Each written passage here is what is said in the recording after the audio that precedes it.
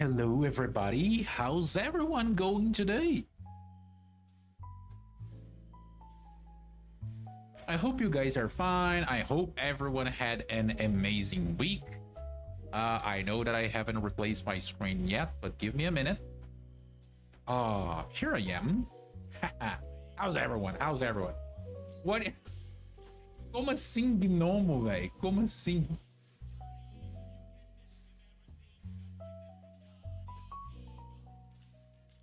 Wait, what are you playing over there, Eric? Are you playing like Phasmophobia?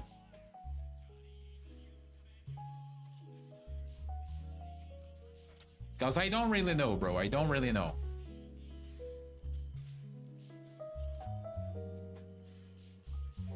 All right, all right. So how are you guys going on today? I hope, like, how was your week? Tell me about it, tell me about it.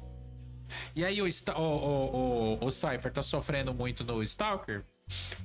Cara, era pra eu ter jogado ontem. Eu fiquei meio assim, porque era pra eu ter feito live de Stalker ontem, mas aí eu fiquei distraído. Comecei a conversar com os meninos no grupo. Hey, we got a new follower?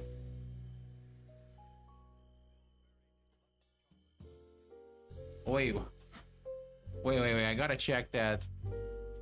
Beak fast. Well, thank you for the following. I really appreciate that. Welcome.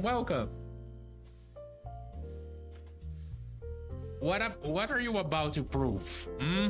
Tell me about it. Como assim sétima vez, Cypher? Oh, Lord. Era pra eu ter feito live ontem, mas eu inventei de ficar conversando com o pessoal logo antes de começar. Eu acho que eu passei mais ou menos 1 hora no chat antes. E... como é que eu posso dizer? A gente começou a falar de assuntos interessantes relacionados à política de guerra. E aí, quando eu vi, eu já tinha passado o horário de começar a live. Aí eu falei, nem, velho. Eu não queria parar o assunto na metade, acabou que eu larguei. Oh, Beak. Oh, I see. So I guess you are Kitsunet's partner in crime when it comes to War Thunder. Welcome. I hope you have a nice time here. We are very simple people here in my community, you know, like me and my boys and some of the girls as well, because frankly, we don't have a lot of girls. We need more girls around.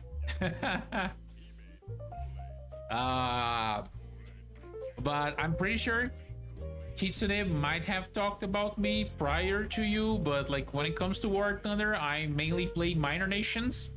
You will probably find me playing War Thunder here either like every Tuesday and Thursday. So if you would like to stop around one of these days and just watch, I'm always here. When I'm not playing War Thunder, I'm playing Stalker, I'm playing Forza, I'm just sitting down and chatting, you know. I really like my pets, I really like to cook. I really like old cars, as we're gonna be talking about those things today. And that's pretty much it. But again, it's kind of hard. You cannot blame me, Kitsune. You cannot blame me for finding it hard to believe that a member of the opposite sex would like to play the silly tank game, you know?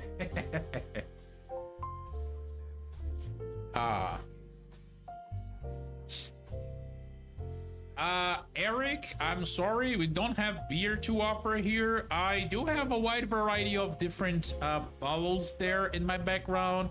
I have Brazilian cachaça, I have American vermouth, I have Japanese sake, Korean soju, Japanese whiskey as well, but we don't have beer, not today.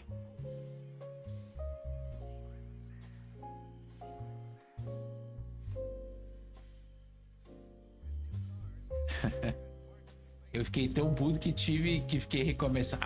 Então basicamente você cheatou, Cypher. Basicamente foi isso que aconteceu. É isso que você tá me dizendo.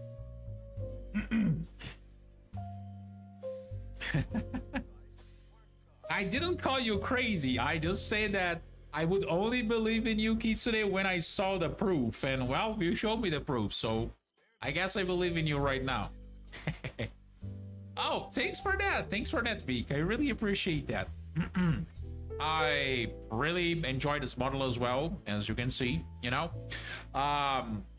This thing can produce some nice and accurate expressions and whatnot, but I'm kind of hindered by my hardware right here. You know, I'm looking to get myself an iPhone so I can have like better face tracking pretty much. But as you can see, I also do have like a bomber jacket that I use every now and then. Not using this thing right now because, you know, the weather in Brazil, it's not the coldest these days. So, you know, I also can remove my glasses.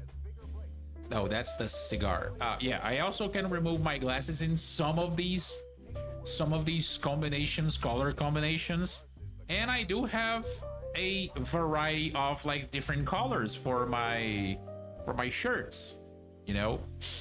So yeah, that's that is pretty much me. That is pretty much me.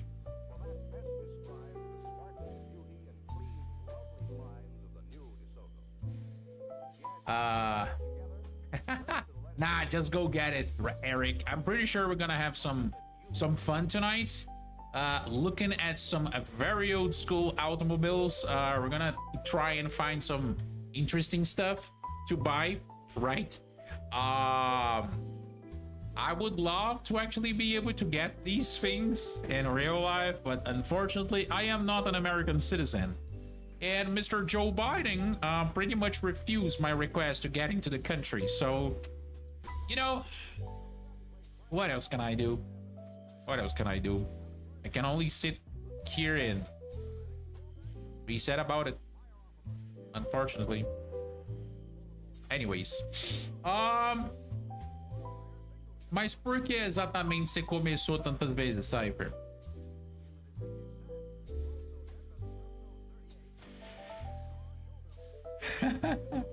You know, Joe Biden himself was in that goddamn immigration booth, and he was like, "No, we're done." Well, no, that's fucking Trump.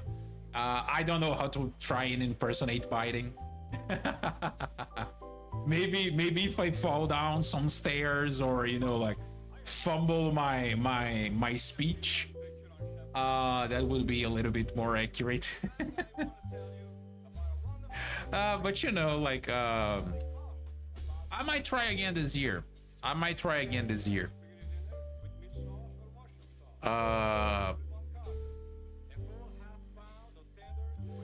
looking for a new job, and after I get this, I'm gonna have like some more money, so I could try and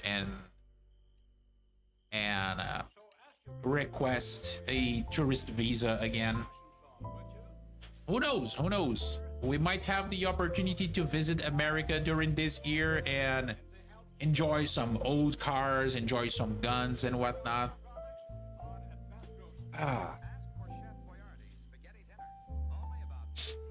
I was really excited, Beak. I do have a good amount of people that I think I could call them friends living in America. I pretty much have people like all around the country, right?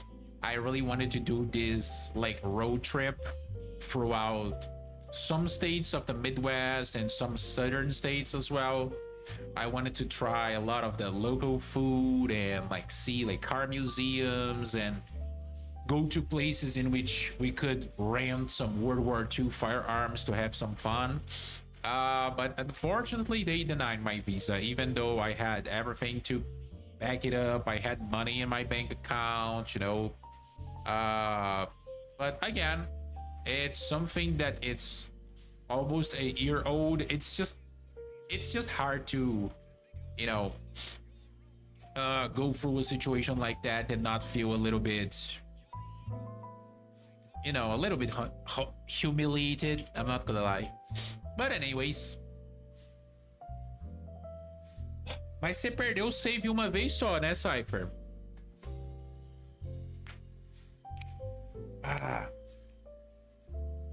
I hope you guys don't mind me like stretching up here and cracking my knuckles. I know that some people don't like that noise, but you know, it's just a fucking noise. It's not gonna ruin your day.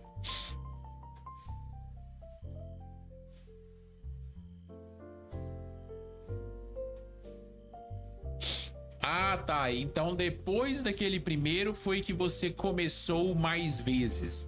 Mas né, nesses outros saves, por que você recomeçou? Você escolheu arma ruim ou o que foi?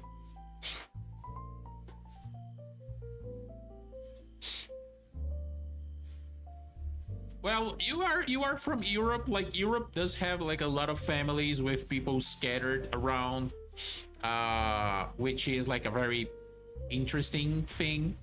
And you know, Eric, a lot of Brazilian families are also like very scattered around the world. You know, even within like my families, that are some members that live in like different countries, especially North America and Europe. But again, it's one of those situations that even though I would love, even though I want to leave this country as soon as possible, unfortunately, those family members are not people that I could count on, you know, to help me with any sort of like immigration request or anything.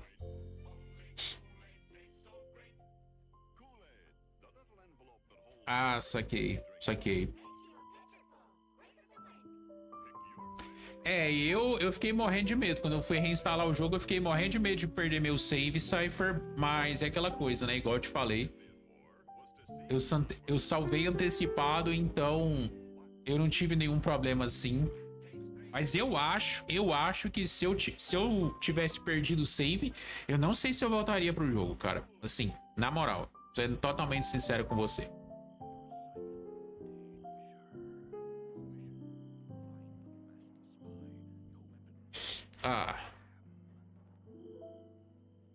All right, so let me actually fiddle with some stuff right here, fellas, because I need to actually open Craigslist, because we will mostly be using Craigslist today. No. You know, I really hate when like Google suddenly decides to start sending you like stupid notifications that you haven't asked.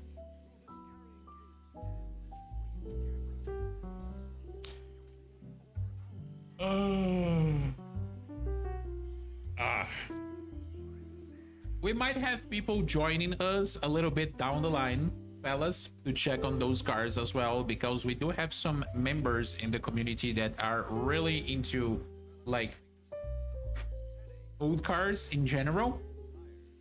It is not like something certain, but you know, if they come around, they will join us. What I will mostly be doing right here is that I'll be looking at vehicles made up until like the year 2000, and we're gonna look for like budget stuff, because we are not thinking here about like, you know, completely restore vehicles or anything like that.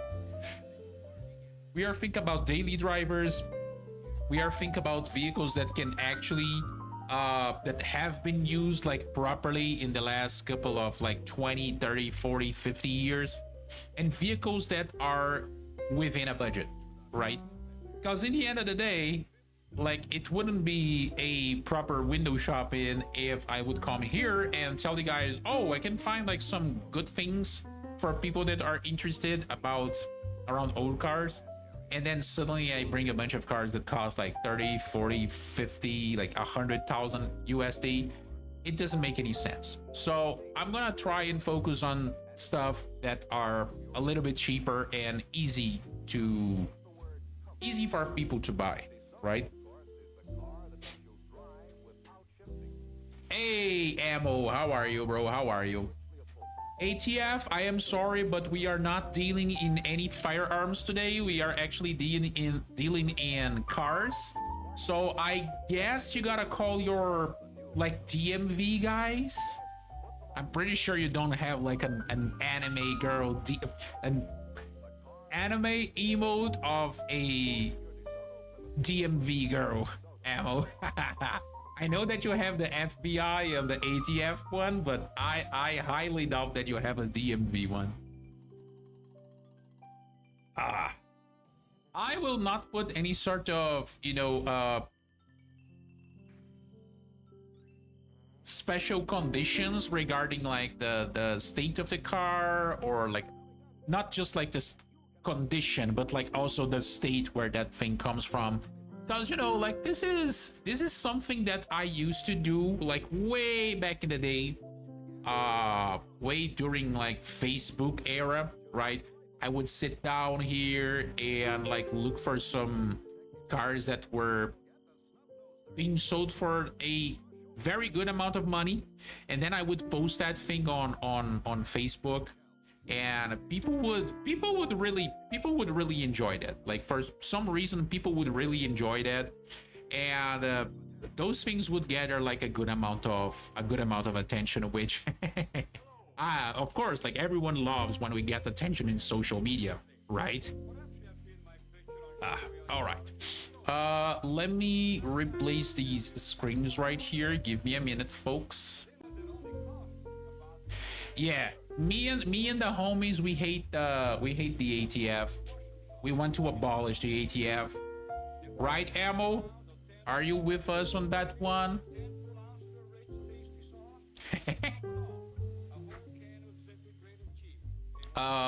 Oh yeah, it's this one. I need to make myself a little bit smaller. Me and the homies hate the ATF.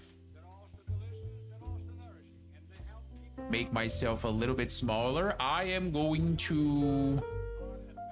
No, that's not it. Is it that? Nope. That's it. I was having that weird ass like Chernobyl green drink the last time that we were here, and that picture was still on the screen, so I just had to remove that. All right. Fuck. Now that I think about it, I wish I could drag my model here. I mean, I could do that. Let me make it a little bit smaller, a little bit larger. Yeah, okay.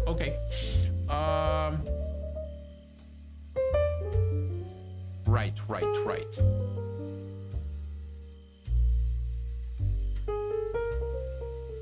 Let me drag this a little bit. What do you mean by vegan, bro? Get the fuck out of here with these vegan shit. Okay, are you a car guy as well, Ammo, or do you just enjoy guns? And the same question goes to everyone, fellas. Like, are you guys car guys as well, or am I the only one here that likes especially like old stuff?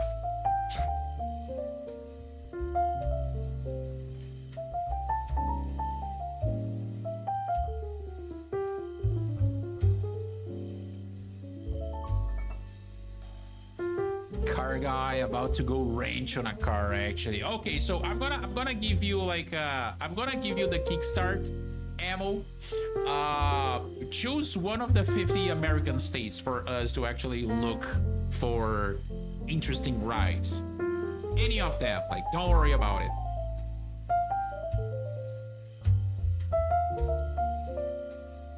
Texas, okay, good choice. The Lone Star State, right? I like Texas. I like Texas, not Texas. You know, it's two different things, two very different things. Okay, Texas. I don't exactly know which region would be the best one for vehicles, so I'm gonna select Dallas for now. We can check. We can check like the other regions later. You do have good taste, bro. You do have good taste. I am like between BMWs and Mercedes. I I'm more like a Mercedes guy. But like from all of those things over there, the Corvette is definitely my favorite. I fucking love Vettes. They are so fucking nice. So we're gonna do in like maximum production year 2000 and maximum of, let's say $1,500. Oh, $15,000. $15,000. We could do 10 as well. I just think it would limit way too much because I know that car prices in America have been going up for the last couple of years, and that is not like a American exclusivity, if you know what I mean. You know, a lot of countries are actually going through a similar sort of process, but you know, it is what it is.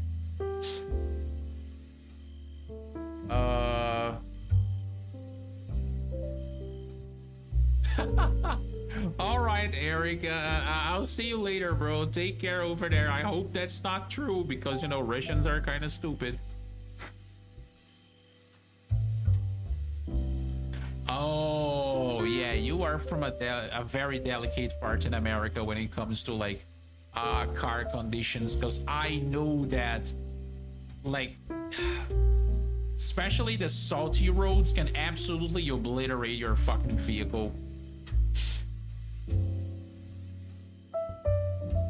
All right, let's see what we can get. Ooh, okay. We already have like some very interesting stuff right here. Let me just remove a little bit of the zoom of this thing so you guys can actually see the entirety of the page.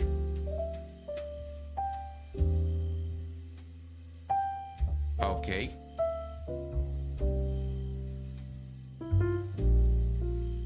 Oh, it's fine. This is not gonna be... It's not gonna be really doable in any way, shape, or form unless...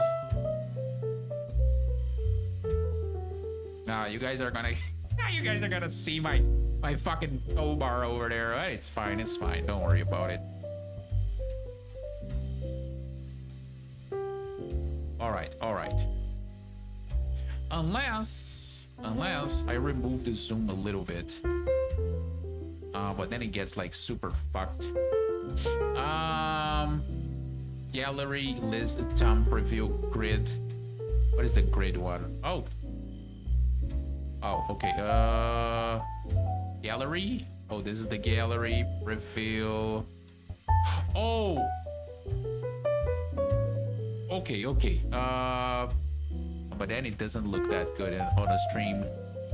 Yeah, let's go for the gallery one. It's okay. It's fine. We're gonna be opening these things anyway.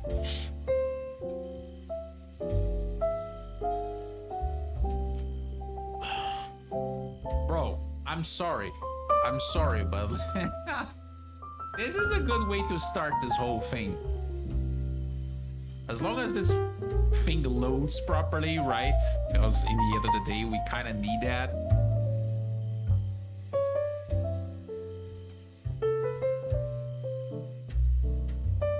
All right, so you have a 99 Pontiac Firebird. Let me move this a little bit over here.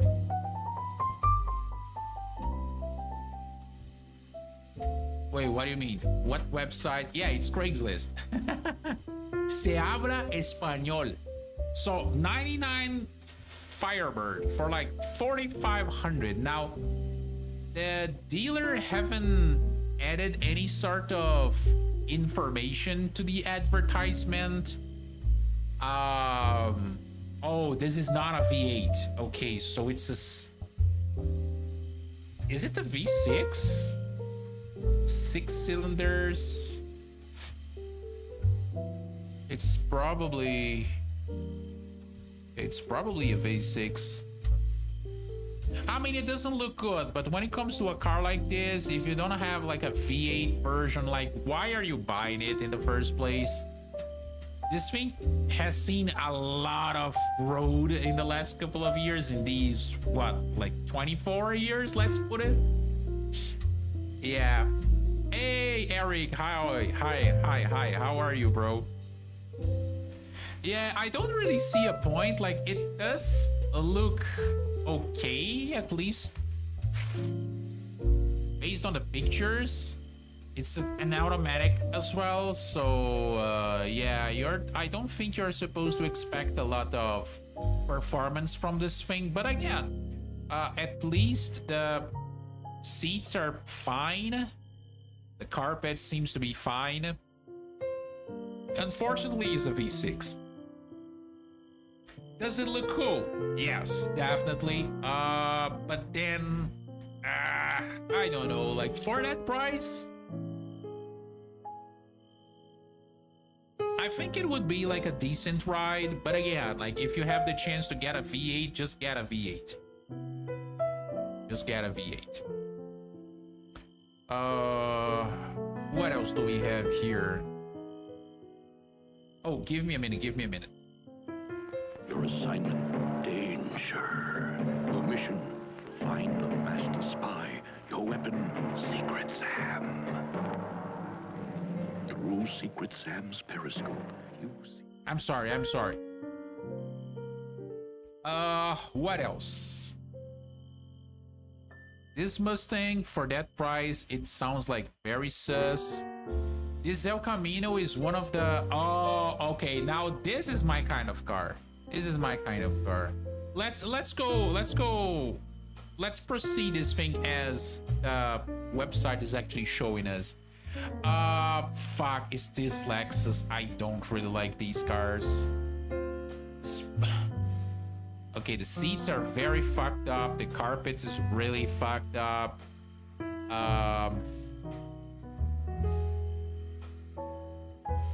Chandler, Texas. It's a good price, but again, it's not a very pretty car, and those wheels are definitely not helping. We are selling for parts, although you could repair and possibly use, your choice. It does start, but needs a fuel pump. Tire, why did you put like brand new tires in a car that doesn't even run, bro? Like, it doesn't even make sense.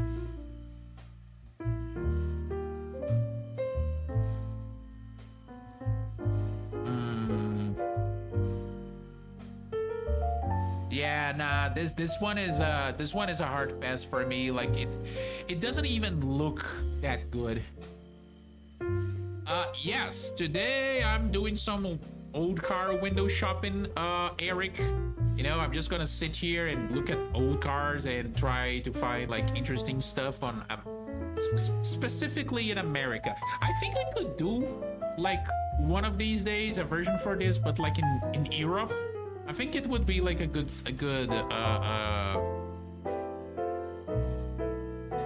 I think it would add like a good variety of like models and locations and also prices for these things. So, you know. Right? Oh no, it's very easy. It just needs a new fuel pump, and then you realize that the car needs an entire engine rebuilt. But then you already bought it because you were stupid enough to fall for that.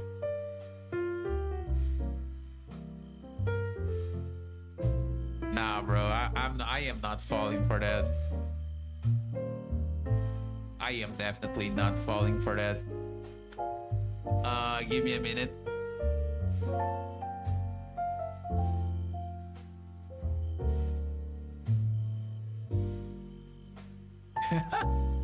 I wouldn't say they took a shit in the carpet, but you could definitely say that that thing was used like to hell and back.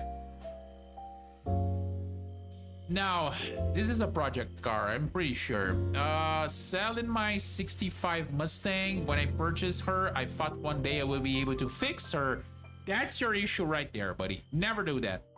And make her my Sunday driver. She has some modifications, a twin turbo setup. Like, why? Original 289 motor and transmission. Like, bro, why did you put like fucking two spinny boys on an original 289 engine? Like, if you don't have like forged pistons and like a better like camshaft, like something that is a little bit more sturdy and whatnot, you will see some problems. You will see some problems. Fuck, man. Like some people are like, their priorities are like all over the place. The interior is definitely not bad. We do have...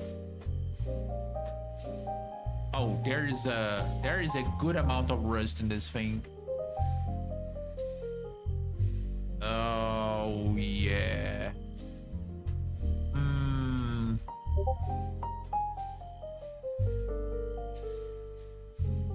I don't know about this. I don't know about this. Again, automatic transmission. It does have a feel for like 2 turbos in a car like this with like original engine. And it's still carbureted. It's still carbureted. Because you can see it might be like a Holly quadrijet. Yeah, it's a Holly. It's probably a quadrijet. It depends. It depends a lot, Eric. It can vary a lot. There are some vehicles that are very nice. Some British vehicles that are very nice. Mini Coopers are very nice. I really like Rolls Royces and Bentleys. Jags are my favorite though. You know, I love me some Jags. Especially the old ones. Things like the XK 120 and 150 are like my favorites. I do like Daimlers as well, like some of their models. Rover did had some interesting things. MG definitely had like a good amount of very interesting models. Triumph with the Spitfire, that was a nice choice as well. Yeah, I do enjoy a lot of British vehicles. Wait, what happened, Rad? What happened? Tell us, girl. Tell us. Oh, that's give me a minute, boys. Give me a minute.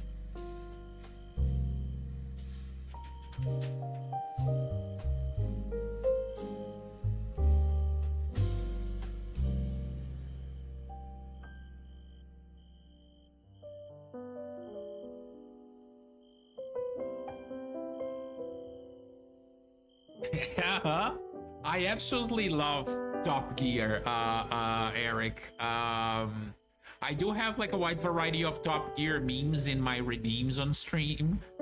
People use that thing a little bit more often when we would have like Forza streams more often.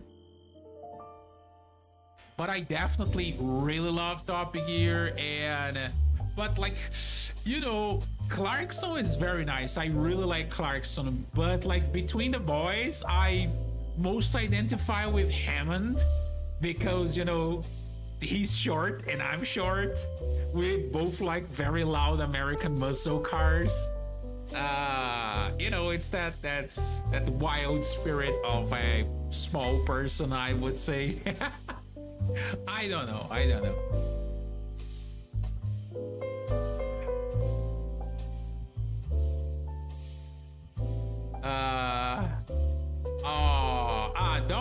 Don't worry, Red. It's fine. You know, these things, they do come to an end, girl. It's unfortunately, but it happens. Now it's time for you to go back to your grind. You know, like people in our community, they grind War Thunder and you're grinding education. It's just a different grind, but it is a grind nonetheless. Yes, Jack, I actually wanted to ask you if you would like to join me in VC so we can talk about these things. Because Jack right here, fellas, for those who don't know him, Jack is one of our Polish boys, because we pretty much already have like a small Polish gang in our community. I would say that Poland is becoming like a good-sized rival to America when it comes to the presence in our small community. I think we have like 5 people from Poland already, and Jack is one of them, and Jack is a really huge fan of like old cars and old bikes.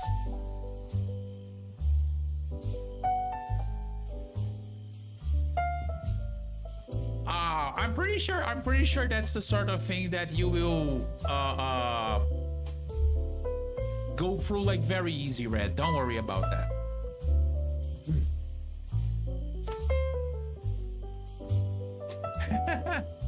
Oh, Burger is here. Hi, Burger. Burger, I was waiting for you like my entire afternoon to check if we wanted, if we could play some Dark Tide, and you just disappeared. Wait, what do you mean you're Polish? Like, wait, I thought you lived in America. Or are you a Polish citizen but that lives in America?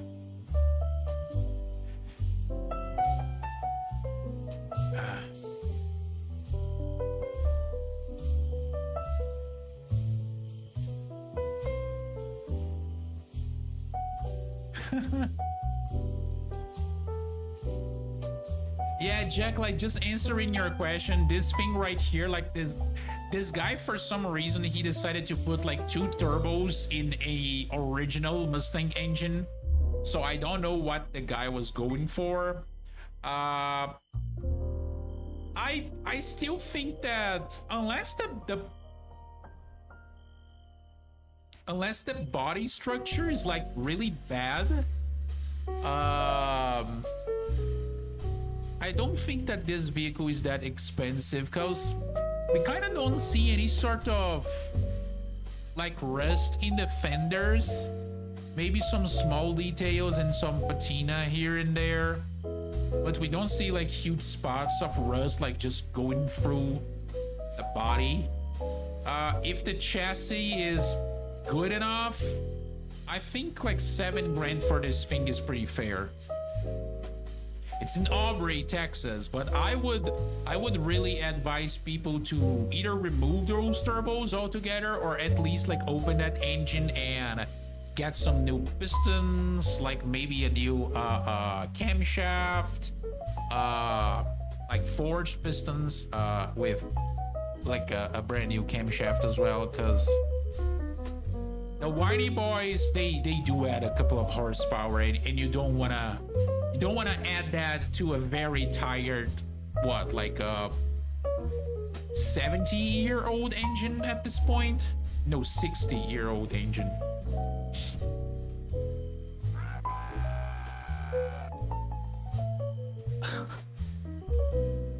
How many Brits?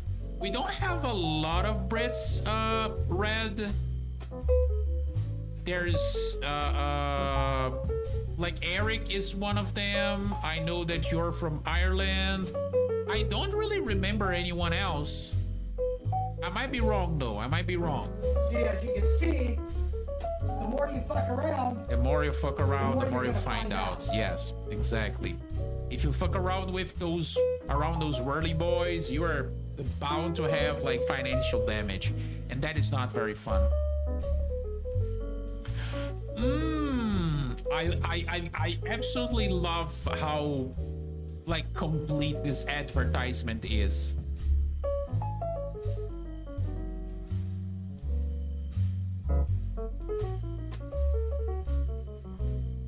Yorkshire.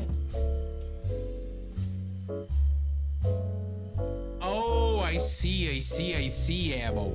But like, how long have you been living in the US? All right. Have a nice, good luck on that. I know how German cars can be a pain in the ass.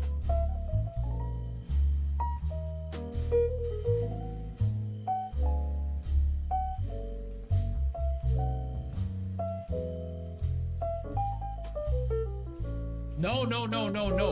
That was not a 2.8 V6. That was I think a 289 would be close to 5-liter engine V8 Jack, because I know that the 302s are like 5-liter. But that's the previous V8 offered in the Mustang. So a 289.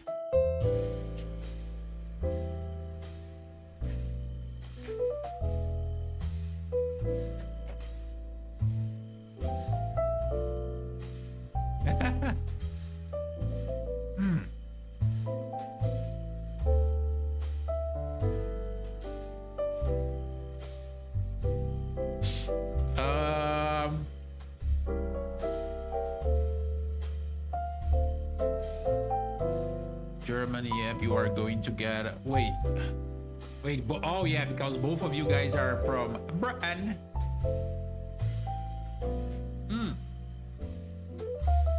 Maybe 4.7. I think it would be something like that. I don't necessarily know like the cubic inch to like liter thing, but I think it would be something like that. But I know you're from Ireland, Red. What do you mean?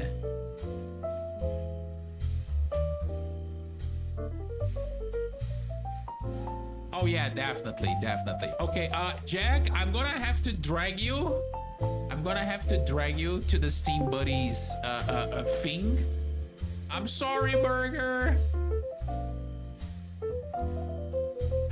I actually like, who was the other? Oh no, I thought about like inviting Leffy as well, since Leffy likes cars as well, but like he's not. He mostly likes like Japanese stuff.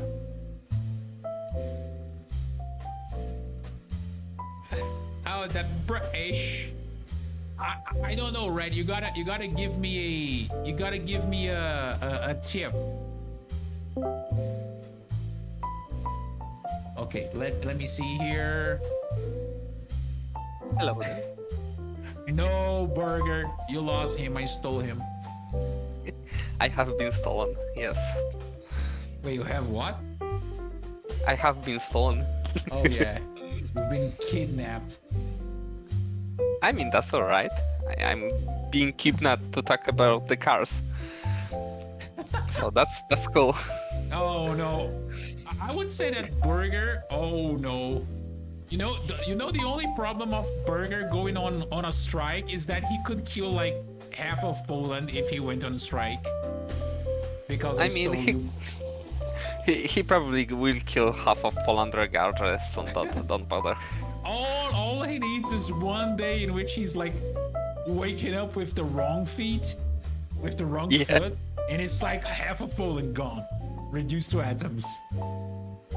Well, I have healing powers of Poland, so I can fight this until we reach some agreement. So yeah.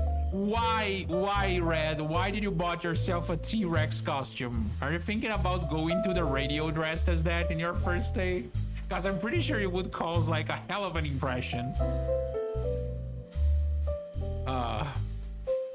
Oh, you would say it's like you were about to say something. Was it about the car, like the El Camino?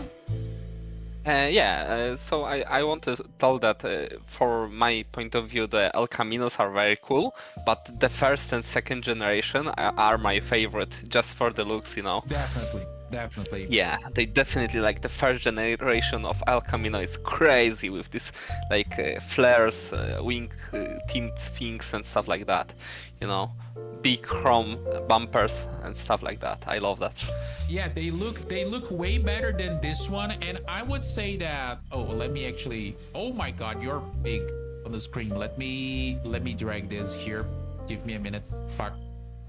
Let me make this vanishing position a little bit smaller. Yeah. And drag I don't them need here. to invite everyone right now, at least. Wait, what? I mean, the Spanish Inquisition don't need to invite any country right now, so I don't need to be so big.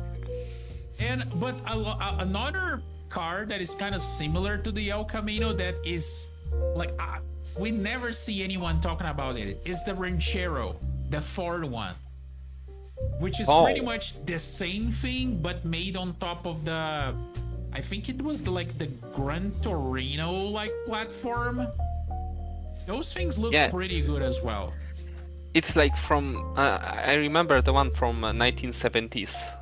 That was the cool one as well, but Oh, yeah. I don't remember the other ones, to be honest. I would need to. No, I think they were introduced like late 70s. Yeah. But I think the El Camino definitely outlived the Ranchero. Now this one right here, I don't dislike, but it's like you said, the previous generations look way better. Yeah, this is one of the latest one. I believe it was like 5th generation, maybe after the lifting or something like that. But it's definitely not the best looking of the family of El Caminos. Yeah, this one I think this is like 80s, so this is already like considered kind of like Malays era for American cars. So you know, like cars were becoming like smaller and quote more fuel efficient, and like their interiors, as you can see right here, there's nothing like sporty about this thing. Is like completely like old man material, right? So it's like it's fine, but like for 10 grand, yeah, not for me. They ask a little bit much from what I think. Yeah, maybe like I would rather buy that Mustang, like that 7K Mustang. Oh and just, yeah, like, definitely. throw those goddamn turbos away and like restart the project. Yeah.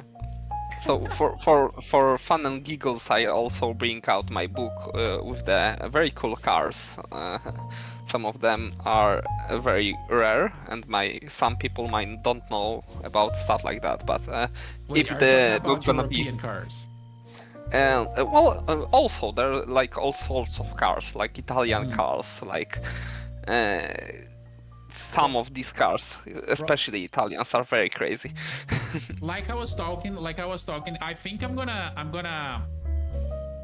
check with the boys if next week we're gonna do anything related to the gun cast. We might like keep going on that tier list thing of the World War II weaponry. But like the next one of these that I'm gonna do, I think I'm gonna go for like Europe, look for some like cheap old cars in Europe, because I'm pretty sure the variety would be like very nice.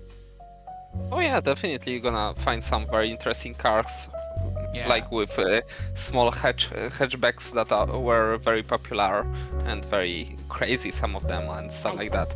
Yeah, like a wide variety, because you have literally everything in Europe apart from like humongous vehicles like people had in America. The Brat is a good one, Donnie, but you don't see a lot of Brats around in America nowadays anymore. Wait a minute. Funny enough, I'm half British. Oh no, you were talking to Gary. I mean, I'm pretty sure you would entertain people with a T-Rex costume, Brad.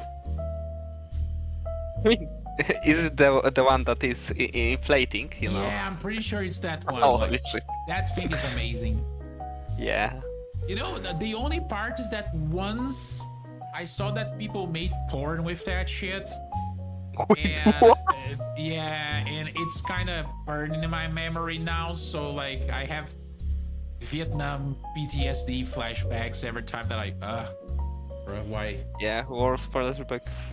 They're Now crazy. bear in mind, I didn't look for this shit, okay? Like it was one of these posts of like, oh, crazy porn movies made, and it was like the fucking. Oh my god, it was this one and a guy dressed in a fucking inflatable alien costume. It was so stupid. No. Oh, bro. Okay, but today is not a day to talk about like weird ass porn movies. Yeah, we're gonna keep that for other time, I believe. Yeah. Maybe on some private stuff, not on the stream. Okay, Burger, don't worry. We can sit down like one of these days and do a stream in which I will steal you and not Jack. All right? Maybe we can talk about the whole EV thing and generation of energy in Europe, and you can explain to me how these things work properly, since I clearly lack a lot of fucking knowledge when it comes to that. and then we're gonna leave Jack behind, and I'm gonna steal you. Is it Yeah. fair enough? Sounds fair enough, I believe. Yeah. Eric is right. The Reliant Robin is definitely one of the cars Oh made. god. One of the Yeah, cars they made. definitely- That's pretty much it. They definitely very weird. Bro, that fuck. I'm sorry, bro. I mean that were the thing about the Robin Reliant that was kind of interesting, that their full body was made out of like Fiberglass? fibers, yeah, fiberglass and stuff like that. So it's kind of very light, you know. And with the small engine that it gets, it would be a very rad car if it like have enough wheels, you know. Yeah, but I think they went with like the drill wheels in order to try and bypass some sort of legislation that they had back in the day.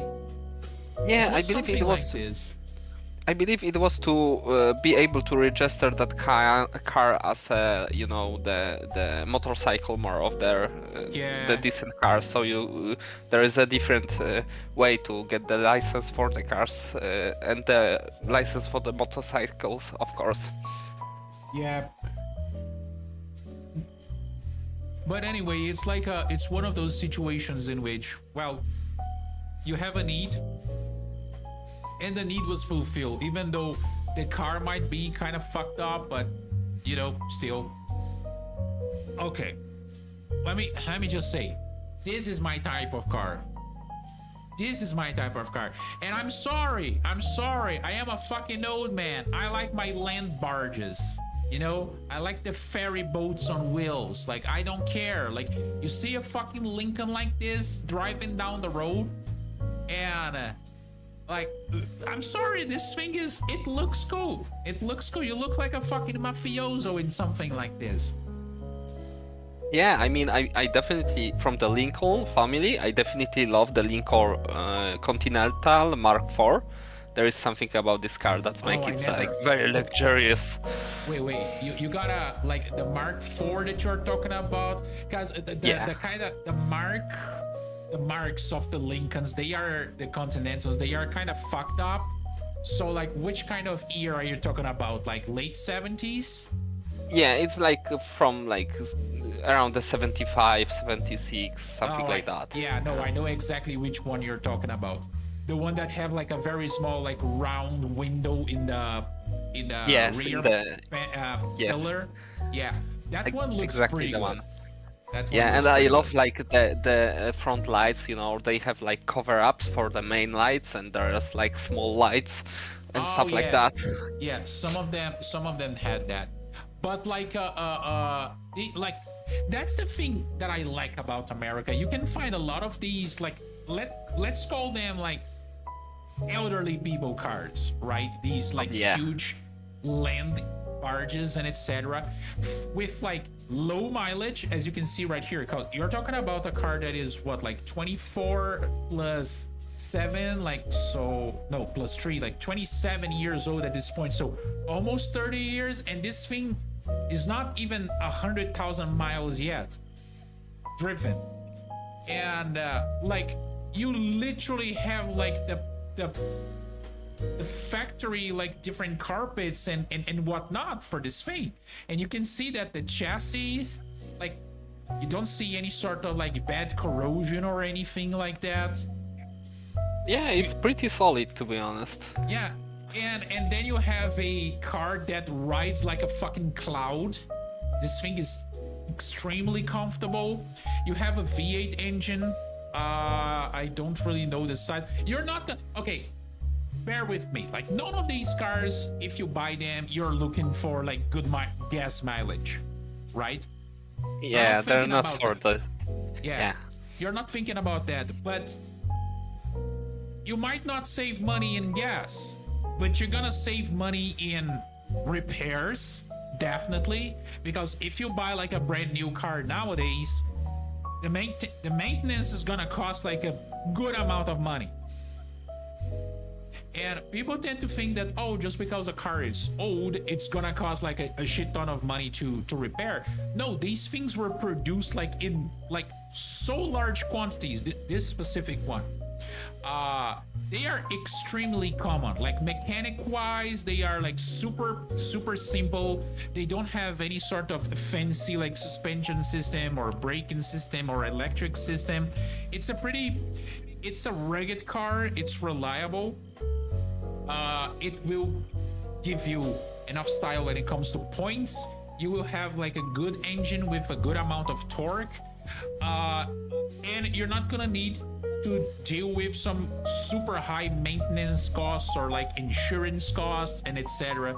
Because people are buying cars nowadays and they are like, oh, this is a brand new car. Yeah, but when you need to repair something on it and then it's a proprietary part from that manufacturer alone, and then you're looking at parts that can literally cost like the price of this entire car for like a set of 2 taillights. And I mean, Yeah, that's kind of the cool thing, but you need to be aware which cars you do need to avoid and stuff like that, because if you like do some fucking mistake like buying the Cadillac with this strange engine from 1981, yeah. 468 cylinders You're and with very you're done. Yeah, there's no way to make this engine work. Anyways. I think there's kind of a bypass to that one. I know that you're talking about the one that Derek showed in Vice Grip Garage. Yeah, I'm talking about that one. Yeah, I've read somewhere that there is a very, I mean, I'm not gonna say it's a very easy, but there is a bypass in which one could disable that thing from the engine so it could run with like all of 8 cylinders working at all times. Yeah, but like there are some like cars that you gonna like buy, old cars, and they not only gonna surprise you with how reliable they are, but like how low cost maintenance there is on them, like the definitely. Like a Mercedes-Benz with like W123 or 124 generations, you know, that car is very robust and like not very expensive to maintain. Oh yeah, you can. I'm pretty sure I'm gonna invite you for the next one as well if you are available, because then we're gonna be looking at the European cars and you're gonna have more knowledge about them than me, because I know nothing about like European cars. Like I sit here and I simp over the American ones, but I don't know anything about the European ones. Yeah, I definitely will feel like more in my kind of stuff, you know. Wow. I love the Americans car, but I don't have like such a huge knowledge about them. Yeah. But I definitely can say a few things about some Renault, Citroens, and stuff like that, or Mercedes. That will be good. That will be good. I will be simping over French cars. You're gonna have to endure me doing that, because that's. Oh, of course. I really love the French cars. They in very curious way they always were very progressive with the design. There was very cool stuff. I wouldn't say innovative with the design. I will say quirky with the design. But I would say more quirky. Yeah, I would say like mechanically wise, they were very innovative. Like during a lot of with a lot of models during a lot of decades and whatnot. Yeah, like the air rate system of suspension and stuff like that on the Citroen XM and other cars. Yeah. Eric, I actually like the Rivera. My favorite generation for that one is like the 70 to 73, like the bow tail one. But again, it's also like the most expensive one nowadays when you find them in like a good condition. But yeah, those cars are very nice. Now this one right here, according to the ad, let's trust the ad, you have 72k miles, brand new tires, new rotors and pads as well. These cars don't usually have like a lot of electrical issues, because at least I never read people talking about having a lot of electrical issues with them. So I mean, apparently the compressed air, not the compressed, like the air conditioning still works. Oh no, this one does have airbags. No. Oh, it does have that airbag suspension system. Now that is interesting. I didn't knew these things had it. Wait, that is... This is the rear of the car. Yeah, but it doesn't really show the suspension, to be honest.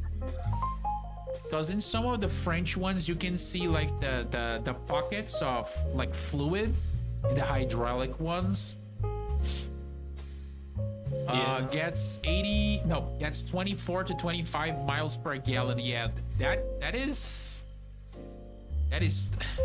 not very good. But again, like the money you will be saving in parts will completely cover the gas expense, especially if you are in a place that is not retarded like New York or California or Massachusetts or Illinois or, you know, states that are retarded.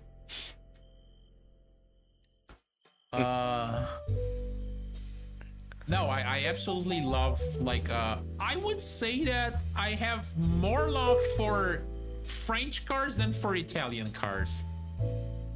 Oh, that's some controversial stuff, but yeah, I can believe in that. Right? Yeah. No, I would say it's not that I like them more. It's that I think there are more models of French vehicles that kind of draw my attention than there are of, like, Italian cars. Because Italians, they were very good at design part, but like mechanic wise, they were never that like innovative. They were doing whatever they were doing, you know, in their own way, but they would really excel in the design part, because Italian cars look very good, like the majority of them. Like the half of the Alfa Romeo cars or the Lancia cars. Alphas and Lancias are fucking amazing. Yeah. Not gonna lie, I had a sweet spot for Alfa Romeo as well, but... Ooh, okay, now that is an interesting stuff. Let's take a look at this. Bro, I hate when they do this. I hate when they do this right here. I've put like a maximum budget of like $15,000 US, and instead of putting like 25,000, which is the correct price of the vehicle, they put like $25. I'm like, yeah, bro, come on. I mean, a lot of guys just trying to like avoid the search bars to just have more views, and it's very common to like put the cars in their own categories. Like I was looking not very long ago, I was looking through the motorcycles list on the to just browse through, and they was filled with the cars because people just enable their thing as a car, motorcycle, and bike or whatever, you know. Oh, they do that too with motorcycles. Yeah. Oh, I see. All right, we have some new ones here. Okay. It looks cool good. car, but very weird color. It's fucking beige, and he had this stupid LED fucking headlights. I hate these LEDs. Yeah. These are the same that Harley Davidson uses on the newer bikes, and I absolutely hate them as well. Bro, it's some bullshit like universal like headlights for like old vehicles that every fucking vehicle that people that they want to quote restore but not restore, right? And so they are like, oh, you just need to use these things, and it looks horrible. It's like it ruins the looks on the car. Again, this thing, it looks cool, but and I know that you already have a lot of experience with old vehicles, Jack, both cars and bikes. The real car, like face to face, the real vehicle will always be worse than the pictures. It will never be better. It's just worse, always. So if you look at a thing like this and it looks good, yeah, it might look good, but then if you go back here, you can see that this area right here in the door, like you can see that there's something reflecting on it, right? Yeah, it was definitely. It's kind of benched here, the reflection. So you can see that this thing probably suffered some damage and they repaired it, but not in like a very good way. Yeah, and I think like there is a gap in the doors, like it's not consistent, and that's a giveaway as well. Yes. Especially like if you look here, it is the gap is very tight, and here it's way more open. And it kind of follows the entire thing. Like you can see that the gap here is a little bit tighter than here as well. And of course, like you're talking about a vehicle that is like 60 years old, but those are small details that you gotta be very, you gotta observe them very well, especially when looking for an old car like this. Oh yeah. See this one right here. Take a look at how big this gap is. There is definitely something. Yeah, there is something damage not done. right. Yeah. And another thing. They look horrible, bro. Another thing with this car that very bothers me is like how not consistent the like everything with the colors is. Like you have the black and chrome wheels, you have black tail lights and black elements with that, but the car is beige, and the interior. Did you see the interior is fucking red with all of that? Oh, the interior is kind of. Oh yeah. That's so bad color. I wouldn't call it horrible. I think that his color combination was a little bit fucked. Yeah. And I mean, if he went through all of that trouble, he could have hired someone to like restore the steering wheel as well, because you can see that it's lacking a lot of chrome in this central area right here.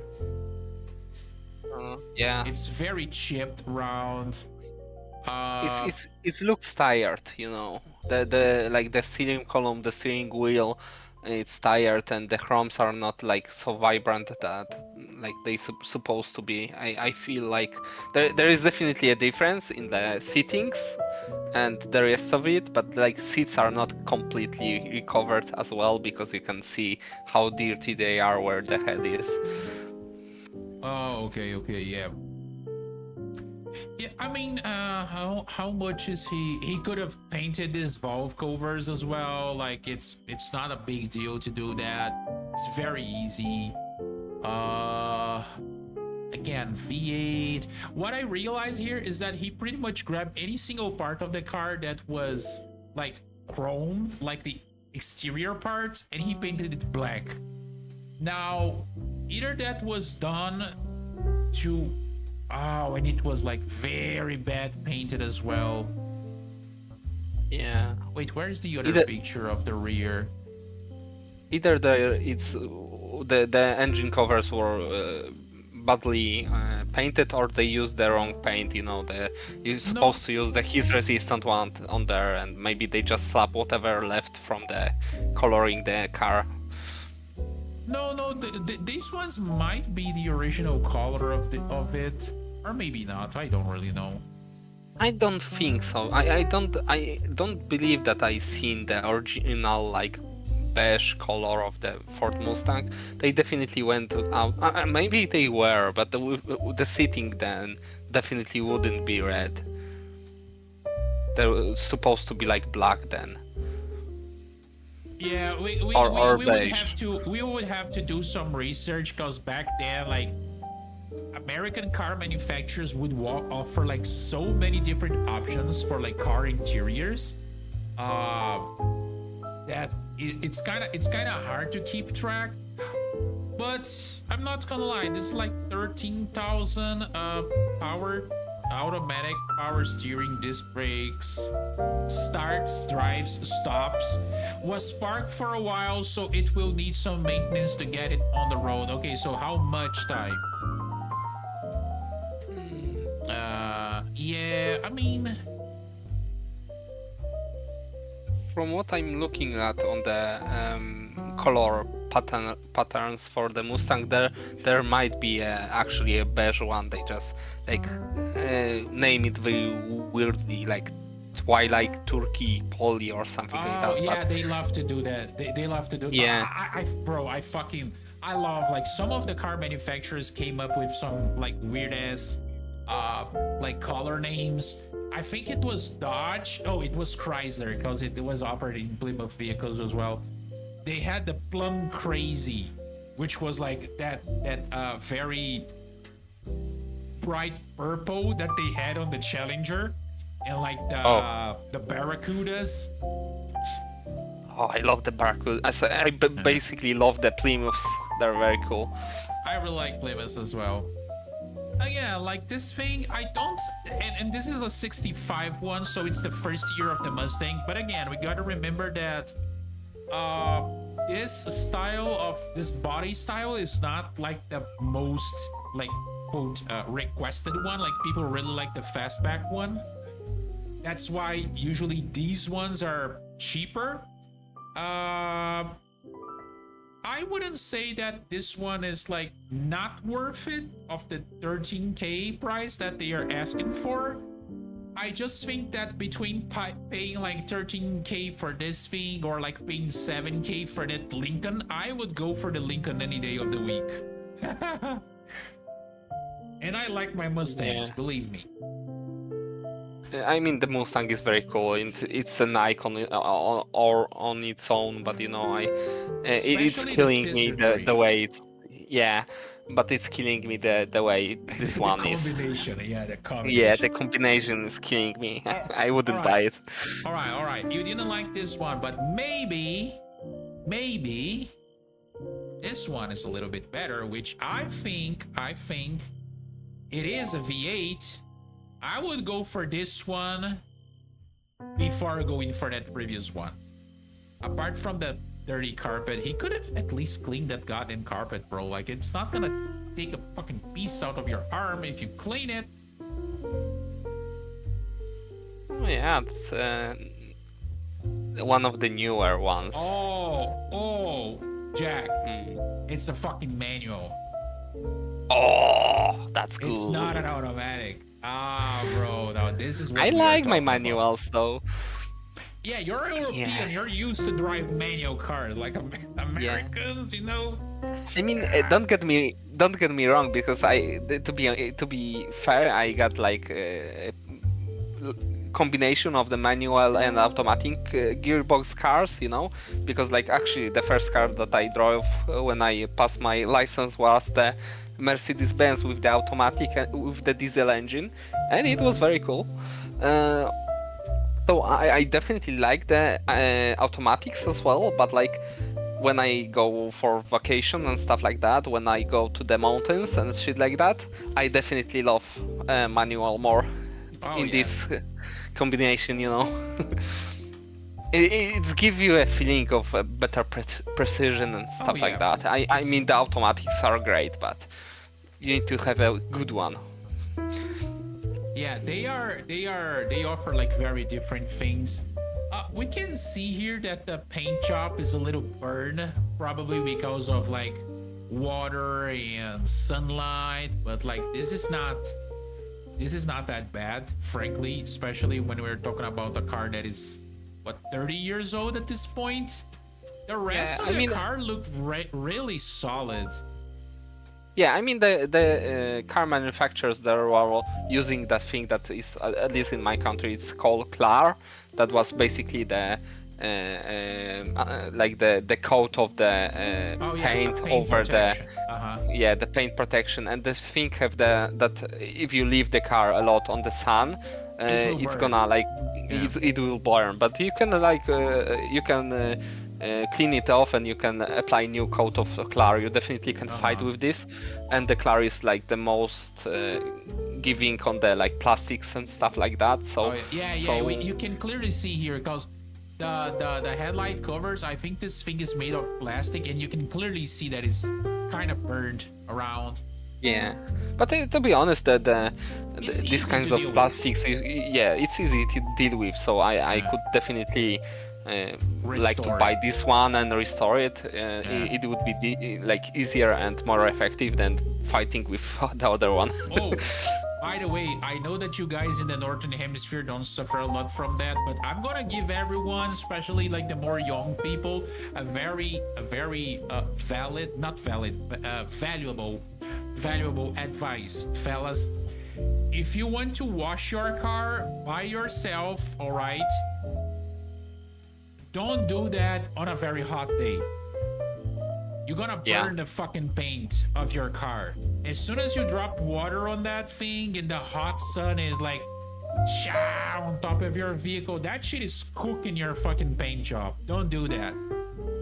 Try to look for somewhere with like some shade, or maybe do that like inside like an area that has a roof on top of it, but don't do that like on an open space on a very like hot day under the sun.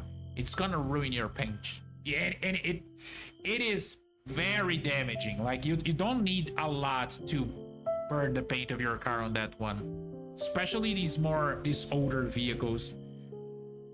I would say that apart from these like bad carpets over here, they could definitely use some love, bro. Like 10K for this thing. It is a little bit, you know, like it drove a lot. You can clearly see that probably the seller has like a good amount of humor to him, like unleash the power, unlimited power. Oh yeah, that's definitely on the funny side of things. But like, as you can see, like, you know, I'm not gonna say this, but AC, cruise control, power locks and windows, power steering, you have the ability to regulate the wheel, probably the angle and the height as well. You have airbags. What else? Those are the original wheels of the car. I really like these three. Wait, should I call that 3 or 6 spoke wheels? Because that's kind of 6, not 3, right? Yeah, that's kind of 6, yeah. 6 spoke wheels. I was just not expecting that. Yeah, the wheels are very nice, to be honest. A little bit bent, like on the rim, but it's alright. Yeah. Donnie, the flamethrower, we don't use that for paint. We reserve that for the ice cold days in which you will arrive at your car and it will be froze into place under that layer of either ice or snow. Then you use the flamethrower. Don't even talk about this, because believe it or not, today it's very cold in Poland and it starts raining, like not raining, the snowfall started again and my car was absolutely frozen when I needed to go, so I spent like over the half an hour to just clean up my car from the ice and the snow, so yeah, that was fun. That's why, see, like if you were living in America, you could literally just buy like a flamethrower and just a little, like very briefly in the car. But I've seen people using like spray cans and lighters to be able to unlock the car. They just put it there and you know, use it a little bit and they are able to unlock the door and whatnot. I mean, I wasn't having the issue with unlocking the cars due to the thing that I have, like the central lock thing, you know, and I just need to beep and it's open, but the door actually froze to the car, so I need to put some force to relieve them from the closed position, so, you know. I mean, you also could go with the Russian style, which is taking the ice out of your car using a fucking hammer. Like, yeah, you can definitely do that, but like replacing the glass is not very cost efficient, you know. Not very fun. But again, like this thing right here, I think that the price is completely fair.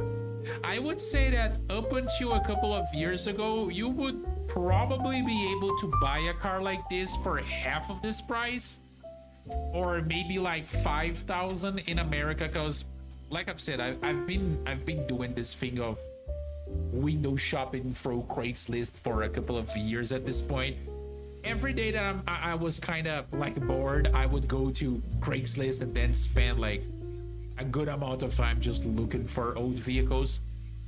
Yeah, I guess you mate. And I remember. Oh yeah, you do the same, but like with the European version of it. Yeah, I know. Yeah. I know.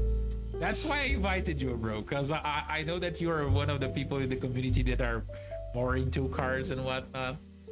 But it's a very fair price. It's a very fair price. You're getting like a true American muscle. This thing is pretty quick. It does look pretty good, and apparently it only requires minor work here and there.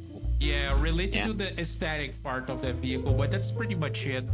Nothing that a good dose of like cleaning on these carpets and some refurbishing of those like plastic parts won't do. Yeah, I mean the lever is not in that very bad condition, you know. You can work with this lever definitely. Yeah. But You it's can not clearly torn and anything like that. Oh yeah, it needs some hydration, like those things that you apply on like leather seats and etc. to prevent them from oils. cracking. I had my share of the leather seatings in my car, so yeah, I know exactly how it looks. And I gonna say, if you are a weird, I mean not weird, but if you are a car enjoyer, it puts a lot of fun into just rubbing these things in the leather seatings. It is definitely nice. satisfying. Now you know what's the issue, and I think you never experienced this. Because you live in Poland, and it's Poland is not very known for its hot weather, right? But like, I'm exactly now where you're going to with this talking about the heating leather. Bro, okay, not just leather seats, vinyl seats as well. Because my Fiat, my Fiat had vinyl seats, and every now I would, drive around and then go back to my house, and I would leave it in the driveway, and the driveway is not covered, right? So that shit would sit in the sun, and then I would come back to put the car inside the garage, but I would be shirtless, and I would literally burn my fucking back with that thing of how hot that vinyl seat would become. And if you have like the t-shirt or something on you, and you're gonna like go out from the car from some drive, you're gonna have sweaty t-shirt as well. Yeah, like it's the worst. It's horrible, it's horrible.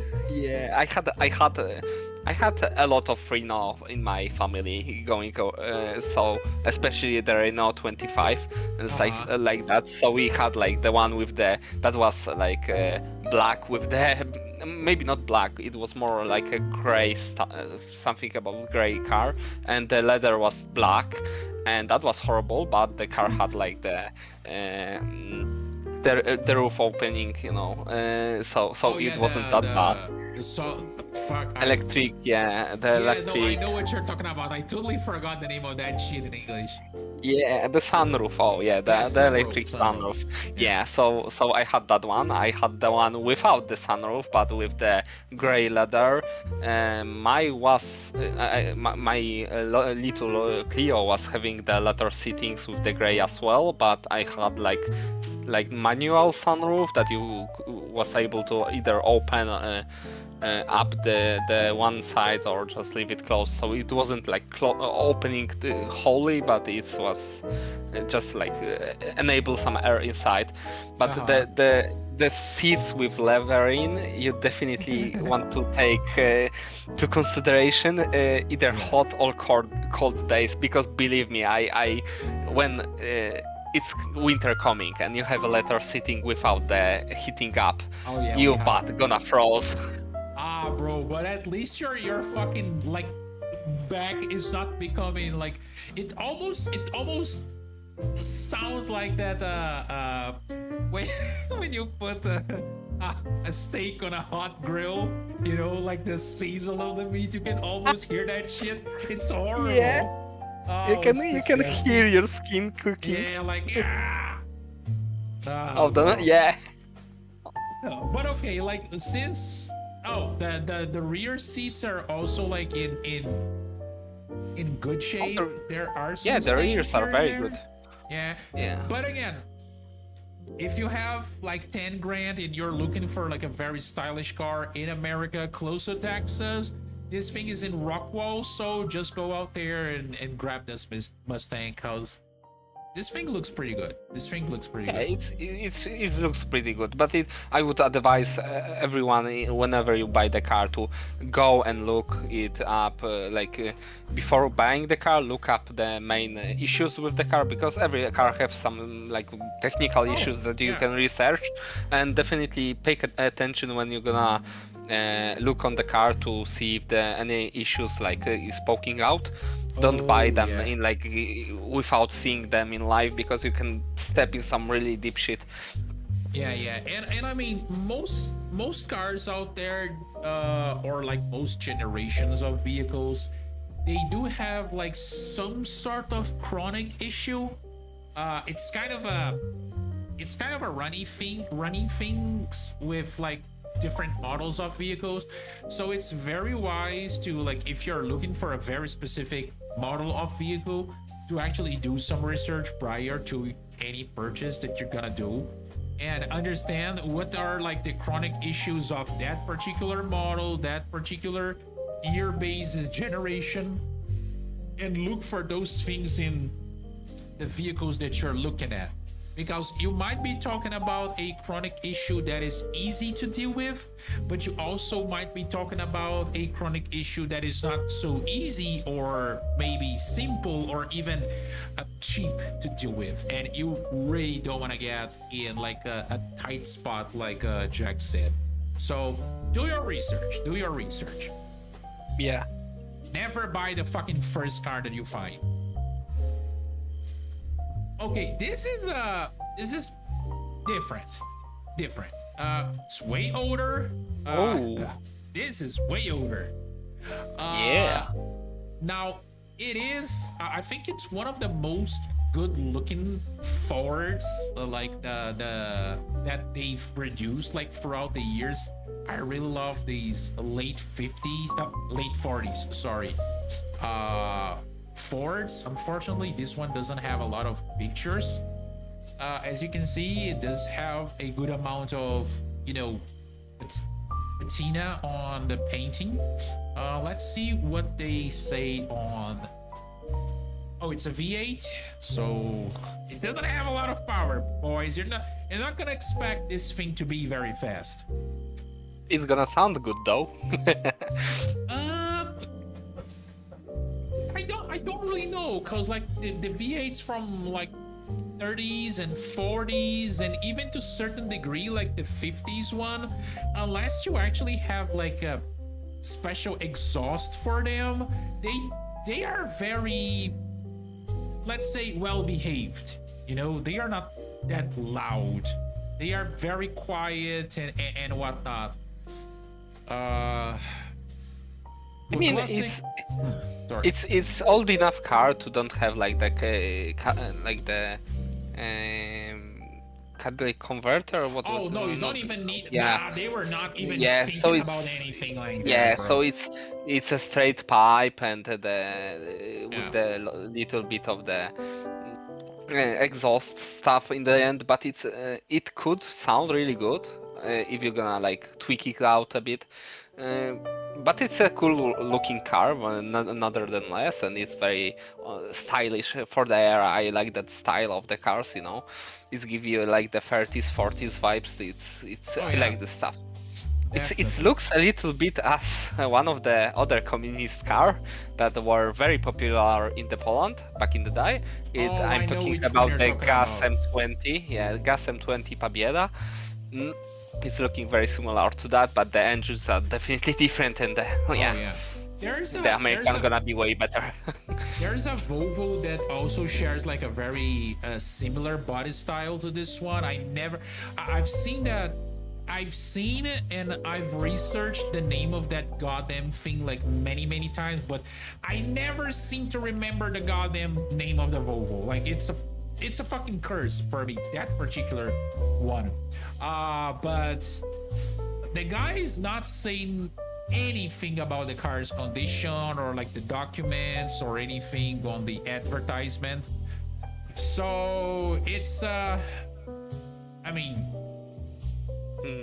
I would say that I've seen better 1940s, like late 1940s cars, American cars being sold for cheaper than that. Way better, way better cars. You can find like Plymouths, you can find Dodges, you can find these Sotos, which like I don't really understand why these Sotos are so fucking cheap. I remember coming across like a couple of these Sotos a couple of years ago that the guys were asking like $5 grand, $7 grand for them. And those were cars that were like completely fine. Like they didn't even have like a burned up paint job like this one had. And I was like, bro, why these cars are so cheap? And I guess it's just because it's one of those particular time periods in which they were not focusing so much on the style of these vehicles. And these vehicles were like, these particular models were not like anything fancy. So, you know, just like everyday cars. And as time went by, people don't really got a lot of interest around these things. And that's why they are still cheap to a certain degree. Yeah, it might be the case, yeah. I mean, I just wanted to say, I think you are talking about the Volvo PV444 or something like that. If we like talking about the looks of this Ford, do you want to add anything else? Yeah. Oh my God! What they have done with this thing? Oh God! Ford. No, it doesn't look very good. The grill is bothering me. What is this? Oh, of course it's in Brazil. Of course it's in Brazil. Why Brazilians? That's why I hate my own people. I think they have very interesting style. Oh, there's Alfa Romeo in the background, no? I don't want to go back to that thing. I refuse. All right. I refuse. Was this the one that you're talking about with the engine that we're talking about? The Alfa Romeo? The Mercedes. No, the Mercedes. No, that's the newer one. I was talking about the little bit older one, but that's all right as well. I mean, I'm gonna say that this particular kind of Mercedes, they just could be called the Albanian special, because I know how fucking Albanians love their Mercedes-Benz. I'm sorry, but this thing, like, it doesn't matter. Like, this car is what? Almost 30 years old. This thing is like 28 years old. I'm sorry, but this shit still looks classy to this day. Yeah. It still looks good. I mean, they don't age very much, to be honest. Some people say that they are looking kind of boring, but it's the line that doesn't age too much, to be honest. You can see some chips of like small rocks that hit in the bumper like during travels and whatnot. Hey Lazar, how are you? Yes, we are doing we are doing a special stream today, looking at some old vehicles in general being sold in America. Me and Jack right here, one of our local Polish citizens. Jack is really into old cars as well. That's why I invited him. And we are browsing through and checking these things. I would say that the only beef that I have with this particular thing, like looks-wise, is this like black thing over here, which I think kind of makes it look a little bit worse. If it was like the entirety of it, just like the body color, I think it would look better. Yeah, they started to do stuff like that with some earlier models as well. So Yeah, but I mean, let's read a little bit about it. It's a very complete car as well. You know, like this is like when Europe was right on the peak of like luxury car market, like worldwide. Like I would say that late 80s and 90s, German cars were like the pinnacle of Engineering, yeah. engineering and because I'm gonna say the pinnacle of luxury, but I'm kind of setting aside things like, you know, like Bentleys and Rolls Royces, like these things that were only like affordable for like the super rich people. Because, you know, like if you're a businessman, you could buy a car like this, right? Yeah. If you were like someone that had a company and would make like a good amount of money on a yearly basis, you could afford a Mercedes like this.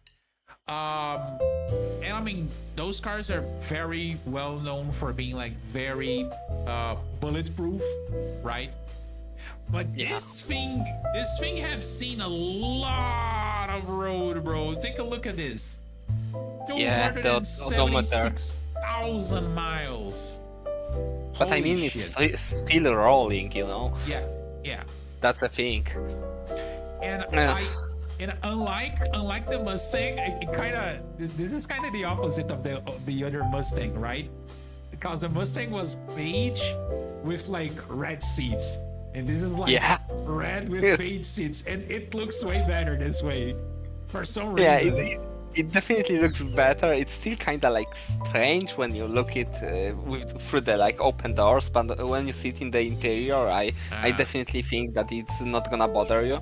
And it's like it's Mercedes. It's definitely gonna have some good equipment on board and stuff like that. We already can see that it is automatic with the Yes.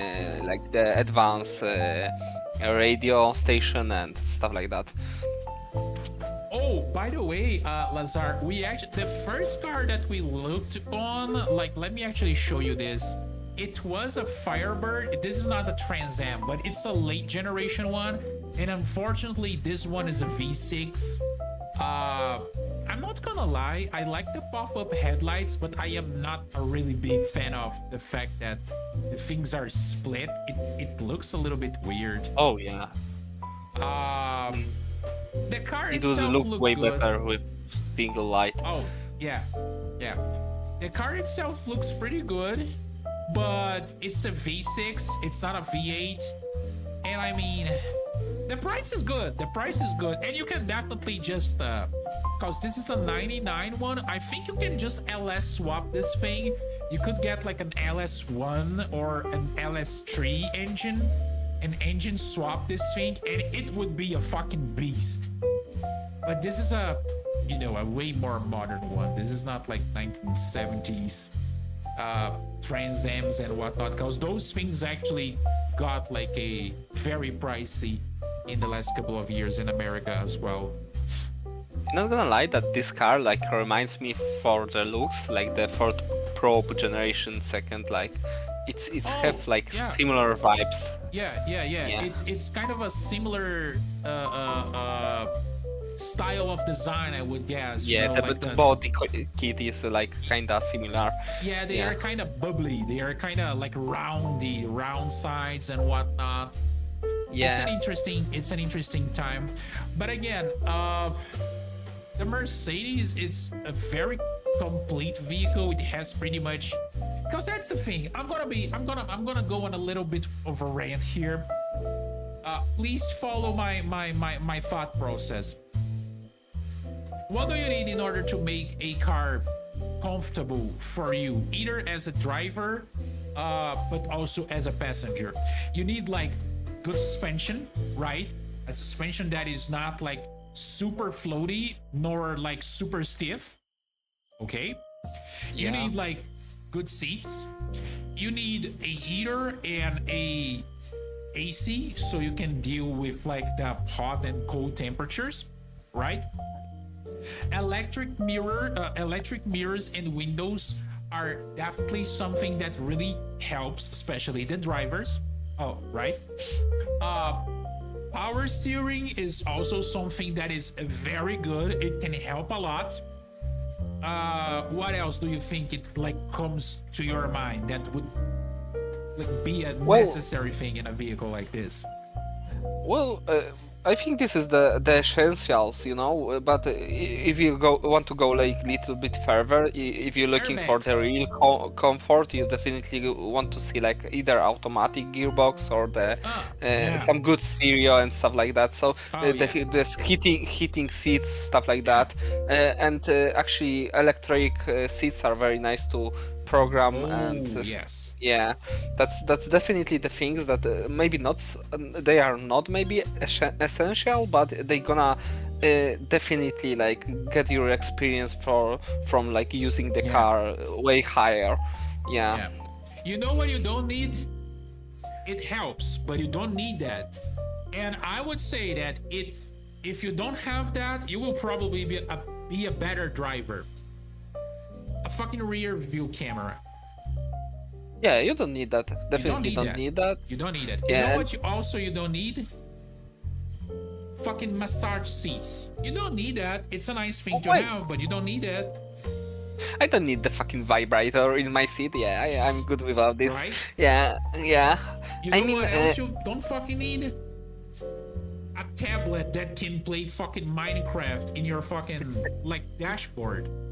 I'm sorry, Yeah. but like 90% like things like, oh, you can charge your phone on the I'm sorry, even things like, oh, you have a like a tablet in your thing that connects straight to your phone, and you can do like a bunch of shit related to your phone on the dashboard of the car. You don't need that, bro.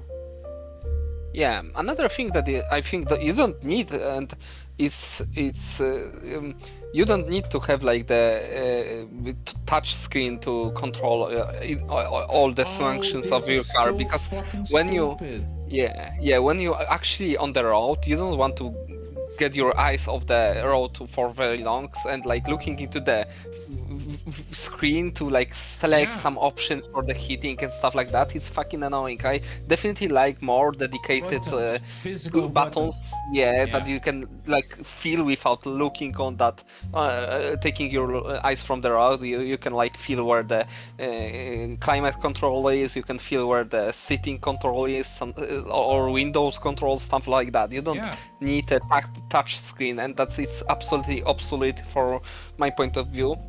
It's not making us better drivers, it's just making No. another distraction from the driver, Distraction. you know. Yeah. Also, like the thing that I'm trying to say here is that, especially when you look at modern vehicles, you know, things being released these days, and I'm not even going into like the electric vehicle thing, because that's an entire new category. When you can literally upload an MP3 of like a girl moaning as your honk in a Tesla, Oh, that's a different level of like craziness.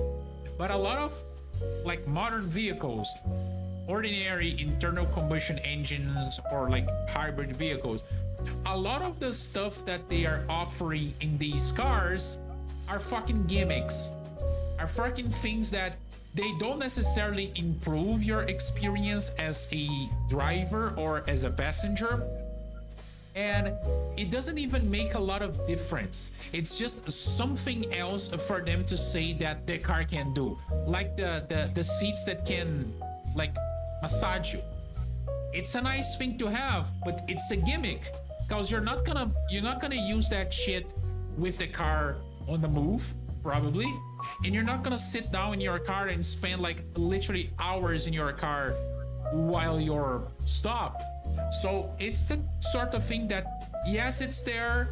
It is making your car more expensive and more prone to fail to a certain degree, especially when it comes to more modern vehicles, in which like a small module is connected to a wide variety of modules, and when one thing goes wrong, a lot of stuff can go wrong, and then suddenly, because you have like a burnt light bulb, your car doesn't start.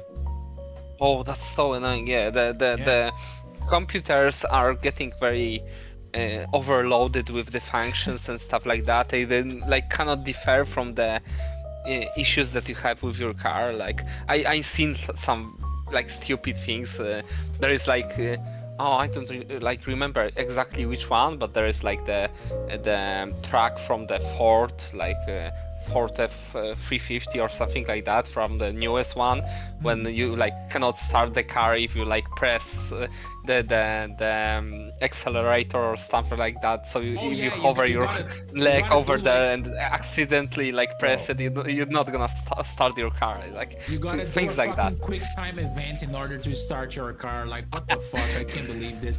Also, I'm sorry, let me address something right here. Annoying American, that's one of the best nicknames that I've seen for now. It's like amazing. And he brought something really nice that we kind of forgot.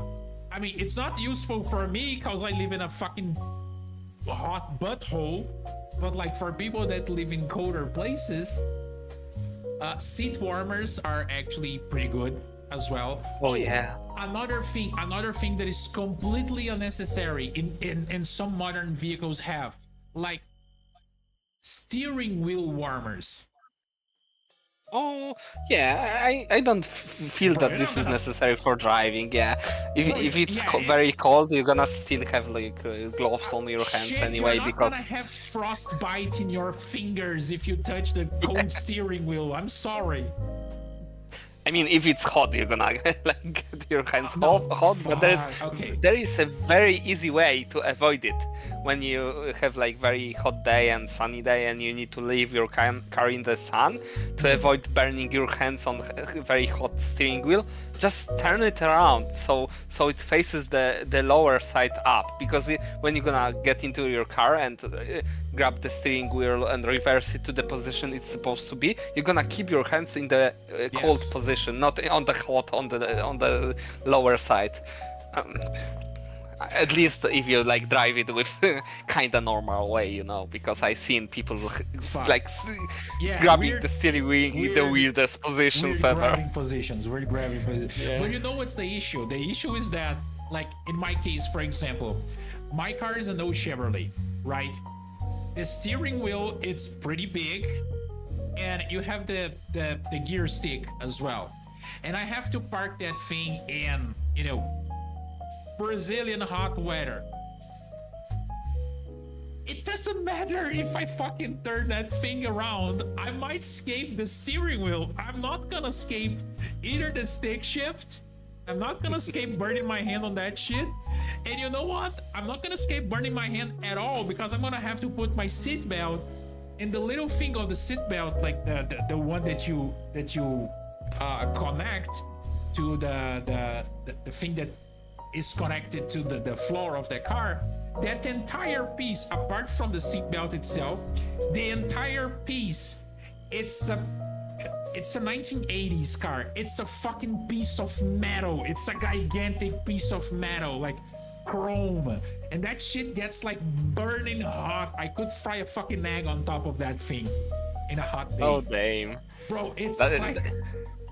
I'm so happy that I'm not living in like It's fucking crazy. yeah It's place crazy, it's with crazy. the heating on, but I'm living in like some modern like climate, you know. Well, okay, like this, we are checking Texas here. I'm actually, we are checking actually Dallas right now. Let me see if I can find any 79 Trans Ams like you. Okay, let me Yeah. look for Trans Am. Let me see. But anyway, it's very sick car. I love it. Oh yeah, no, it's ooh, It's a classic, okay, there's you know. one. Okay. Funny thing, I'm gonna say the same thing that I said yesterday. I saw a chick that went on a auction house that had one of these things on sale, right? This particular model, a 79, just like the one you like, Lazar. She was talking about the car, and it was a turbo version of it. And she started talking about the car, and you could clearly see that she didn't have a lot of knowledge around cars in general. And she was like, oh, and then on the hood you have the chicken spitting fire. She called the fucking Phoenix a chicken, bro. I can't believe this. Fire chicken. I was. Fuck. Yeah. This one is looking in the like rough condition from the like Yeah. paint kind of view, but I guess it's a very hot place, so that we're looking through. Okay. Like Texas, I believe it's hot as well. Yeah. Let's. Oh, okay. This person already gained some points because take a look at their. Oh hell yeah, brother! Take a look at that fucking license plate, the Gadsden flag. And he has a nice C3 Corvette there in the background as well. Oh, that's a sexy Corvette. Yeah, it's a C3. But like, okay, there is actually a Toyota that's it's very looking very similar, and I absolutely love it. Wait, the MR2? Give me a second. I don't remember exactly Alright. yeah, but it's like the TG86 or something like that. Before we look into like more of the pictures, let's read this thing. Let me read the messages first, and then we're gonna read the description for the vehicle. Chicken. Fuck, the chicken was amazing, bro. Let me actually read, because I know that Annoying American sent a message right here. As someone who got a Honda that had a sticky steering wheels are the worst. I don't know what happened. I don't know why, like, some cars have that thing, but it's horrible. It's horrible. Oh, about the Toyota, I was thinking about the Toyota 2000 GT. Yeah, that's the sexy one. Oh, bro, okay, 2000 GT is a fucking unicorn. Yeah. I'm sorry, unless we get like surprisingly, like, stupidly rich, we'll never have a chance to even get close to one of those cars because they are stupidly rare. Yeah, but they fucking beautiful. No, they absolutely are beautiful. I would say that they are the most beautiful Japanese car ever made. Yeah, definitely GT one of 2000s. them. Yeah. Let me actually show the fellas here, like Toyota GT 2000. Like, these things are, oh my god. Oh, take a look at this gorgeous thing. Oh yeah. And The yellow one. they were used Red. in one of the Bond movies, like a very early one. Oh yeah. You know a car design is pretty when you put that car in white and it still looks good. If it's it looks good in white, it's a good design. It's a pretty design. Definitely. Oh, this thing is It's gorgeous. Yeah, it's absolutely nutty. gorgeous. It's nutty. Yeah. Okay. I love everything about it. Okay, I'm gonna do this. Give me a minute. Let me see. Oh, you can see the thing properly. I'm gonna move my character to the other side, Jack, and you're gonna read the description for the people on the stream while I go to the bathroom, like, really quick. All right. All right. I'm gonna be right. Jack's gonna entertain you guys. Yeah. So about the description, we can see selling my VS6 Trans Am. I worked on while I was in nursing school. Oh, that's interesting. Yeah, the rust is heavy. Oh, that's not good. Actually, he's talking about the rust in the underneath the passenger side. Yeah, so when you have an issue with the rust, like the floor rusting out, it's usually pretty significant due to the fact that some cars, not all of them, but some cars have like a lot of weight transmitted through the floors and the reinforcements in the floor, because like with the older cars, with the newer cars, you have like restriction to have a lot of rigidity roof construction. So this is why the front pillars and the back pillars of the that are supporting the roof are getting like wider and wider and stuff like that. But with the older cars, a lot of strength is actually in the floors. So when we have an issue with the floor being rusted out, it's pretty much very severe if we don't like admit it properly on the like first thing we need to do. Uh, Wait, but he what cut is it the out thing? and like I started to like read the description and he like mentioned about the floor from underneath the passenger Oh, seat is yeah. like rusted out, and I was like starting to explain why this can be a very severe issue with that, but he actually like done some repairs. He cut it out and welded in a new section, but you still need to be sure that this work was done properly, because with the old car a lot of like weight and rigid section of the car as in the floor, not in the roof sections, like with the newer cars. Um. Oh, he's talking about the transmission. The Willie's, I fucking love Willie's Jeep. It's such an iconic, like, military vehicle in general and whatnot. There's a guy in my city that actually, like, Willie's Jeeps are actually very common here in Brazil. They were very common back in the day. They are still, like, remarkably common, but the majority of them were kind of turned into Jeeps that are focused on, like, going on like off-road trails, right? So they replaced the original engine for like more powerful engines. They would like lift suspension kits, like bigger tires and whatnot. But there's this guy that he has a very original one. I think his one is like from the 50s. It wasn't from the war, of course, but his one is like from the 50s, and his is in very original condition, and he did like a paint job to kind of mimic like an American one, and it's pretty good looking. I really like these things, and I mean, I'm sorry, but that shit gave a lot of advantage to America when it comes to logistics in World War II. Yeah, if I can say something about the Willy Jeep, I need to say that yeah, definitely for the army uses, it had like some it was good vehicle, you know, but like for civilians use, it's pretty fucking bad. No, And I it's mean, rough. It's my so I am the part of the like motorcycle club and stuff, but we have like enthusiasts of the cars and military vehicles as well in that club. And like the leader of the club actually have the Jeep Willys that he restored and stuff like that. And like I have an occasion to write in this thing, and I'm gonna say that for the like historic point of view, it's a pretty sick vehicle to obtain, but yeah. like from the riding experience, it's a freaking death row. Yeah, it's rough. It's rough. Like my dad had experience with like driving that thing in like when he was part of the Air Force, like back in the 80s.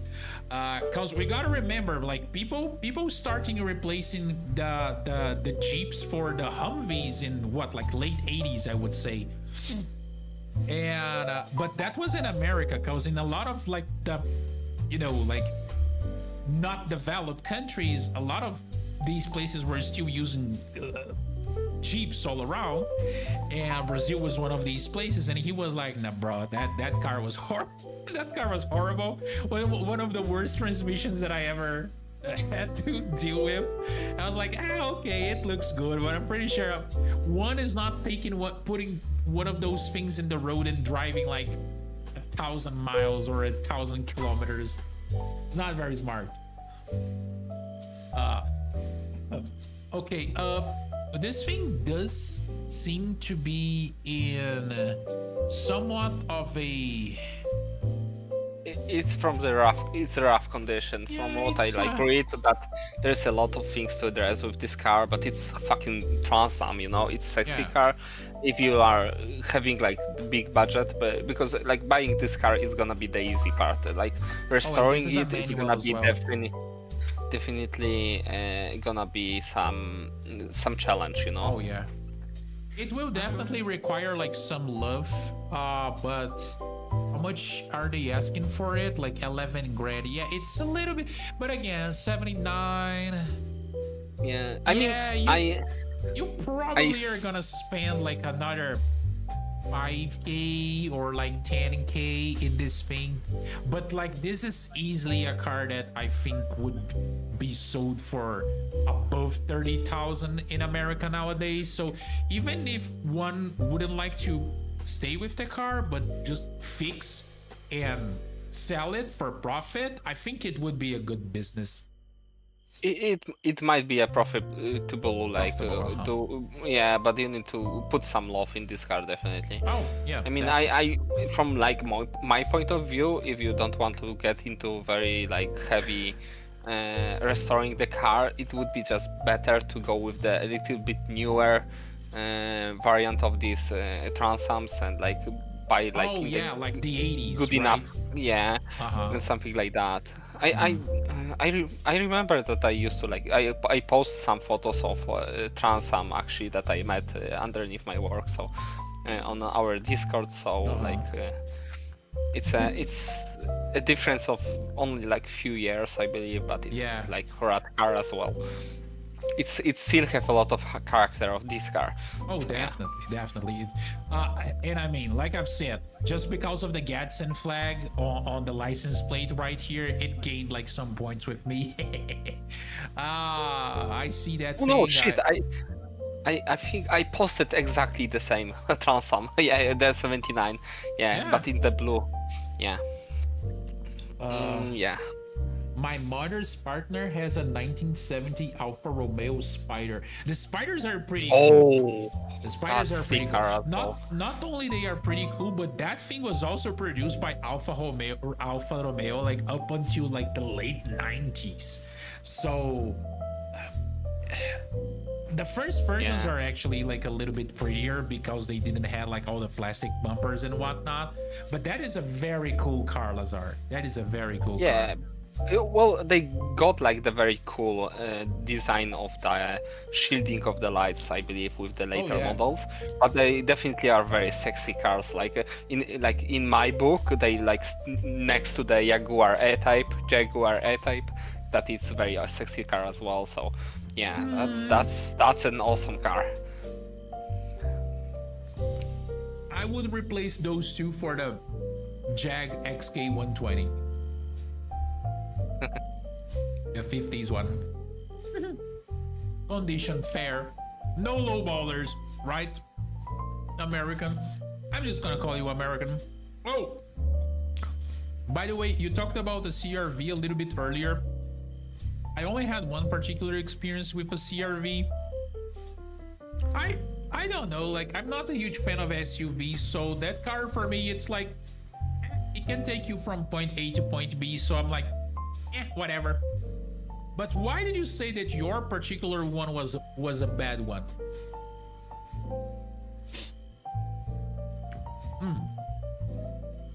All right, what else do we have here?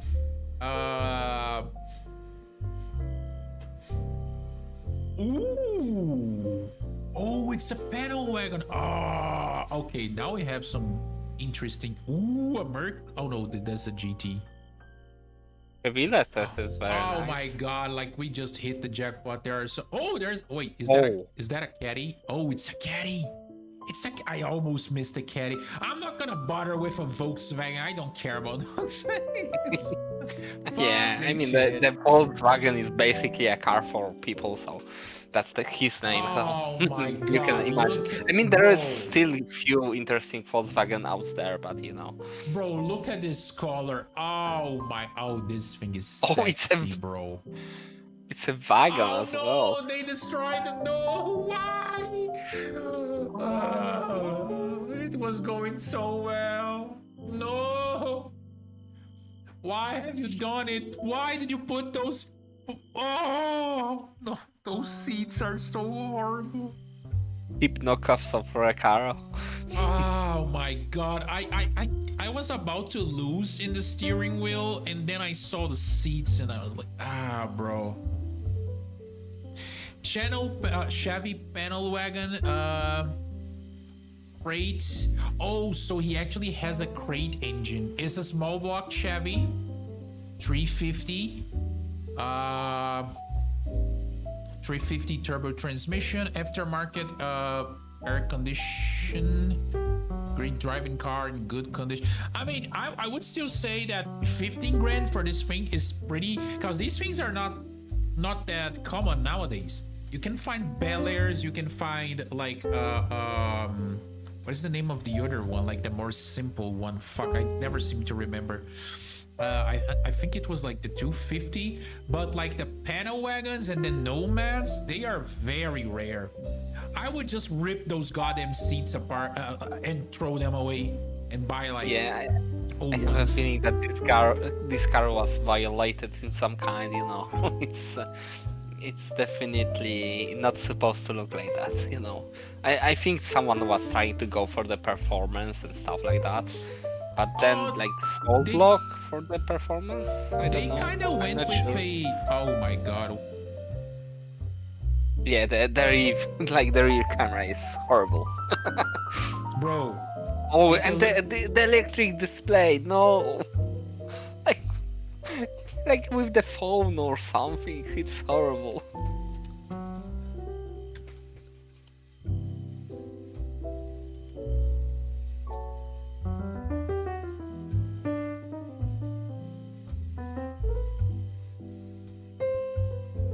All right. So the guy pretty much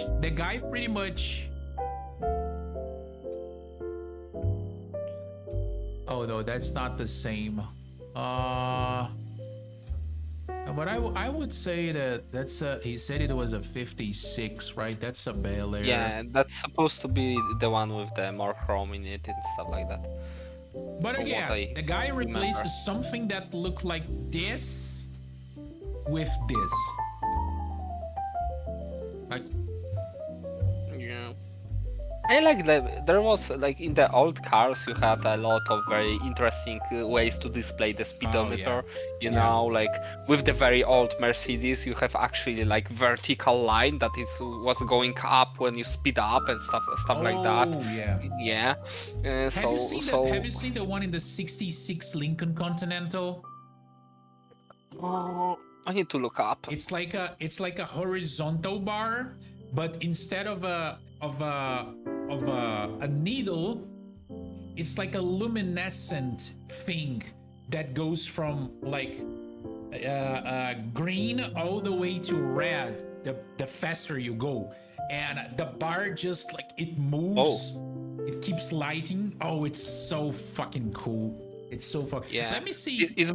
I mean, it was but it have like the horizontal one, but with the like old Mercedes, you can like actually see the vertical ones that are like even crazier from like my point of view. But yeah, this is definitely like very sexy stuff. It's I mean, when we talking about this one, when we talking about the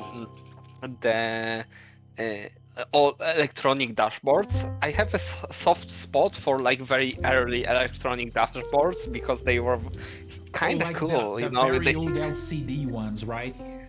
Yeah, even like they have some charm because you can like trying to get the old style with the new technology, and it's kind of my sweet spot.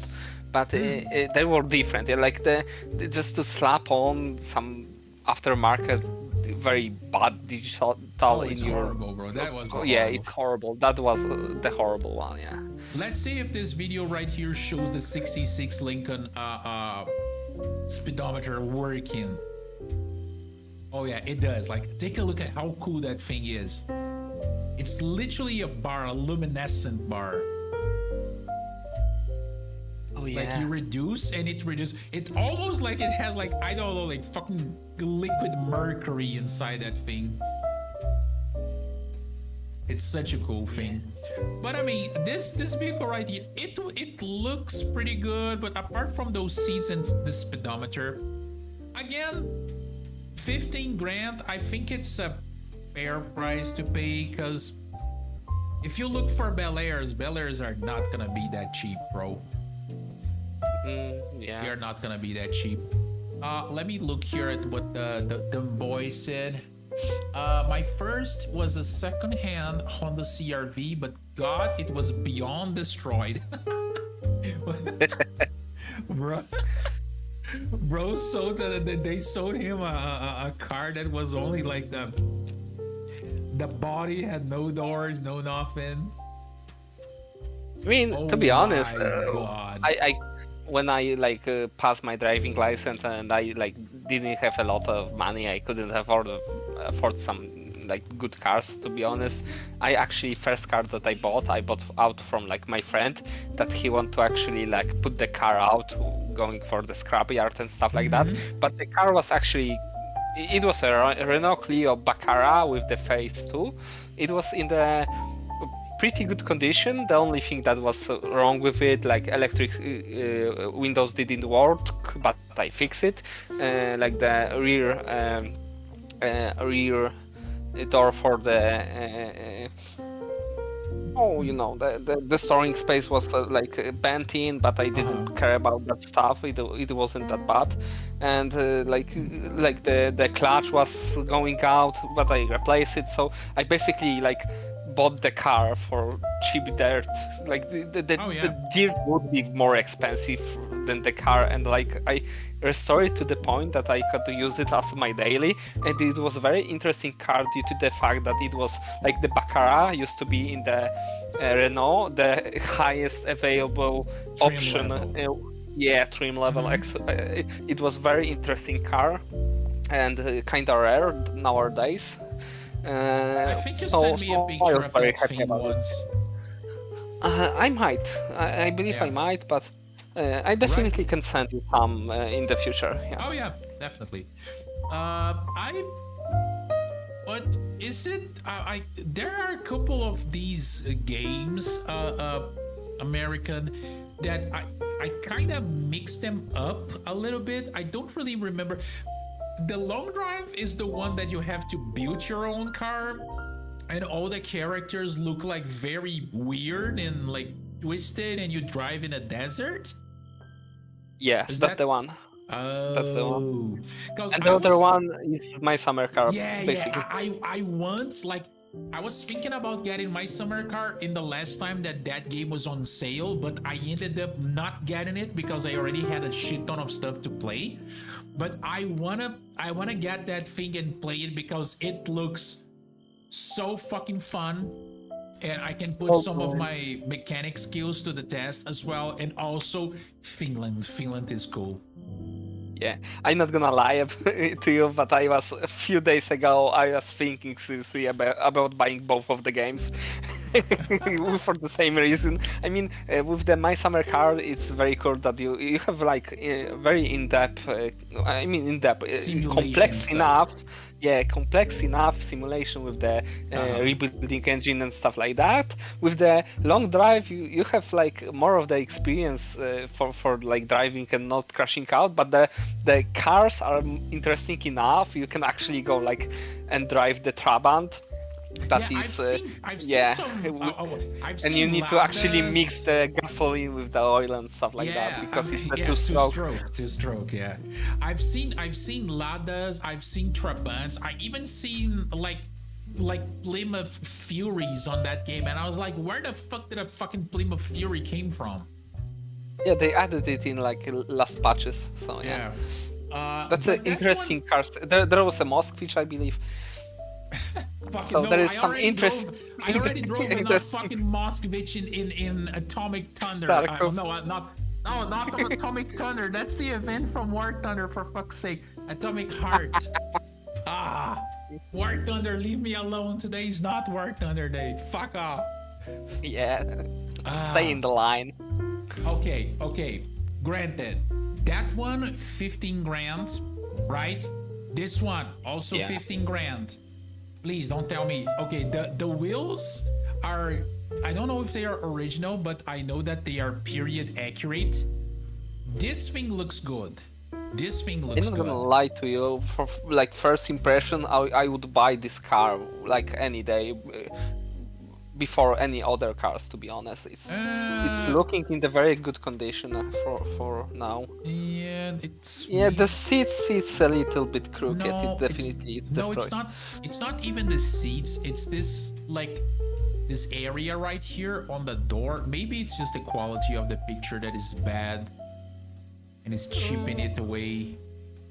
It might be. I think. I There- mean, because with the interior you can work on it. Oh, the rust underneath though. It's It's not just- very bad, but it's. It's dirty. You could. can You clearly could. see, Yeah. yeah, and you Clear can it clearly out see and that erase. throughout like some time there were like some oil leakings here and there. You can see like some oil here, like some oil here as well. But Yeah, there's again, some residue. yeah, old vehicles not the thing with old vehicles is that if you have oil leaking, that is good. That means that there is oil in that place. If you don't have any oil leaking, that might be an issue because it might be running dry and then you're fucked. Yeah. Yeah, that's the thing. Exactly. If it's between having oil leaks or not having oil leaks and then just running your transmission or your engine dry, like take the oil leaks any day of the week, bro. At least they Yeah. are a symptom that you have stuff lubricating there, being lubricated. Yeah, you can always like get more oil and. Oh, definitely. And more oil is definitely cheaper than an engine rebuild or like a new crate engine. Yeah, but that's a cool car. I'm not gonna lie. The I mean, Chevelle is very cool. You guys. I you mean, guys- Camaro SS is even better, but Yeah, this is already that particular era in which a lot of the vehicles that were muscle cars were getting like some weird ass designs. Like this one is not as pretty as, of course, like previous generation Chevelles, but still, you're talking about a big block engine, a 454 cubic inches. This thing seems to be in like good condition. And again, I think that this is a car that a couple of years ago would probably cost like 10 grand, but because everything went up, this went up as well. Good purchase. You will definitely go around in style, but I'm not gonna lie, between getting one of these things right here and getting like a Monte Carlo, which shares like a similar body style but more leaning towards like the luxury part, I would probably go for a Monte Carlo because I just think that they look a little bit better.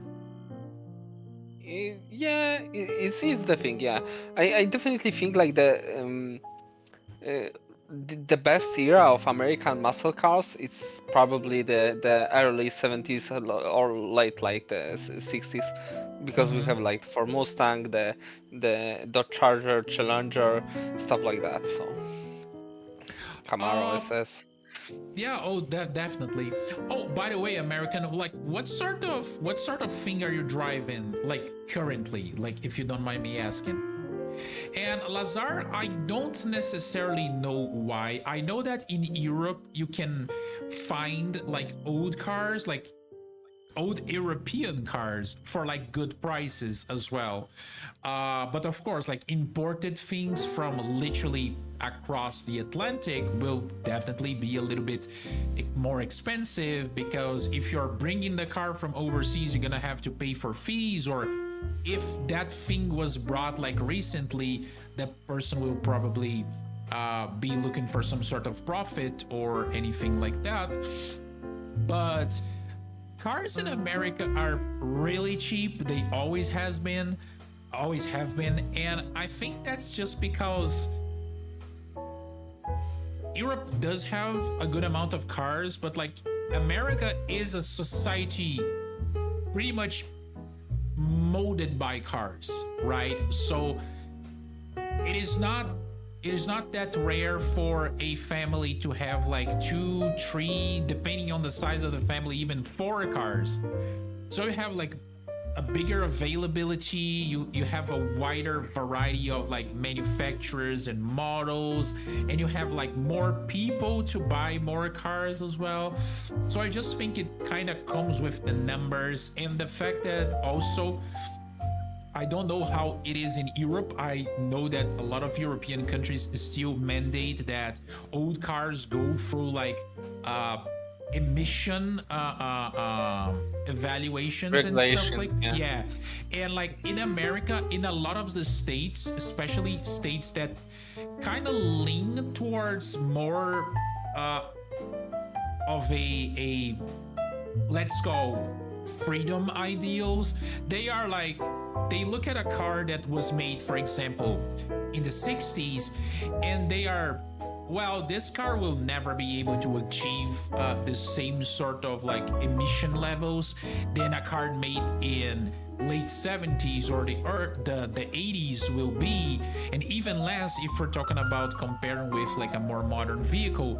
So they blatantly just say, oh, if you have a car that was made before like X date, you don't even have to go through these inspections anyways, because it's not gonna pass.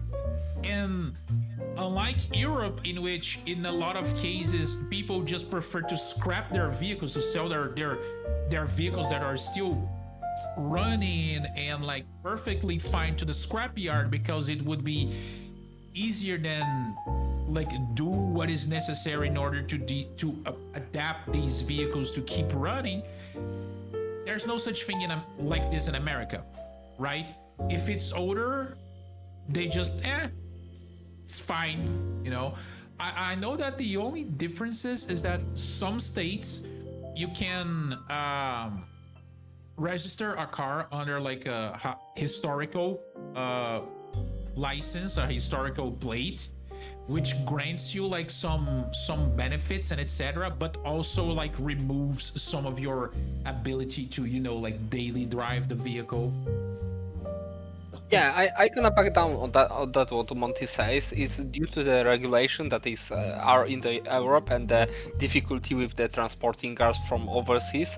The car prices on the like older cars, especially Americans and stuff like that, are very high. And about the regulations, you know, there is a thing that you can, like in the Poland, you can, if your car have 30 or more years, you can actually register it as to be the historical vehicle. But then there are some rules to that. So the car need to be a period appropriate with the not only safety features that were provided back then, you know, but the car need to be in 99% original parts only. Yeah, and like with the driving about with this car, you don't need to like purchase the insurance for like whole month, like with or whole like whole year, like with every other car.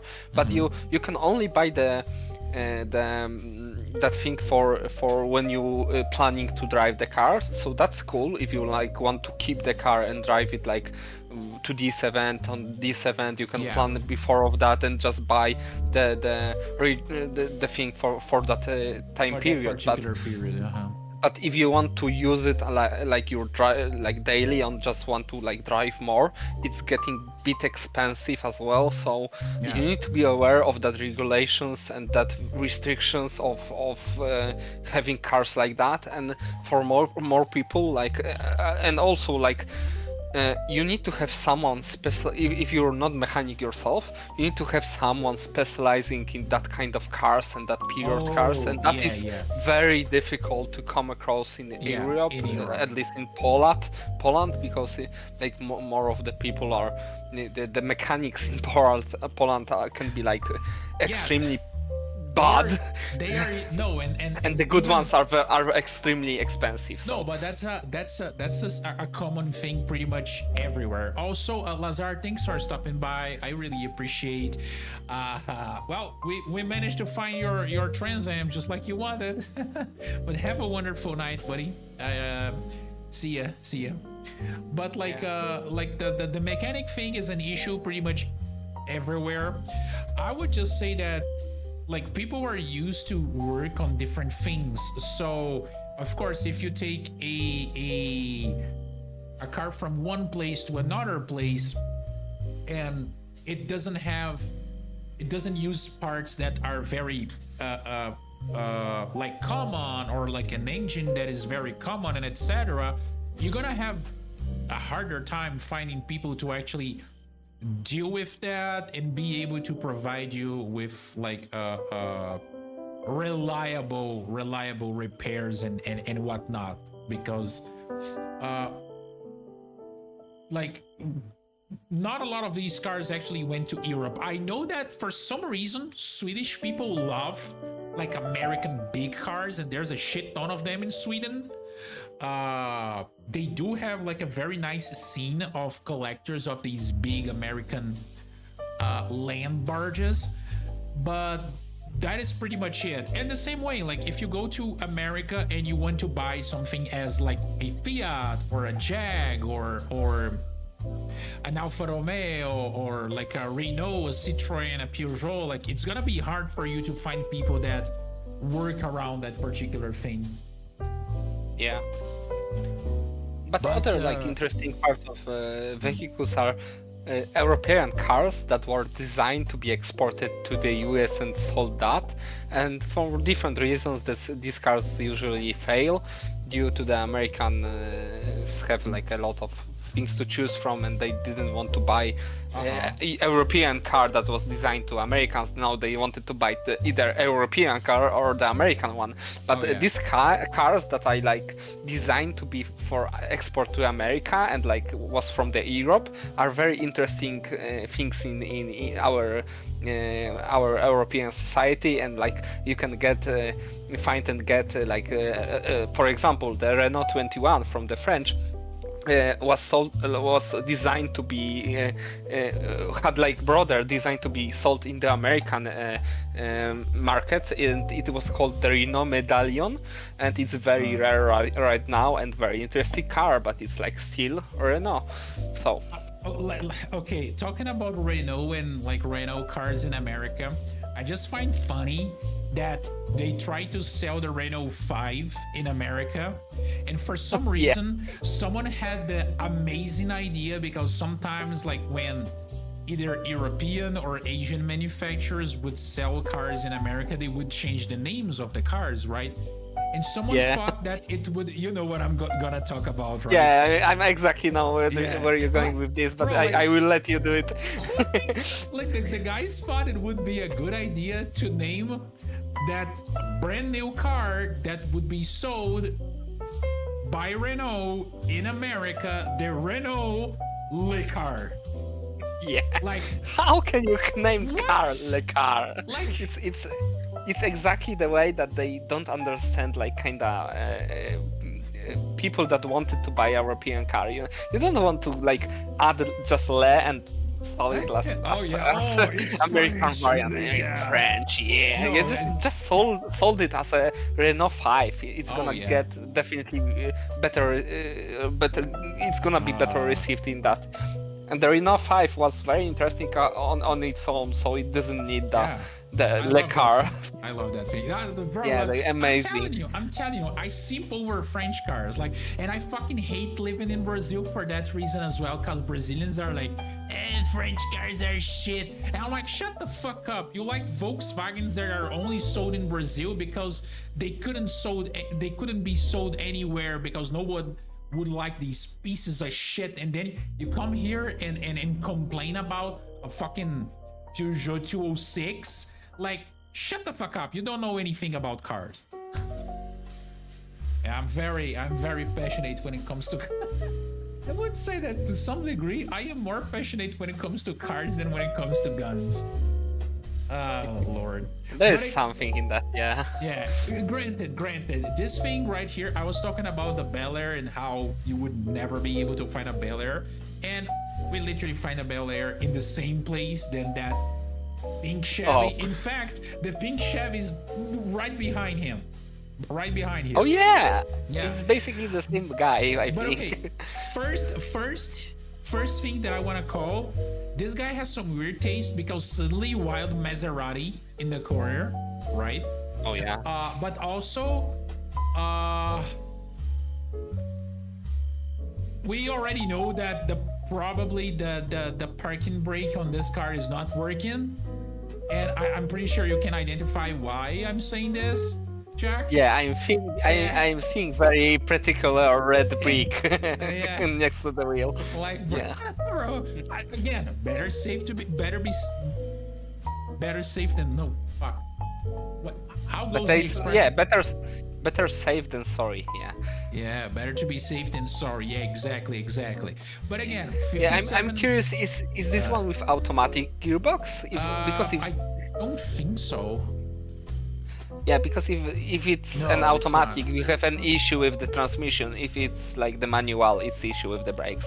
Yeah, So- no, it's not. But this one is way rougher around the edges if compared to that panel wagon. That's why I said that Bel Airs are usually not that cheap, because this one right here is definitely a little bit rough. It will require like a lot of love. Again, it's a 57, so it's a very popular year for the Bel Air. I would say that among the Bel Airs, it's the best looking. Like the 57 is my favorite one. And again, two-tone paint job, absolutely love that. Yeah, especially I love the red and white. Yeah, it looks very sick. But yeah, that's this is the astonishing looking car. I need to Yeah. say that. And there is like I like the little quirky features that are completely unnecessary, but give the car the character. The hood like the things, ornaments. yeah, the hood Yeah. ornament, the ornament of the bumpers and stuff like that. It's I Bro. really like that things. I'm sorry. And the chrome on the like chrome Oh yeah, the little things around. on the between the paints. Yeah. Oh, you mean the trim over there, like the Yeah, mid yeah, trim, like that. uh-huh. Like, yeah, I love that thing. Yeah, I was just gonna say that I think we lost a very important feature on cars, like the hood ornaments. But again, yeah, safety regulations. You cannot impale the pedestrian if you hit them. I'm like, bro, a fucking like hood ornament is not gonna impale someone if you hit them. Don't worry about it. But they are like, no.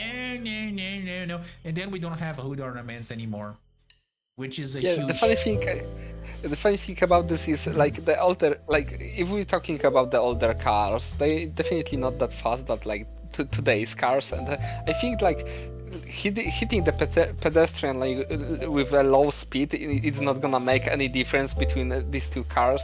I mean, if someone gets very unlucky Oh, and yeah. like get his eye with this thing, I mean, but if you're gonna get unlucky, you're gonna get unlucky with anything. I mean, Oh, there yeah. there was some stylish things that we lost due to the modern things and trying to be more efficient and shit like that. But there's some culture of the interesting looking cars that we absolutely missed today. Bench seats were fucking amazing.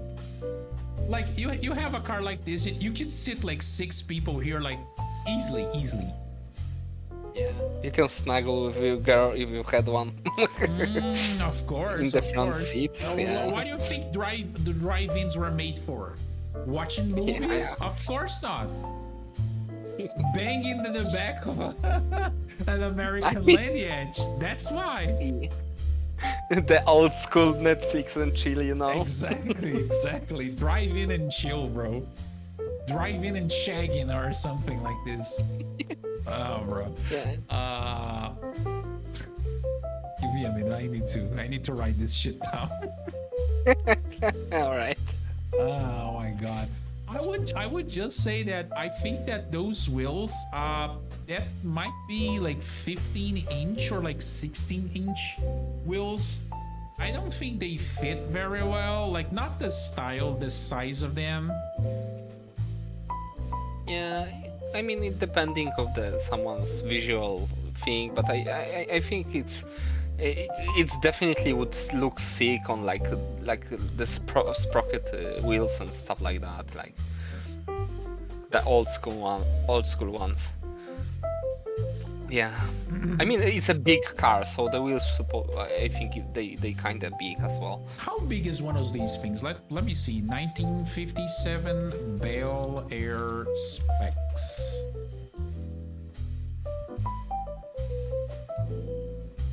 Uh, 57 weight, almost like 1.5 tons. 140 horsepower. Wow.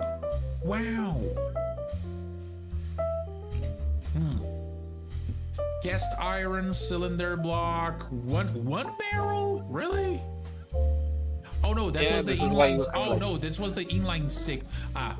The V8 wasn't that much. Oh no, this is Oh, this is a 4.3, 170, 185. Oh no, like some of these things. Oh my god, they had like a version with like 2 4 barrels. Yeah, it depending on the model that you get. If Oh, you yeah, wanted to definitely. more power and stuff like that, and they like upgraded to the barrels later, I Oh, believe. this is what I want. So it's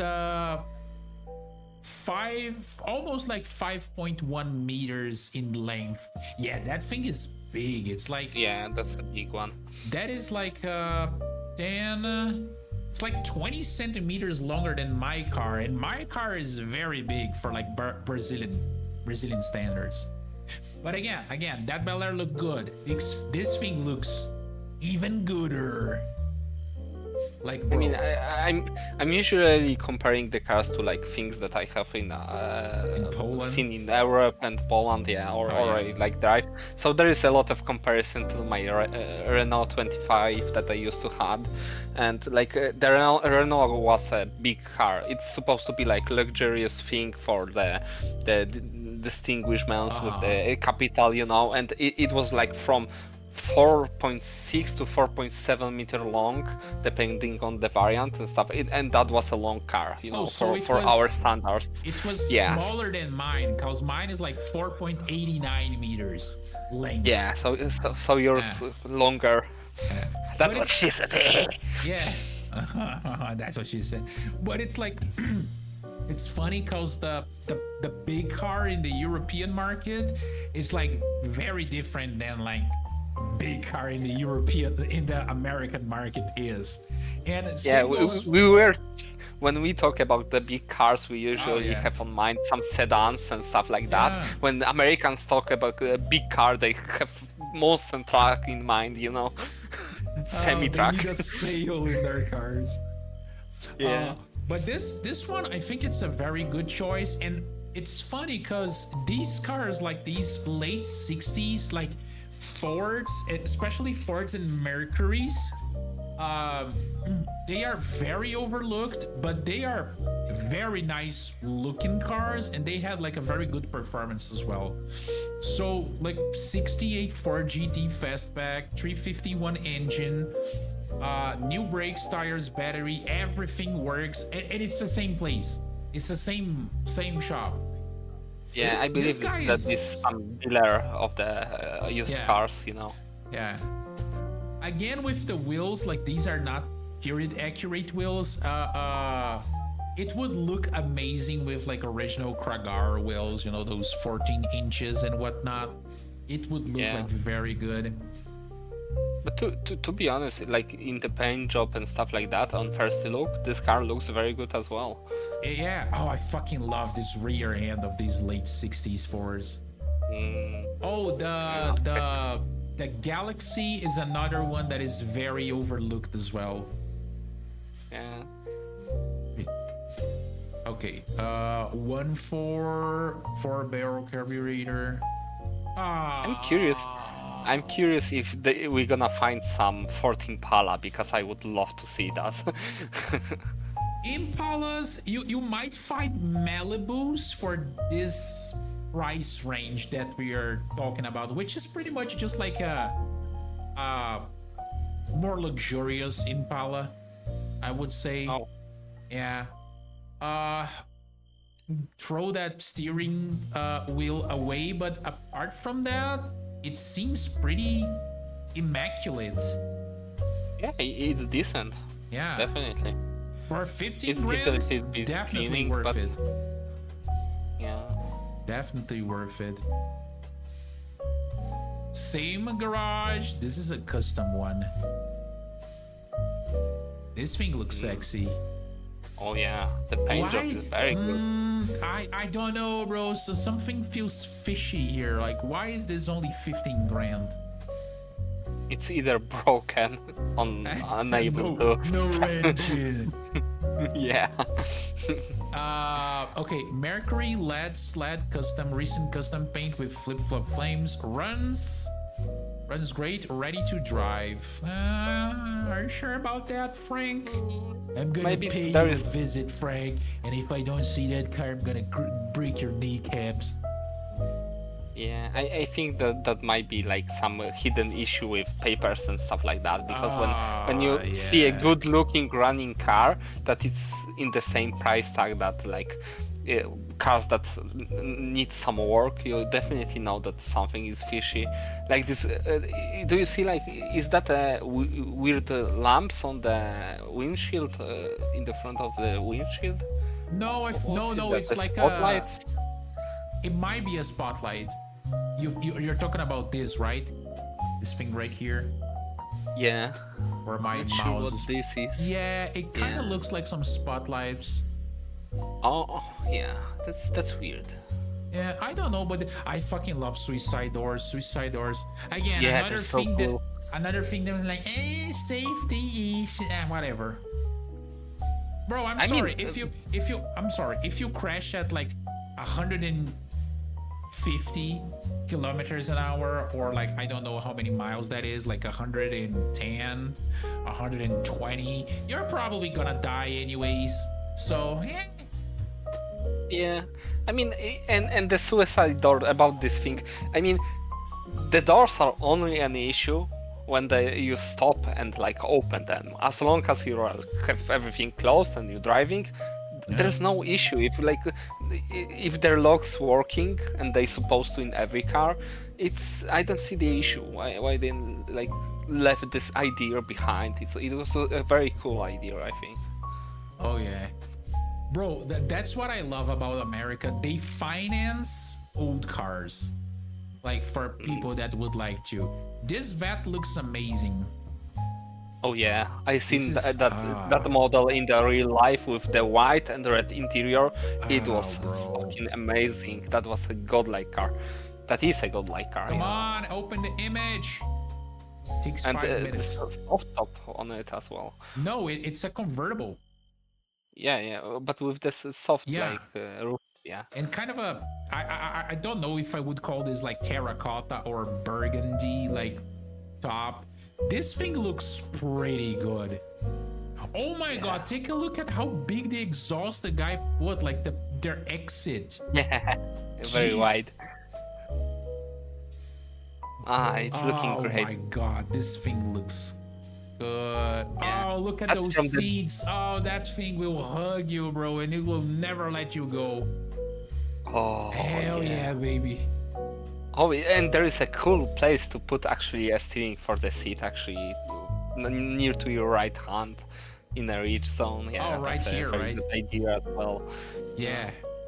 That's amazing car. Yeah, Yeah. I'm gonna put it definitely on top of the list for today. Yeah, that thing is the thing is not that cool. The dashboard is not that cool, but still, like the rest of the car, unfortunately, it's an automatic. If it was like a manual, Yeah, I mean but- the dashboard is just a period accurate. You know, they was trying to experiment with the electronics, a speedometer and stuff like that. You might like it, you might don't like it, but and another thing that is very like funny for me is like the material coverings on the dashboard. Oh, okay. So that's the thing. I was literally looking at this. You can clearly see that the colors are different. So this thing is like Yeah. an aftermarket. So Yeah, what? it's definitely aftermarket. Yeah, what might have happened here is that you know that like dashboards love to crack. Like you look in a weird direction to these things and they crack. So it might have had like some sort of crack, and the guy preferred to cover it with a quote similar carpet than what they have on the floor. So it might be, but again, like it's better than having like a cracked dashboard, because that doesn't look good at all. It's horrible. Yeah, I think I can definitely get over it. You can see you can see that it's something off, but it's all right. I mean, I had like the some parts of my dashboard covered with the actual leather, so you need to very carefully care about this part of it, because it sees suns every time. So yeah, that's dashboards like to break if they not being done with the proper materials. Yeah, but like I'm gonna say, especially if we're talking about people that are, you know, a little bit younger, right, or people like younger than us, because we are boomers. I know that you're not as younger than me. We are kind of around the same age group right here. Doesn't matter how young or how old you are, if you drive one of these things pretty much anywhere, you're gonna look cool, bro. Like, this is a car that makes you look cool. You know, you slap some like late 80s, early 90s clothing, like that very like Miami Vice look. You know, you drive something like this and boom, you look good. I'm not gonna lie. Yeah. I'm not Put gonna... some music from the tape, you know, and stuff like that. Like the cassette tape. And I'm sorry. Yeah, the cassette tape. I'm fucking sorry to say that, but you can say whatever the fuck about your fucking Tesla. Your fucking Tesla will never look as good as something like this. Never. Yeah, it's lacking that style that is uncapturable to modern cars. And that's it. Not even modern Corvettes, like that shit that they are, the C8 that they are making nowadays that look just like any other fucking like exotic Lamborghini or McLaren or fucking Ferrari out there. That thing doesn't look as cool as this car. And again, yeah, I refer to them as fast plastics. Okay, Corvettes were always like fast plastic. we gotta give yeah, them that. They had some metal here and there, you know. I mean, I know that like you, I don't remember which one, but like light covers on the back of the car was made of the plastics, and you can actually bend it with a finger. Oh, yeah, and I know those about were, that. I think that was from the like this is I think this would be considered like a C4. I think from the C5 onwards they had this part right here in the end that were like a very Plastic, yeah. I think this one is still plastic, but it might be a little bit more like rugged, more solid. Rigid. Yeah, rigid. It's the word I was looking for. The other one was very flimsy. Like the C5 was very flimsy, and I remember seeing like, I think it was Jeremy Clarkson talking about this on Top Gear, when he would go to the Corvette and he would like push with his hand and the thing would like... Oh yeah! Yeah, they actually did it. Yeah. I remember that now. Yeah. Because he would go and talk about how the Corvette was like cheap build and yada yada yada, but he was like, but this car is amazing and it costs like a fraction of whatever a Ferrari or a Lamborghini costs, so it's definitely worth for what the car offers you, like performance wise, but it's still made out of fucking plastic. Yeah, but we can allow this because it's so freaking cool. Not only that, but we can allow that coming from him because in the end of the day, it's fucking Jeremy Clarkson. We respect the guy. Yeah, that's a legend. The trio of the god. So this thing right here, you have a special 40-year anniversary edition. I would say like from like the first Corvettes in '53. You have leather interior, matching convertible top, automatic transmission, which I think is the only bad part about it. The sport seats, the seats that are fucking amazing looking, as we've seen right here, and I absolutely love this color as well. Call me an old man, I don't care. You have the AM FM stereo with cassette player, so you can listen to your 80s and 90s songs. You don't need no goddamn Bluetooth. You don't need no goddamn like Android Auto or like iPhone like bullshit. You don't need that.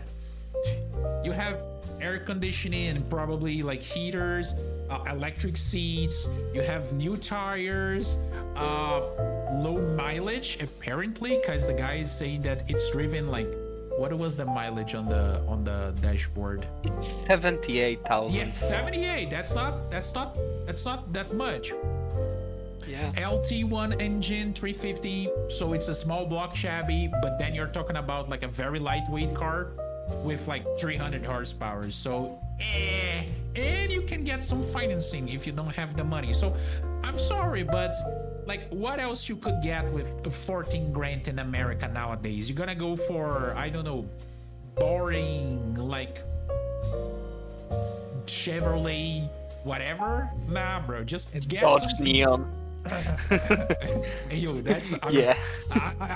thankfully Burger is not here, right? Yeah. I think so. I mean, know, I got to The little thing I think you missed, they actually said that they added the toy store Corvettes as well. I love it. I love when you have a little like toy car of your own car. No, is this what he's talking about? I think so. You can see like in the title you have like toy store Corvette. No, that is literally the name of the place Oh, selling the car. You think? I mean, Yeah. I don't know. I'm not See, sure. Maybe. reasons to. Oh yeah. Okay, let's do this. Reasons to buy from Toy Store Corvettes. 50 years being Florida's largest volume Corvette dealer. That investment plan provides up to 84-month bank financing on our entire inventory for qualified buyers. Service beyond the sale. So pretty much they are specialized in Corvettes, which is pretty cool if you ask me. Well, hold my shit. I'm going to Florida. Wait a minute. Oh, wait. Let us call Florida man in the server and tell him to get this one for us. Yeah. Just bro. don't let the crocodile inside though. Oh yeah, don't let the goddamn alligators inside of that though. Yeah. Bro, I was thinking like I was so excited for my trip to America like this year when I tried to, not this year, like last year, right? When I tried to apply to the tourist visa, that I was even thinking about looking for an old and cheap car because I had some money, right? I was even thinking about looking for a cheap, like old car and like sending. In fact, it was like Hansi Tim, like my friend from Kentucky, because we've been talking for like forever. I was actually thinking about sending him money so he could buy the fucking car, so he could drive it around. But Yeah, then like do all some co- like all of gear it kind come- of vibe adventure. Oh, yeah. It was either that or we were going to do like a road trip with like my other friend from Pennsylvania. Because he had just bought like a Miata, but we were not going on a road trip with a Miata because, you know, like 3 people in a 2-seat Miata kind of doesn't really work. And I know Someone's I'm gonna small, get you but involved. please don't put me in the fucking trunk. Fuck, I but mean, we have some decent Miata in my city, you know. you know, I have seeing them around, you know. There is some community lovers for the Miata here. that is nice. That is nice. Those were amazing cars. I just hate the fact that Argentinians got Miatas and Brazilians never got Miatas because Brazilian laws for import cars are stupid. So, you know. All right. Come on, Caddies 76 Eldorado. We are talking about something here that has probably a 7-liter V8 engine. It's either a 7-liter or 8.2 liter. Economic. Good gas mileage, but no. 5 cubic inches, 2 liters, 500. Oh, 500 is the 8.2, the biggest one. Nice. Hey, that's Bro, some engine. I've seen one of these in person, like in my city, but the guy's one was like a blue one, a convertible blue one with like black vinyl top, and bro, that thing is ginormous. It's a gigantic car. Hey, look who we have here. We got a raid. Give me a minute, Jack. Let me address this. Oh, let me actually put the beautiful Cadillac on the screen in the meanwhile. Hi Raiders, how's everyone? I hope you guys are doing very nice today. I hope you guys had an amazing time at Trim's stream. What were you playing, Trim? For those who don't know me, my name is Dick. I'm sitting here today with my Polish friend Jack. We are looking at old cars because we have the rest running in your veins and I don't know, like high octane fuel, I guess. We are avid enthusiasts of like old cars in general, and that's why I decided to sit down and look for some amazing old cars in America that are being sold at this very moment. So any of you guys could come here and buy one of these cars if you would like to. And my idea here is actually trying to show people that there are a lot of very old cars that are very interesting and you can get for like a nice amount of cash that won't make you go financially bankrupt, and you can ride in style. So that's what we are doing today. So hi, yeah, that's pretty much me. I like old cars and I'm a boomer. So you will see me drooling either over French vehicles or big American land barges like this wonderful 1976 Cadillac Eldorado here with an 8.2 liter, or for the freedom enjoyers, a 500 cubic inch engine, a V8 one. So say goodbye to your fuel efficiency, but say hi to a floaty ride with a lot of comfort and a lot of luxury. And you can also dress like a mafia boss in this thing, and you can throw some bodies in the trunk because that thing is pretty big, believe me. Yeah, just buy yourself a white coat, and Bro, okay, think about it. Take a look at where these pictures were taken, right? This is a parking spot. It's an American parking spot. And this thing is occupying like so much of the parking spot that it even reached the column right here. This car is huge. Like 1976 Eldorado specs. Let's see how big this thing is. Just out of curiosity. Any Cadillac will beat the size of my car, so yeah. Oh, that's a nice photo. 5.7 meters. Damn. Bro, Find the parking space in the mall all day. Bro, that thing, like it's gonna occupy like two fucking parking spots in any European garage. Damn, over 2 meters of the wide. Holy shit. That's a big boy. That thing is big. But I mean, you will have plenty of comfort. I will assure you that. Also, Trium, like, do you have a driver's license? I mean, I've seen how you drive in War Thunder, so I think that would be a little bit dangerous, for the local DMV to give you like a driver's license.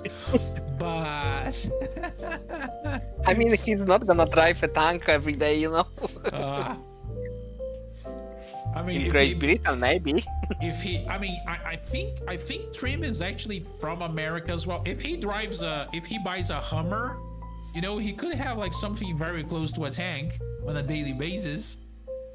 Yeah, it's basically type anti-air from Japan, Oh yeah. But like this is not like the prettiest color combination that I've seen in these Cadillacs. But again, I really like burgundy interiors like this one, and I love the fact that you could find those caddies with like green interiors, blue interiors, black interiors, white, like caramel, a wide variety of different colors. Unfortunately, as we can see right here, we can see that there's a huge, what I think it's a crack on the dashboard. Yeah, it might be. Yeah. Or it's either that or the chrome accents on the dashboard. No, I don't think there's it's any hard to chrome tell. there. I mean, there's a lot of chrome around the everywhere. It's a Yeah. fucking Cadillac. There's a lot of chrome Yeah. everywhere. But apart from that, let's see what the guy is talking about here on the advertisement. Let me start off by saying once you see this car in person, you're gonna want to own it. A 1976 Eldorado with everything still functioning from the factory. Oh, no. He forgot a fucking, either period. He's missing his punctuation, let's see. From the factory, AC and heat, power windows, power locks, power antenna, and etc. Drives like a huge cloud going down the road. Super cool car, has the big 500 cubic in motor with no issues, no leaks. 85,000 miles on it. Being said, please only contact if you're a serious buyer. This is the best the best deal in the history of deals, fellas. Don't worry about it. Just go and get this one. I mean, the fucking thing looks good. And again, another example of what I've said when we saw the Lincoln. Another one of these big cars that wasn't really driven around that much. Because that Lincoln was what, 96?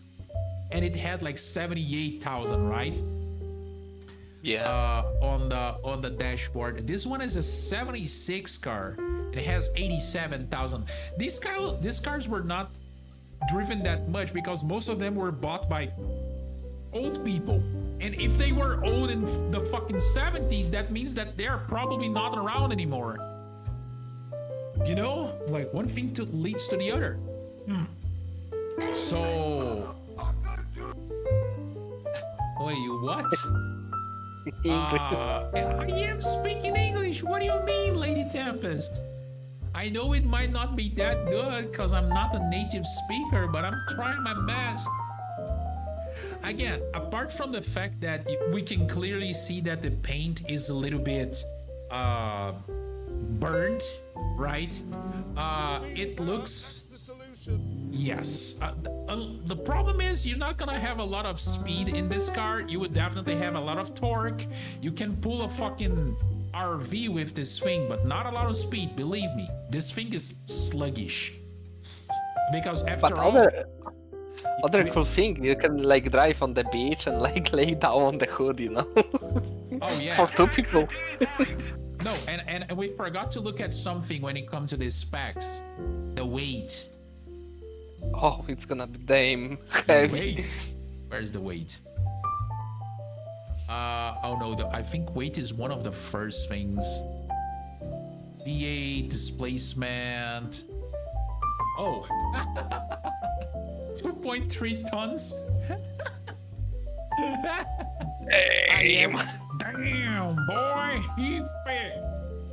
2.3 tons, bro. Like, this thing is humongous.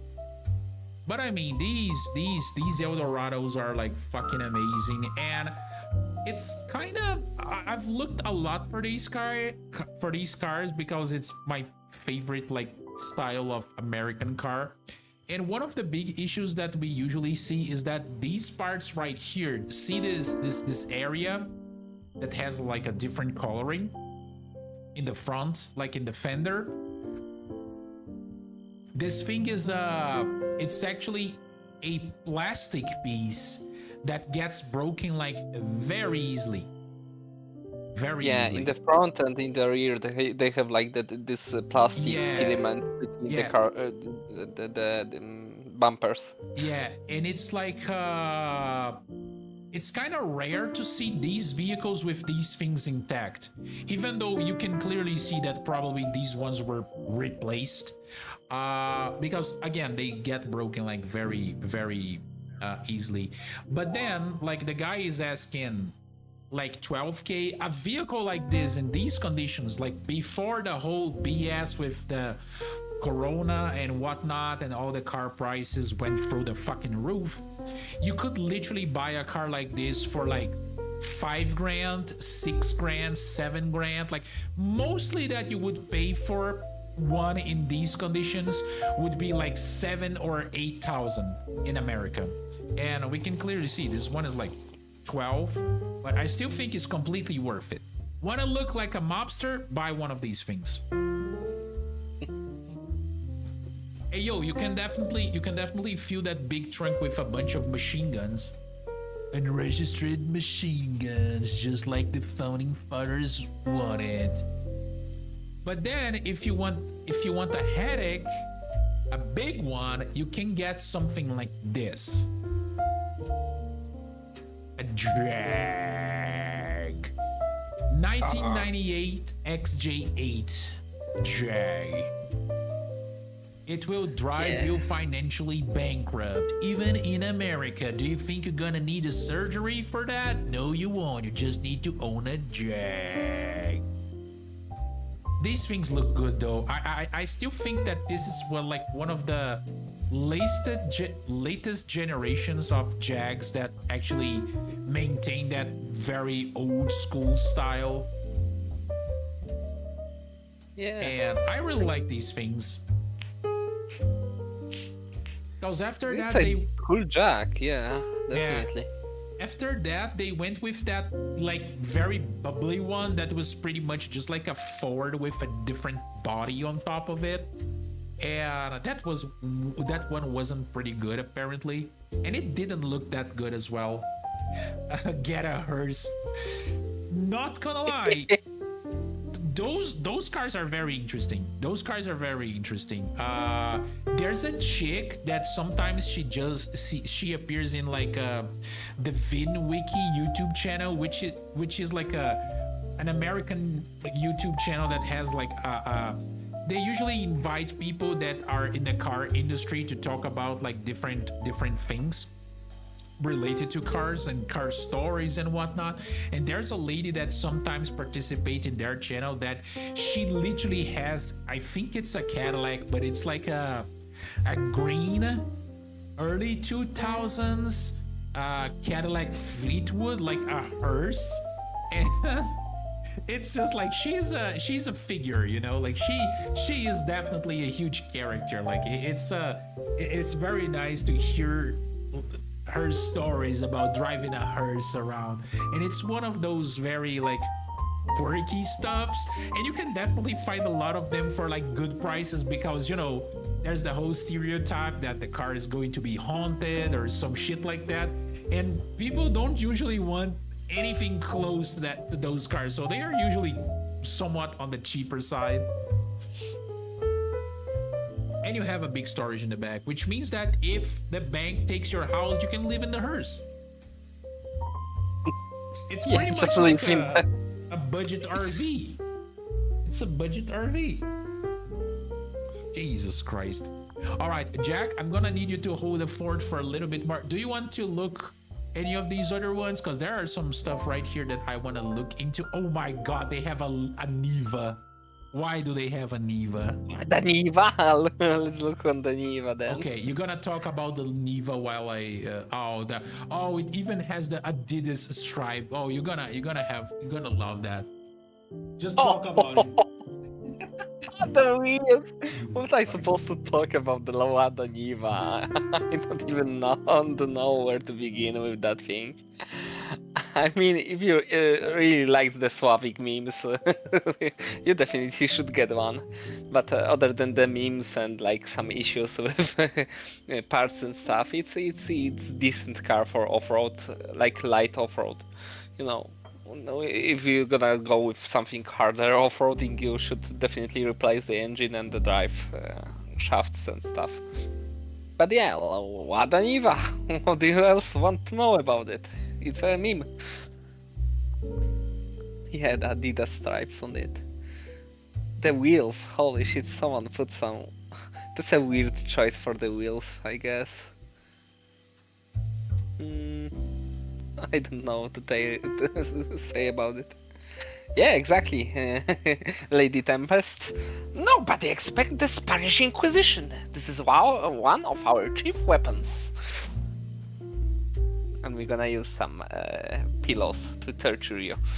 Yeah, so for every Monty Python enjoyer, that's it.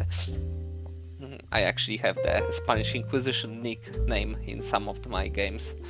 So yeah, that's why my avatar is that. What do I say? I don't know what to tell about the Wadaniva actually.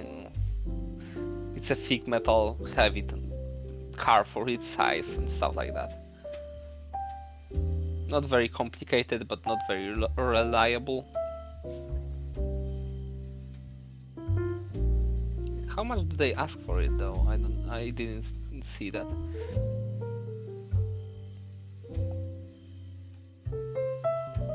I think this is the car that Monty would buy to invade the Poland, you know.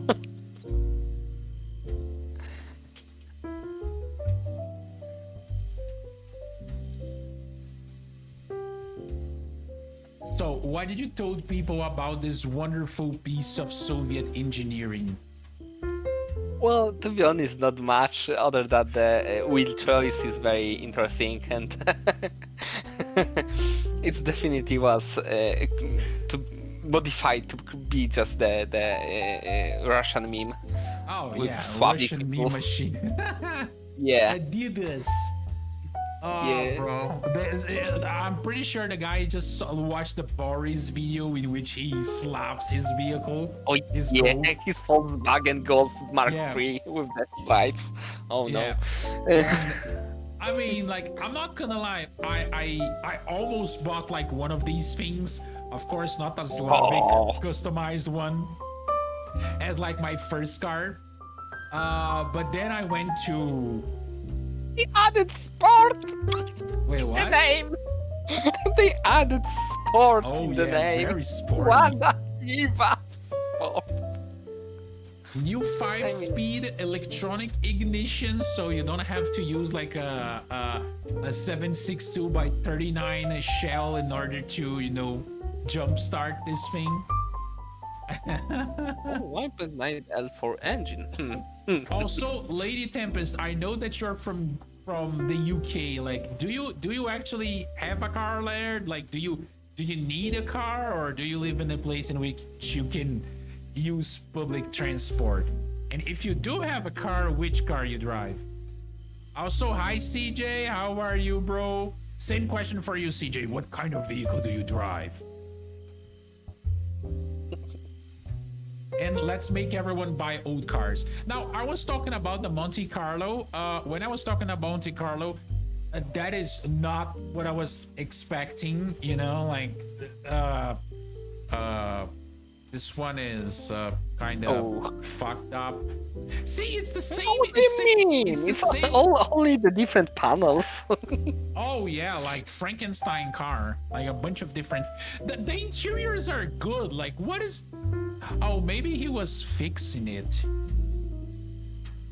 Maybe. Both doors. Yeah, he probably replaced the doors, and because the interior looks nice. Apart from the fact that the seats seem to be kind of not aligned properly. Yeah, this thing is really rough. But see what I was talking about, the similar design cues, as in that what was the other one? The Chevelle, the body style. I think that this one looks a little bit more. Oh my god, this bumper is horrible. Jesus Christ. I'm not even using my glasses and I can see that hole. It's weight reduction. Oh yeah. Nah, bro.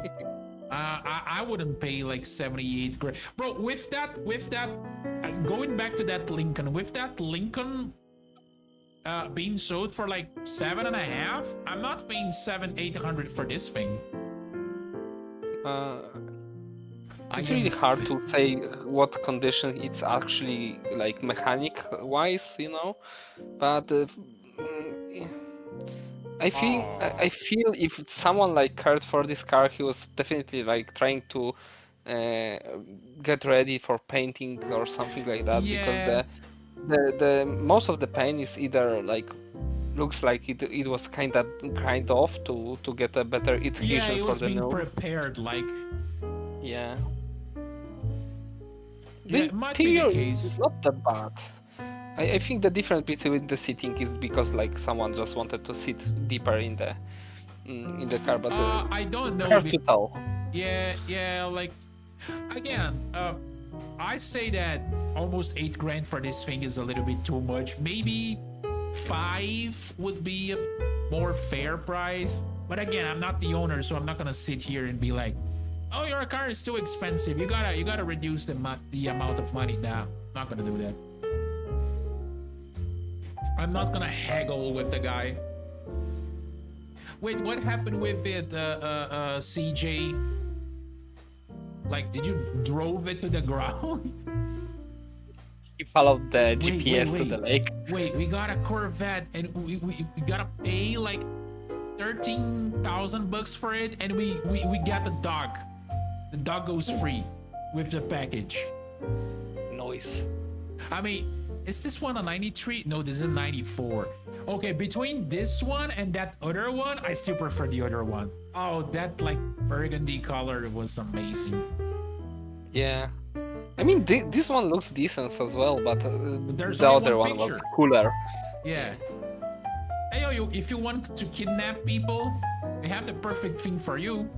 White Ford Econoline van. It's either kidnap people or, you know, like rob a bank. Something. Okay. Again, not American, but really cool looking car. And it seems in really good shape. Oh, it's a Datsun.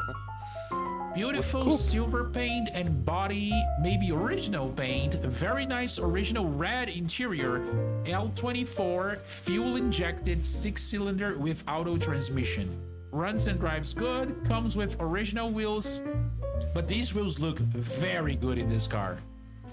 Yeah. And vintage aftermarket aluminum wheels.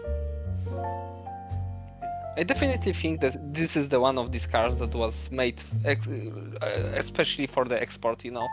It doesn't look like the nation original car. It's definitely the car for the export. I don't know, because they did sold a lot of Oh, the interior! Holy shit! Wait. I just had a glance into. Bro, no, you're not gonna tell me that you dislike this interior. Maybe the seats. I think I didn't take a good look. All right. It's not that bad. No, what do you mean it's not that bad? It's gorgeous. I would say that the checkered seats are a little bit. Yeah, too much. This is my issue. I don't like this pattern of the seating. You know, it's very old-fashioned. Yeah, it looks like a grandma car.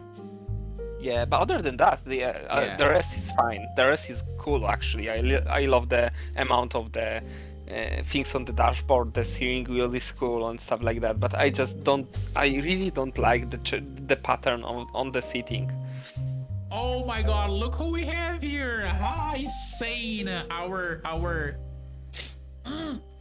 favorite Texan resident. I would say that. Like, I miss talking to you, saying like, it's nice having you here. How are you, girl? I just don't know, like, did they actually put like LED like headlights in this thing? Cause it kind of looks like they did, which would be a travesty. I don't think so. I think it's the reflection pattern inside the lamp to just get more light out of the lamp. But this thing. Oh no! It looks like. Yeah. I'm not sure. But actually. again, like as you can see that the body panels are very straight in this thing. Like even just look at the trim line. You look at this trim line, and it's not bent. It's not unaligned like the body panels, like the doors. Oh, they have like more pictures of the. Nah, bro, this thing looks gorgeous. Yeah, not a single crack in the dashboard. Like that's almost offensive. You know, we were looking at the American cars and they had like cracked. See, look, this is a beautiful aftermarket wheel for the car. The originals look good as well, but they do need like some treatment right here. Oh, but the originals are amazing. They just need some love, yeah. Yeah. But it's not very hard. I actually was the rear seats able are to. ugly. Yeah, this is my the photo that God. I saw when you were like passing through the photos, and this is why I think that kind of pattern of that seating is atrocious. You need to get Yeah. rid of it. But Yeah, other than that, the car is absolutely spotless and amazing, and like you can put some work into the wheels and restore the original ones because No. I used to work on my aluminum wheels, and it's not that hard. It was pretty easy to restore them.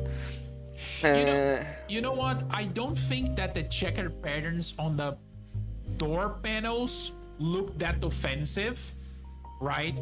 But the seats are too much, especially the rear seats.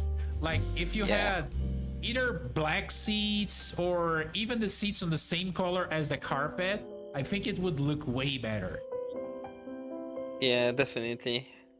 Hey, bro, They I can see some duct tape here. Like, what happened? don't worry about it. Forget about. Forget about it. I mean, the engine bay looks clean, so they definitely put some love into this car. The couplers for the main springs of the suspension are really good, not rusted and stuff like that. And this is one of the things you need to look into when buying like used car. So actually, to be honest, there is nothing other than the pattern of the seating that you could like say that is wrong. This car is absolutely perfect, and underneath the car exhaust, it's spotless. You can clearly see that this exhaust was like either made specific for the car, because you can see like the welds here and etc. And you can see that since it's clean, it was probably not made like a long time ago. So yeah, this thing is pretty solid. I would say that together with that Corvette, like the 40-year Corvette, those two were the best that we came across today. Yeah, definitely. These two are the best. Like, if you're looking for something flashy, the Corvette would be the choice. And if you look for some daily driver that you want to just enjoy yourself, that one is very solid. That it's a great car, anyways. No, that's the thing. Saying the seats, they do look comfortable. Our problem is just with the pattern of the fabric. That is kind of way too grainy for us, you know, like way too old. I mean, we're not that old, you know. No, I mean, yeah, we are not old, yet, but not at that least. old. And I mean, if you look at the car, you can clearly see that it is a 70s car. It's very boxy, but the design is not like, let's say, outdated, right? That's why it's kind of weird that you have an exterior that even looks, I would say, a little bit sporty, right? And then you have like those checkered seats that look like grandma sewed that thing for you, right? Yeah, I mean it's coupe, so it's have some sporting vibes, but definitely the seat kill the vibe a little bit. But other than that, I mean there are worse patterns of the seating because I mean if you ever seen it could be balls, it could be little balls, it could be round like spheres and whatnot. It would be horrible. Going back to the Renault, did you ever seen the patterns of the seatings in the Renault Clio 2? Because some of them are freaking. No, they trying to drive you mad. Yeah, okay. we're gonna see into that like in the European stream. Next one. That was just the style back then. No, like hear me out. I would never turn this car down because of that pattern, right? And I think this one is a very like let's say reasonable purchase, because since we're talking about the Japanese car, this thing will get like better gas mileage than the other Americans that we were looking at. And I mean, you can clearly see that this thing was very well taken care of. It would be a very solid purchase in my opinion. It just looks good. Apart from the pattern of the seats, it looks good. I would even like that seat, that pattern would like grow on me, because I don't think if I bought a car like this, I don't think I would have the balls to fiddle with the originality of it just to replace the fabric. I don't think I would have the balls to do that. I think I would just leave it like that because I like my stuff original. So Yeah, I mean, I gonna say the same as you, because even that the seating looks very cringy or something like that. I think if I would buy this car, I wouldn't change a thing, even if I don't like the pattern on the seating. It's because it's original and it's unique due to this fact as well. And other cool thing is I actually very like inline six-cylinder engines. oh, They- Japanese they- inline six are amazing engines. Yeah, yeah, that's amazing engine. No, Shane, Sane, come on. The shag rug is the best thing of that these cars have to offer us. Like, it's amazing. God, you miss the Corvette that we've came across that was like a 40-year-old 40 anniversary Corvette, a 93 one with a similar color of like interior, but without the granny pattern. But I mean, Sane, you live in Texas. We are looking at Texas vehicles right now. You know, that might be your opportunity, girl. You know, might be your opportunity to rock like a very cool classic car. So, you know, I don't want to be that little devil on top of someone's shoulder to be like, hey, come on, do it. But I will say, do it. Yeah, buy it and we're gonna share it. Buy it. Do it right now. What the fuck is this? Oh, Ford Galaxy. Ooh, oh, this thing looks good. What the hell is this? Oh, it's gas basically, but What? it's like the one that have capability to go across the rivers and stuff like that. I would love if the Soviets had spent like at least like $5 on design, but they were like, design, we don't need that. Well, this Box. thing's supposed to be for military, so they don't care about the styling. And the thing, like, you can see that way they were trying to achieve the low cost vehicle for military with like different capabilities. So actually but the Jeep was made for the military as well, and it doesn't look this bad. The Kubelwagen was made for the military as well, and it wasn't look this bad, bro. Like, come on.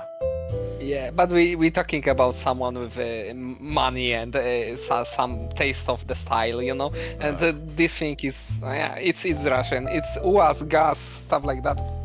So Oh, Lord. I mean, they definitely, like, you can see that they were trying to chip out on the like thinner steel, because the side panels, you can see these shapes that they will make to That's get to reduce weight. reduce the mass, but still like get the same rigid thing with this style of the paneling. I'm not gonna lie, for people that are into like military stuff, and this thing needs to seems to be in like very good condition. Those tires are skinny. Those tires are very skinny, Sane. But if you have a lightweight vehicle that goes off-road, sometimes it's better to have skinny tires than have very large ones.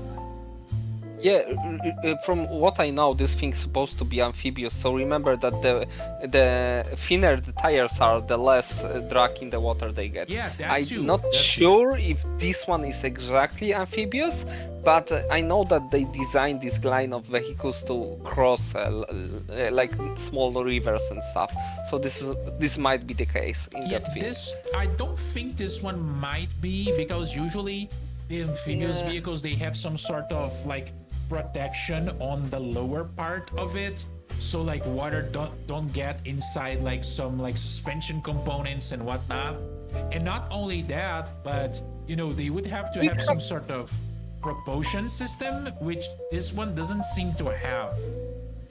I mean, And I'm it not doesn't sure. have anything on the description as well, because you know, if you get an amphibious thing, an old one like an amphi car or like a Schwimmwagen or anything like that, they will make sure to talk about the amphibious capabilities, and they are not saying anything about that here. They only talk about the block differential and whatnot. So I don't think it might be the case. I mean, yeah, this is why I'm not sure if this one is kind of amphibious, but they definitely they designed to cross not heavy terrain, but like somewhat difficult, and it's definitely gonna be on the light side.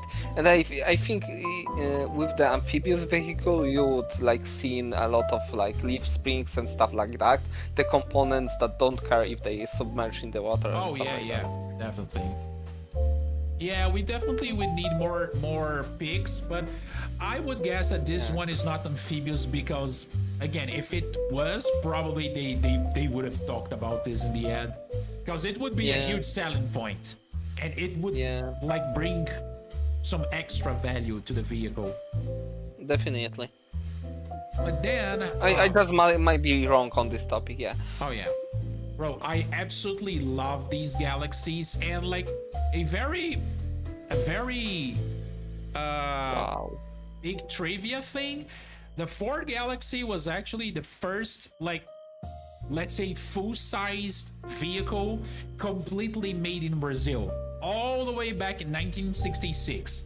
Ford was the first manufacturer that actually started making cars here, because other companies like Volkswagen, they would bring the parts and assemble the cars here, right? We even have like BMW Izettas that were assembled here in the 50s, but Ford was actually the first one to produce, and the Galaxy was the first model that they produced here. I absolutely adore these like tail lights, the crosshair tail lights. These things are Oh yeah. Mate, side note, the freaking cars in this garage. He's standing next to the Ferrari 458 There's Italia. a Mustang. Yeah. And there is like another Ferrari on the left. This is a Camaro. This is a Camaro. See, Camaro. Are you Convertible sure? Camaro. Yeah. Convertible Camaro. Oh. That one, yeah. Yeah. But on the other, there is a Mustang, a Ferrari Italia, Camaro. Yeah. I'm not sure what's in the background. Yeah, the blue thing. The blue one. There's two blue actually, but yeah, you know, Yeah. there are some rat cars here. Yeah, there is And another a lot Ferrari of on the left. expensive shit here. Yeah, that's some collector things. Porsche next to the Ferrari thing on the left. Wait, right. Zane, you're talking about this green one right here? This particular tone of green? I absolutely love this. And again, the color combination. Green exterior with... Is it beige or is it very light green? It might be a very light green, you know, because the carpet looks green, and like the middle parts of the interior look looks kinda light green. Yeah. And the parts with the like light weather beige or something like that. Okay. Now, wanna hear something fucked up? This thing right here, the guy is selling it for like 15 grand, right? The same car in the same sort of condition like here in Brazil, nowadays, I'm pretty sure it would cost like at least 20 to 25,000 US dollars. I mean, At in least. Poland, it would be absolutely crazy price on this thing. Yeah. So And these things were like absolutely common like back then. The Ford sold a shit ton of Galaxy 500s. Why did I put my jacket? Okay, whatever. it just got cold. Look, Stan, I think the light is reflecting off of the green details and giving the appeal. Oh yeah, that might be the case as well. That might be Yeah. the case. Everything is possible on the picture, you know? Yeah, because if you take a look right here, both the door panels and the upper part of the bench seat, they are beige. They are not green.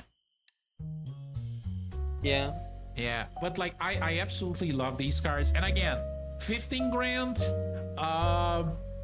Feature. Oh, he actually talks about this. Featuring an elegant green exterior that exudes sophistication. With its four-door design, this vintage beauty offers both style and practicality. The chrome accent and distinctive lines showcase the iconic mid-60s aesthetic, while the spacious interior provides comfort for passengers. This green four-door 1965 Ford Galaxy 500 captures the essence of a bygone era, making a statement wherever it goes. New tires, new bro, 40,000 miles. What do you Dude, mean? this is one of the cars that I would go broke to just buy it. Okay, Definitely top 3 okay, today. wait, dollar to euro.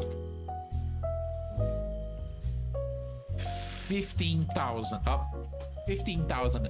Bro, that's like 14,000 euro. Jack, come on, just travel to America. You know you can do it. They tried to ruin the picture with a smart here on the right side, but they failed. Oh, I don't this even is a know if Chevy that's Nova. a smart, but it might be. And this is a Volkswagen bus. And Yeah. this seems to Holy be like shit, a it was- fucking Brazilian bus. It might be.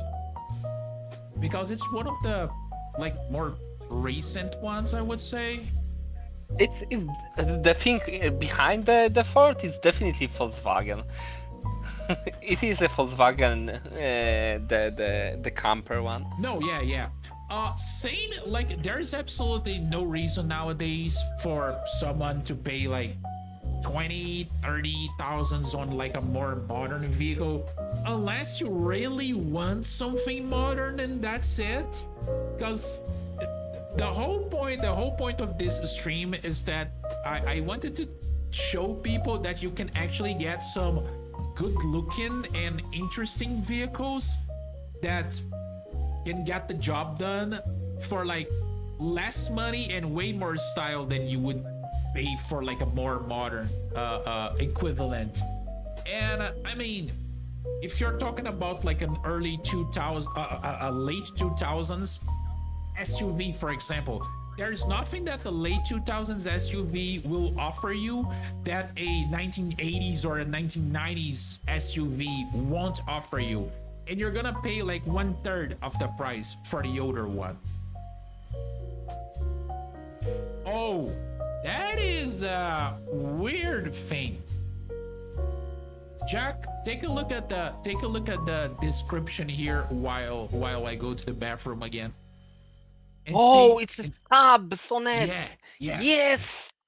I was reading about a Let me go to the Subsonet bathroom. first and second generation, but the Subsonet is a very cool car. I think I have it in my book on the cars as well. Let me just check a little bit and like check out the description. What did the guy says about this beautiful car? Yeah, it's a 73 Subsonet 3.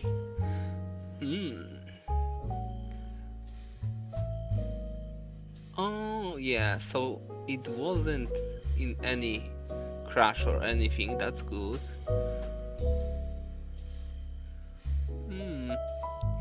Yeah, missing passenger mirror is not the big deal. I mean, with the older cars and more unique like the Subsonet and other like Swedish rarities, the parts are very hard to combine and stuff like that. But you can live with these, like there are people that specialize in like remaking these parts and things like that, so it's not like the world breaking deal. But it's an awesome car, yeah. Yeah, it used to have an AC, but he's missing the compressor, and compression mountain houses. So definitely someone like put out some parts from this car to like sell it for some other one. The engine was rebuilt though. With a little bit of sport vibe. Yeah, but that's such an awesome car and such a unique car. Like to get across this car in the US would be very hard because in our Europe it's very rare as well. You're not gonna see a lot of these. I just gonna try to find it on my book as well. All right, I I'm back. definitely have things about the subsonets. So okay, so they are rare in Europe as well, because I never even heard about this thing. And I do enjoy like Saab cars a lot, but this one I never heard about it. Ooh. Yeah, it's a rare car. It definitely is Wait, one of the rare cars. It's a V6? No. No, it's a 4-cylinder. I mean, the European cars usually have the lower displacement, but it's supposed to have the V4. Oh yeah, it is a V4. But this is such a cool thing about this kind of cars. There are some things that you won't see in any other type of the car. Oh that, yeah. Like, what American car have the V4? Come on, people. The RAV4. Oh, yeah, 190.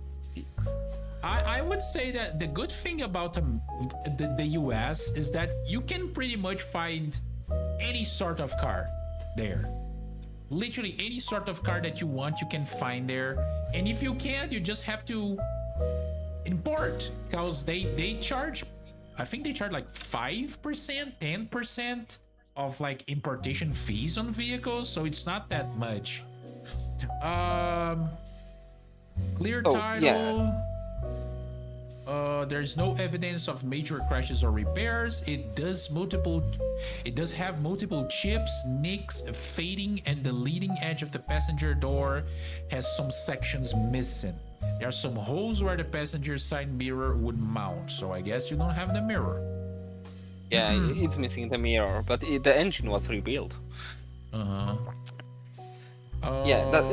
the thing that I can tell you about the Subsonet, it's that, well, it was made in the 1970s, and it was the last try of the Saab to push out this model, the Sonnet model, out of the foreign markets and stuff like that. And it was, yeah, the new things in the Subsonet 3, like compared to the Subsonet 2 and 1, was the engine, the 4-cylinder V4 with the 1.4 displacement of this engine. It was making about like 65 horsepower, so not a lot for like American standards, but it wasn't very heavy. And they produced like 8,336 sonnets. Yeah, so it's a kind of rare car. So yeah, it's definitely one of the unicorns that were difficult to go cross in your like everyday mischiefs with the cars, but it's a very cool car. Yeah, I really like this wheel design. It's like very unique, and it kind of plays with your brain a little bit. But then I don't really understand, like, why does it have like things right here that look like pop-up headlights, but then the headlights are pure? Does it have like two pairs of lights? Yeah, there are actually pop lights. Oh. Yeah, this is just like he have like the casual normal driving lights, and I believe the long lights are in the pop-ups. I could totally see this car being featured by Do Demuro on his channel, and he's being like, "Oh, today we're gonna talk about all the quirks and features of the Saab Sonnet 2." Or wait, isn't this supposed to be a 3? This is the third. Yeah, this is Subsonet 3 actually. I'm gonna send a message to the guy and be like, "Bro, you got the model wrong in your own advertisement." You even have like on the dash you have sub sonnet 3, so Yeah. you mean sonnet 3, yeah. I'm gonna trust the dashboard, not the guy. But yeah, it's a very interesting, definitely a project car. I have absolutely no idea how much money one would spend in order to put this thing in like a good condition. But I would say that maybe It would like, be very expensive. no, but that's the thing. Like, Americans are so fucking lucky when it comes to like car parts and whatnot. They can import everything, they can find everything. Things are not like stupidly expensive, apart from like some very specific, very luxurious vehicles and whatnot. I would guess that if maybe with like 10 or 15 grand like spent on top of the original price of this vehicle, you would already be able to put it in like a very good condition. Yeah, I mean, remember this is the rare vehicle. It's very cool. I mean, and it's like it's fully original. The wheels are original to this vehicle and stuff like that. This is definitely the car for the collectors that have a budget to like track down and get some original parts and to restore it. But again, it's not for like everyday boy, but it's like if you could still afford it somehow. So definitely. Yeah.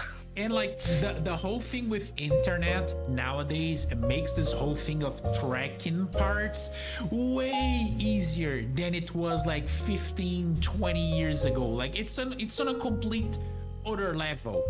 And even in fucked up countries like mine, we already like use this thing in order to try and find like cheaper parts and better parts. Like me, for example, I bought like an original Chevrolet badge for like my hood grill, not hood grill, like the grill on the car, right? The front grill.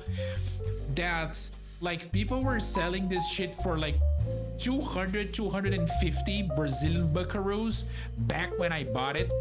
And I was like going through some pages and whatnot, and I found an advertisement from a guy that had like recently got the car and disassembled it for like all the parts. And I bought that same part for like 35 bucks, and it's an original Chevrolet part with like codes and whatnot, and it even had like a little bit of paint fading from like all the use like throughout the years, right? And yes, like saying like some stuff you can actually make from scratch. Of course, it's not gonna be an original part, but depending on how rare these things are, like sometimes it's better to just make it out of scratch. And you gotta remember, nowadays with 3D printing, and people being able to print like stuff in plastic, you can even make like plastic parts, like for interior parts or exterior parts with a 3D printer, which is like, bro, it's we are living like a good era for these classic cars and replacement of necessary parts. What else can we find here? Ooh, another Corvette, but we already looked at Corvette, so I'm not gonna bother with that thing. Another El Camino. I'll put the BMW Z3 here. Get out of here. Wait, you don't like the Z3? Not pretty cool. I'm not gonna lie. I'm not a big fan I of this. think it But looks the like Z1, a fucking yeah. shoe. If you're gonna like find the BMW Z1, Wait, that's which one is the something. Z1? With the very weird design of the doors that Oh getting my god, this thing is underneath. horrible. I've seen this thing before. It's cool. no, It's Jack. so No, weird. it's not. It's horrible. It looks so disgusting. I mean, it's so bad that it's good. I like Oh, it because nah, it's bro. quirks. It's weird, but it's fun. I mean, it's not gonna be so sexy that the BMW Bro, look at this M1, rear. but Look at this rear. It looks like a derpy Volkswagen or a Skoda. Oh my god, look at this horrible thing. it's interesting. No. What? I would rather hell drive a is that? Trabant. Yeah, I mean, we can disagree on some things. Yeah, that's all right. Oh Lord. Okay, this thing I looks like cool. it. It's weird. This Triumph looks cool. I'm gonna ignore. Oh it, yeah, that- the that- Triumph TR6. Yeah, the TR6. The TR series of Triumph, they look pretty cool. And these guys, they do have like a good inventory here. Oh yeah. The G. I mean if we're talking a about the Trans Triumph, Am, a Corvair, pickup. They have a Cadillac here, a late 80s, early 90s Caddy. Pacific Classics. A Chevelle, three Chevelles, a Corvette, a Dodge. oh, And is we that are... this, What? the blue one between the This one... orange one and the red I- one? What is that? That's I a cool one. don't really know. Like a lot of these it's definitely like late 1930s. Yeah. Now I don't know if it's like a Ford, a Chevrolet, a Buick. No, not late 30s. Mid 30s probably. Yeah, but that's an interesting Yeah. car as well. Yeah. About the Triumph, I'm definitely gonna say that this is interesting one, but I think the Triumph Stack is way better. But Oh, the I mean, we stock got is a pretty cool one. Yeah. yeah, and especially with the Targa design, I like it. So, Targas are nice. but this one, But then they are Yeah, not Targa- nice when it rains because 90% of them, like water gets inside of them. And it's not yeah, fun. the seals are not the best usually on this type of cars, but I mean, Every they're single one interesting. of them had issues, like the Trans Ams, Yeah. the 914s, like the other Porsches, the Porsche one. 911s, like what else? Yeah, like the Stags.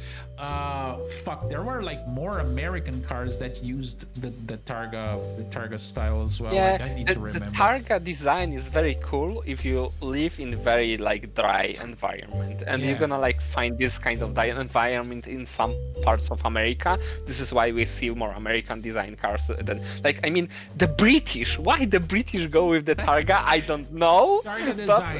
the Good for- car is cool. Good for dry environments. Arizona, yes. Birmingham, not that much. Seattle, like, Yeah, bro. I love it. I But love yeah, it. like this thing is pretty nice. Again, it's from like a dealer that specializes in classic cars. This is, bro, like this is the sort of shit that I would like to work with, like for reals. Like this is my dream job, like dealing in classic cars and whatnots. But like it's I'm not gonna say that it's completely impossible to do that in my country. It is possible, but it is something that only if you have like even if you want to start with like cheap stuff, you're still talking about like a good amount of money, because like every time that you buy a new vehicle here, you gotta transfer the vehicle to someone's name, and that already costs like a good amount of cash for each vehicle. And like cars here are, we were talking about like the how overpriced they were, like one of these days. So it's the sort of thing that unfortunately, in order to work with that thing here, you need to have money. You need to have like a good wad of cash to start a business like that. And you need to have even more cash to make it keep afloat, right? But a company like this, you can clearly see that they know what they are doing. These cars, they probably went through like some sort of inspections and whatnot to assure their quality. And this is a very interesting purchase. Dual carbureted. What else? Original color, not original paint. So yeah. The things about the Triumph TR6, it was like designed in the 1968, and it was like the successor to to tier 4, like more similar to that design. It went through like some design changes as well, but the interesting thing is like the tier 4 had like 4-cylinder engine. This one got the 6-cylinder engine with the 2.5 liter. It was generating around 133 horsepower, and it could like reach 200 kilometers an hour. Yeah, And, because this thing is very lightweight. Like you put an engine like that in a small car like this, in a lightweight vehicle like this. I would say that the two things that the British excel when it comes to like car manufacturing is either very luxurious cars like Rolls Royces and Bentleys, and roadsters. I'm talking about like back in the day, like these small roadsters. The majority of them that came from Britain were like amazing cars. You have like all the Triumphs. You had the Sunbeam Alpines back in the 50s. You had things like all the MG models that were like roadsters, like the TB series and whatnot. You had things like the Morgans, the Lotus, like the Lotus 7. What else? The Jags, like the XK series, the XJ series, like later down the line. We can sit here and talk like 3 hours about like amazing British roadsters. They really did some very nice work with these things right here. Yeah, I just wanted to add they produce around like 94,000 and a half, a little bit more than that, but a good amount. Yeah, but it's a very good amount. Yeah, for How that many kind years? of Triumph, yeah. I don't remember how long it was like produced, but okay. yeah, and there is no information about that in my book as well, so I need to find it out. My monkey brain activated Cadillac, monkey brain activated Lincoln. What else? We need more monkey brain. All right, we're gonna. Okay, let's do these. Oh, there's a comment here as well. Almost flew under my radar. We're gonna do these. Wait, what is this? Oh, it's a Sierra. Oh, yes. So to add to that, they were produced from 1968 to 1976. The TR6. So yeah, the 8 years of the production, they made out like 94,619. Yeah, 8 years for like, that's pretty much like 10,000 cars on an average, like each year. Those are good sales numbers. It's not bad. It's not bad at all. Okay, so here's what we're going to do. There are 4 cars right here that are very interesting because I don't really think that a 2000 Honda Civic is an interesting one. So let's go for these Not two. really. Yeah, not really. Let's go for these 4, and then we're gonna call it a day because I also gotta eat, and it's already like 11 p.m. And for maybe like 2 weeks from now, if you're available, we can do like an European version of this. You may, of course. I cannot wait till this day. Yeah. Either we're gonna do like an European version, but I'm gonna need you to help me with that one. We're gonna need to find like good websites to look for like used cars like this, or classic cars like this, and either we could do like European, or we could select like specific countries, like, oh, let's look in France, or let's look in Germany, and like whatnot. Yeah, we'll think about that. Yeah, there's a shit ton of countries. Oh no, it's one of those advertisements that they have prints of cell phone screens. Like, why? Wow. That's Very bad. If someone doesn't bother to take a proper picture, it doesn't say the best things about the seller. But first fucking picture I can, even though it's a print from a screen, I can already see that there's a bunch of like issue with the body here on the line of the trim. See, like Yeah, and there's the some gaps on the Yeah. doors in the front and stuff like that. Maybe this is why someone like takes such a poor photo. color combination, good color combination, not gonna lie. No cracked dashboard. Don't need why you put that fucking steering wheel cover, bro. That's not really necessary. Gavin Hill is the name of the guy. As you can see, I mean, there's not a lot of info. The problem with this is that kind of Craigslist is known in America for having like a lot of scams.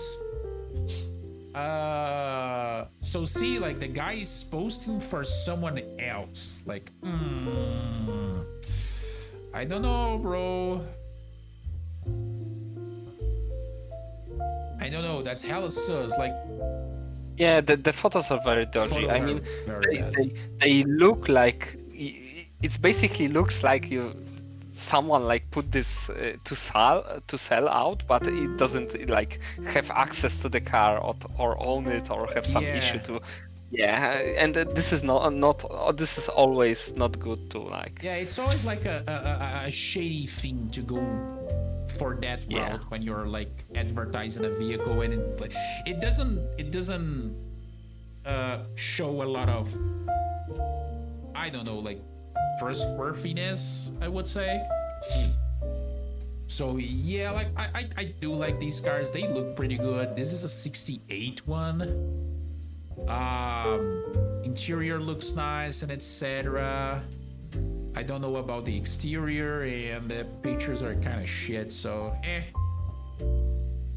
Now see, like this is a car that is not as good, but then it has like good pictures apparently. So let's read about it first. 1967 Lincoln Continental 2-door hardtop. 67, so I don't think that it has the... Wait, it does. It does have the funny speedometer. Oh yeah, it does, but it looks kind of broken. Yeah, it looks kind of. It's not. You can see the filament on the right side of the dash where it's like still sitting still, you know. And the other thing, did you saw how sketchy they put it on that? Oh, I didn't saw like all the wood things under the car. I just realized wood. All right, so this is one of only 11,000 to, I mean, one of only 11,000? That's not that rare, bro. I'm not gonna lie, but okay, let's keep going. Match number vehicle with factory engine, transmission, rear end differential, etc, etc, etc. Factory color light aqua. This is a project vehicle and does not run or drive. It will need to be hauled. Okay. This vehicle is very heavy. Yeah, we know. Don't worry. Yeah. The car is equipped with factory 462 cubic inches 4-barrel V8 engine, 340 brake horsepower back in 1968. That was a good amount. I don't know how much is like 485 foot-pound of torque because I don't use like freedom units. Yeah, how much? Wait, foot-pound. I wrote it wrong. Foot-pound to no, not Newton meter. Like who the fuck uses Newton meter? Okay, so that's like 485. That's like 67 kilos of fucking torque. Bro, you can haul a fucking RV with that thing. The engine turns freely, which is a pretty good thing. Dealing with stuck engines is not a funny thing. Car is not running. Automatic transmission, rockers, pillars, firewall are all in very good condition. the trunks on a lot of these cars really like to rest. It's kind of weird. Like trunks are, I don't know why it's always the fucking trunks. I don't know if it's because like the the seal on like the rubber seals on the trunk lid go bad, and then water falls from like the roof to the trunk and gets accumulated, and then it rusts, or like whatever it happens. It might be the case, yeah. I mean, it's a big flat in back there, so the water can get through on the like big surface, you know. She's big, burly, and badass. I mean, at least the guy was very honest about the vehicle's description. So, like he said, it's a project car, but Continentals look really nice. Oh, and this is a 2-door. He talked about this, but it's a 2-door Continentals are cool because the majority of them are like 4 doors. I mean, the car itself is awesome. It has a lot of very interesting design choices, like with the speedometer and stuff like that. Oh yeah. It just needs a lot of love, this particular one. But I love the color scheme of the vehicle. I really like the light blue interior and outside. But it just definitely was sitting outside for some time, and it definitely needs a lot of attention. But the car, it's on its own, and like very honest description of it. That's a good sign. Yeah, the rear seat is like immaculate. I mean, probably not immaculate because, you know, like having a big car like this, probably someone already shagged on it like prior. You know, like. I mean, it looks like the Vice Grip Garage Project car, so. It would like Derek would buy this thing and be like, oh, let's go on a 2,000-mile trip on this thing. But you know what? In the middle of the trip, he gonna explode. Yeah, it's kind of definitely. Did he actually had like any like major issues with any of his cars? Because I don't think I ever saw any of his videos in which he was like, oh no, this car didn't make it. Oh yeah, he definitely did, because I watched a few of them. Like he bought a car with the basically broken engine block. So yeah, it definitely had some issues on the road with some cars of his. But every video of his are very entertaining. So for the issues are fine. I remember he buying like, I think it was a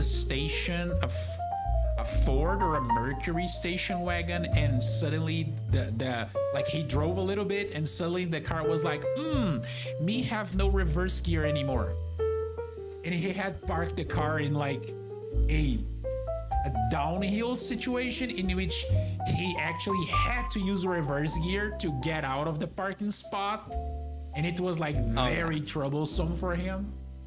But like just going back to this particular thing right here, I absolutely love how the dashboard right here has like pretty much what I would think is a bunch of the probably the air conditioning and like heater controls and the radio on the dashboard. Yeah, and that thing it looks like sorry that I'm interrupting you, but it really looks like the early computer, you know, with the speedometer like a monitor, and the rest of the dash like a keyboard with a lot of things. And you can see that this thing is so wide that it really looks like like you said, a computer or like a jukebox, like a table worth of instruments in front of you, like just laid down.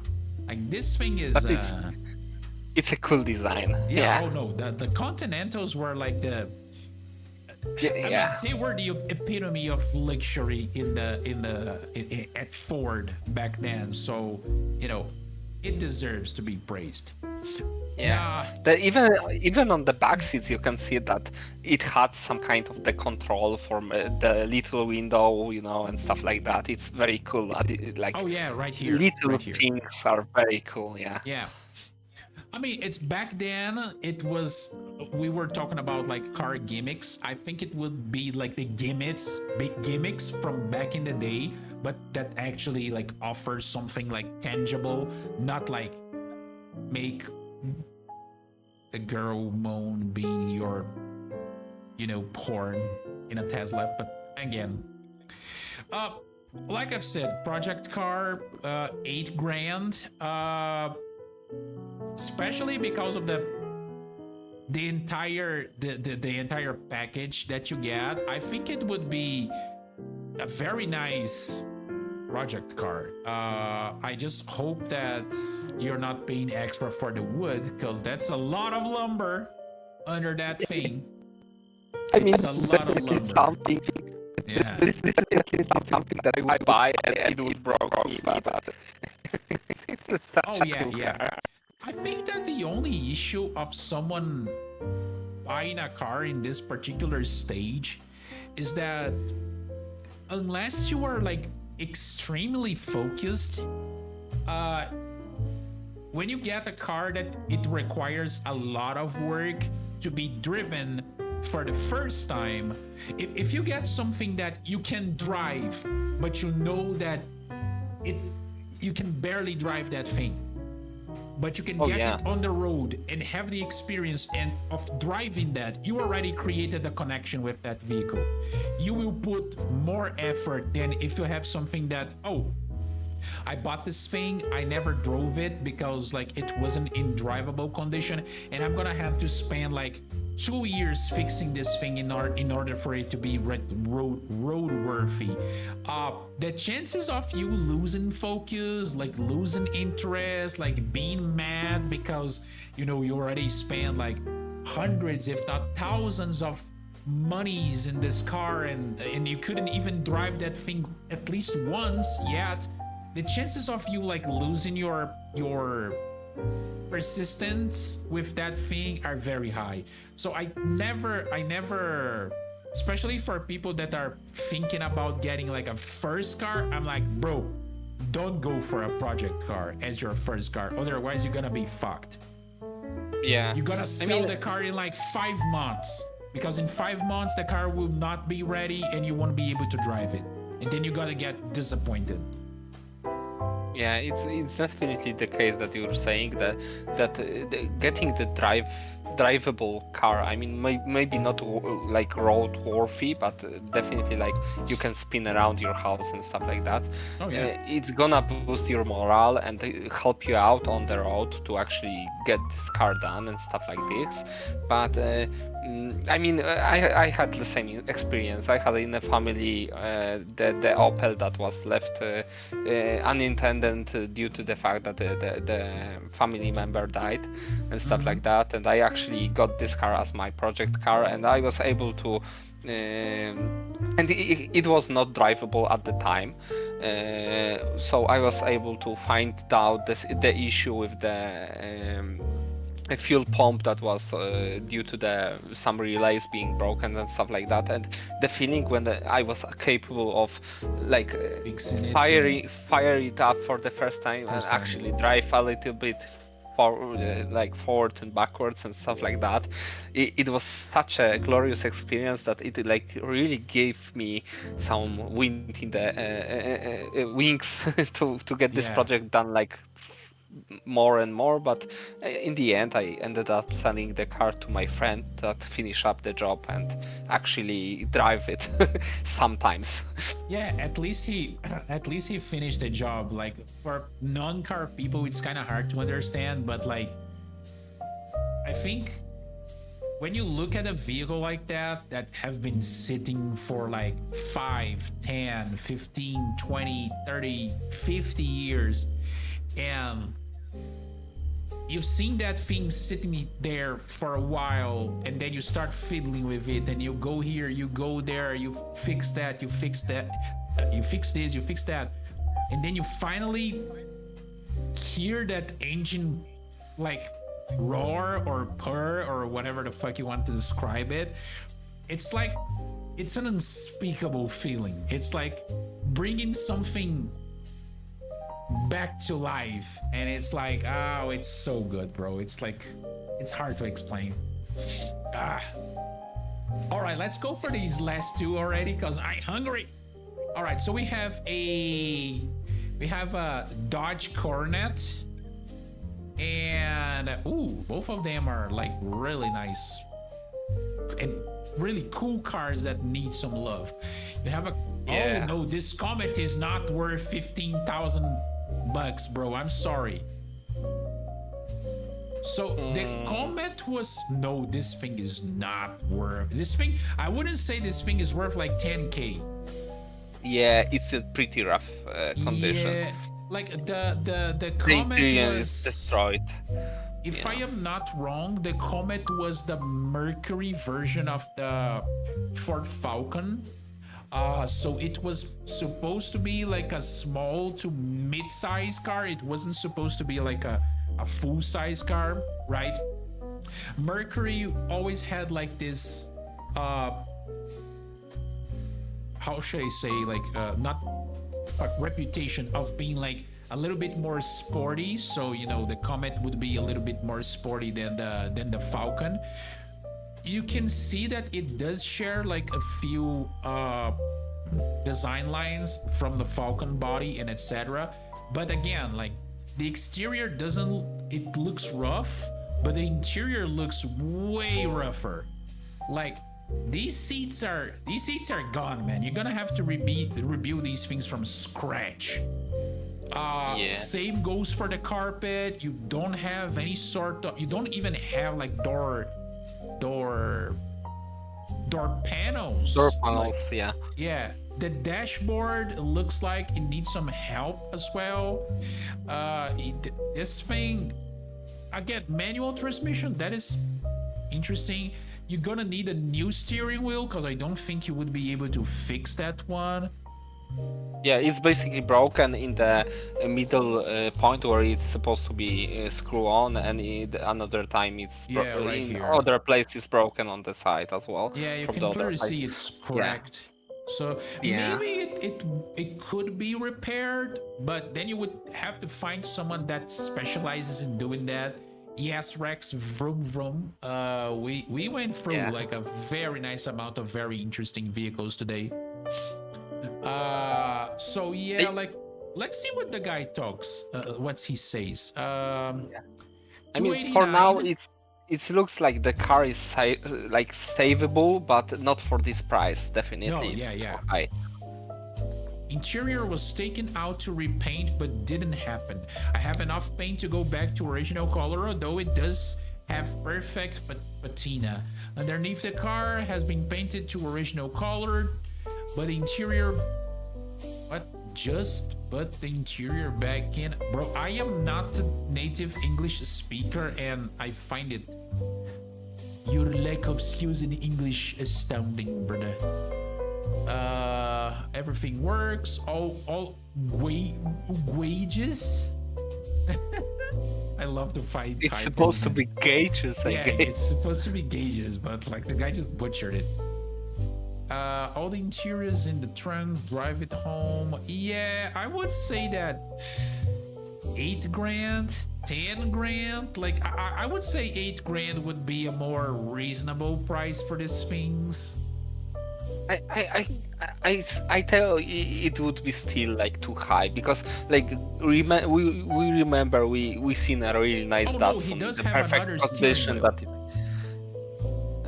Oh yeah, He he does have have it in the another back. steering wheel. Oh, okay. Yeah, but I mean, to be honest, we seen Datsun that was in perfect condition, and it was like less than 10 grand. So I don't think this car in that condition Yeah. is worth over the 10 grand or something like that. I mean, the 5 Yeah. grand maybe, definitely. It really needs a lot of work to put into it. And it looks like the guy that was trying to write down this thing, the details about the car. It was broken, like drunk, crying, and trying to type this thing. Oh yeah. But yeah, Yeah, no, I know trying to exactly what salvage you the feel. money. Yeah, like I'm sorry, but like he said, all the interior is in the trunk.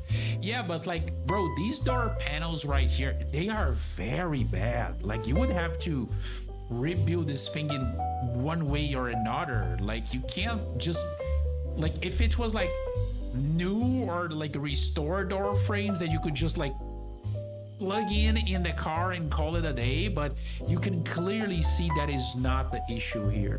That's not the case Yeah, and here. Sorry. the seats, to have Yeah, the seats seats are in far this gone. Yeah. condition, you need to like rip everything out of the seats, take care of the frame of the seats, then put Yeah. the new foam New inside, foam, and you need to this lever is beyond saving, so you need to pay a guy that Rebuild it from the specializes. scratch. Yeah, so this will be very expensive on its own. Not Exactly. even getting on the not even getting into the exterior of the car or like revisiting some issues with the mechanical things, because they definitely are some things that Yeah. the car is drivable, but it not be worthy, you know. Like these seats, I would say that best case scenario, what they would save from it, it's like the metal structure. And bear in mind Yeah. that the metal structure could be like rusty and not worth it as well. But like best case scenario, because that foam is going straight to the trash, and that cover, like it might be the original one, but I don't know how they would be like a professional would be able to repair that thing. I absolutely don't see how. Yeah, Maybe I mean it's my lack of knowledge from my part, but I mean, yeah, the condition is rough. Yeah, definitely about the seats, like you said, there is such a big hole on this picture, and across all of the seats, there is such a big holes that you don't need to rain to get into. Moisture is enough to get into the foam, and the foam gonna pick it up, and it's gonna rust the frame of the seats so badly that this can actually be beyond saving at all. So you're looking to finding a new interior, and finding in that color gonna be very hard. So I think the full rebuild or either buying the rebuilded set would be very expensive. So just the price wise, car will be gone for me. okay, we still have one to go, but I think that the crack pipe price of the night, I think we'll go for this guy, because I think he's just charging way too much money for this car. So let's take a look at that. I think it's a Coronet. I really like this body style of the Coronet. But this thing also looks kind of rough, and it's like only $2,500 cheaper than that other one. But okay, let's read it first. 67 Coronet, 440, so big block Chrysler engine, factory red with power steering and dealing air C. For fuck's sake! The engine is not even running, bro. Probably needs to be replaced or rebuilt.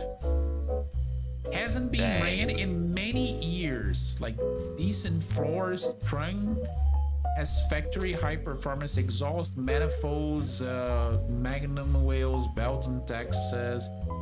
Most interior intact on this these cars are not that rare, bro. Like maybe if you're talking about like the combination of the body with the engine, but like Coronets in itself are not that rare. Let's take a look at these pictures right here. I mean, we can see on the outside some moss, so it probably was sitting in some big moisture for over some time. What is this alligator skin like horrible. wrap? No, I don't dislike it. I just find it like very quirky. Let's put it like that. I don't like it at all. I think I would rather have that pattern of the checker inside of it. Wait, where is the moss that you were talking about? I'm not sure, but on the Like like this? the trunk, it might be the moss and stuff like that. I don't think it's moss. I think it's actually like just a Just a rust or something. just a like that. like Maybe. surface level rust. Maybe. Yeah, it's probably just like surface level, like patina, right? Surface level rust. Yeah. Like, granted, I would say that it would be cheaper to get a new engine for this thing, because this one looks, the interior definitely looks better than that thing. Oh yeah, but you can see that the door panels are kind of fucked up in this door. Yeah. See, I think this thing probably moisture got inside of the car, like you were talking about, and it kind of bented the interior pieces. the panel. Yeah, the panel. The panel probably needs to be replaced. The benches look like the seats look very dirty. I mean, fuck, I mean, like, it's like it looks better than the last one due to the fact that this is actually some base. You have some look like it have a decent bro, it has a body. Z3. There's a but Z3 in the it's- back. Oh yeah. Your favorite. Yeah. I mean, it's better than like BMW E38 that I despise, absolutely No, hate. right. You're with bringing, the you're bringing a fucking gunfight to a knife. A gun to Yeah. a knife fight, bro. Yeah, I mean, the car itself have a big issue of not like engine Running? can be very bad. Yeah, it's not running. So the everything that is related to the engine is questionable. Like he was writing about the exhaust pipes for the performance. It doesn't matter if the engine don't run. You don't worry about the pipes. If you're gonna replace the engine, you can go with like different engine, and then the pipes are gonna be useless anyway. Yeah. So the biggest issue is Can you- definitely the not Can you working get like engine. 40 box engine in America? Oh, not boxer. Oh, that is not what I'm looking for. All right. Mopar box engine. Can we get those things? Mopar engines for 40. Oh, you can get the 440 Mopar at Amazon. Jeff Bezos would deliver like personally to you. Wow, you could definitely get like a replacement for that thing or a rebuild on that. I think that's the problem. This one is at the same time that is better than the other one. It's worse than the other one because the other one was, well, technically, body-wise and interior-wise, it was shit, but it had a decent engine, let's call it like that. But this one, it has like a interior that is bad, but not as bad as the other one, an exterior that is, it looks to be more in a better shape, but then no engine. So you're like, the price is cheaper as well, but especially since I think one of those 440, like you probably wouldn't pay like less than $5,000 for an engine like that. So I don't know, the crack pipe price of the day, I don't know. I think that those two guys should share the price. I still think that this one is better than the other one. Yeah, I still think the same. This is definitely better due to the fact it looks that that it have like some kind of primer before like painting the car actually. So this is maybe why I thought on the beginning that it is moisty, because the primer can pick up some dirt, and this is can give out the like similar effect on the photos and stuff like that. So it have primer. The body panels are looking alright. I was about to say that the body panels, like if you take a look at some of the body panels, like you don't see a lot of difference when it comes to like the gaps, like the door gaps are also like not these are some kind of shitty angles. There is nothing really wrong with it, and there is some kind of interior, you know, you're gonna like it or not, but you can actually sit in it. So the issue is engine, and the biggest thing about this that we don't know if we can repair the engine or we need to replace it. So it's depending of the situation. It's gonna be either picking up some cost very fast, or you can actually work with it, because some engines can be even seized and they are able to like restore the engines after all. But you need some knowledge in this department if you're not in the like I don't think I would be able to rebuild that kind of engine. But it was you know, engine. But after all, it's gonna still be better platform for work further on than the crack piped price car with no interior. Let's see if we can actually find Magnum. Okay, looking for more. Do they have like prices for this shit? I just want to see the price. Okay. All right, 440, 10 grand.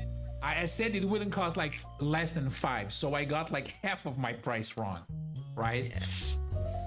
I mean, the engine gonna be as expensive as the whole car basically. So it's very depending of if you can like repair the engine or you need to replace it.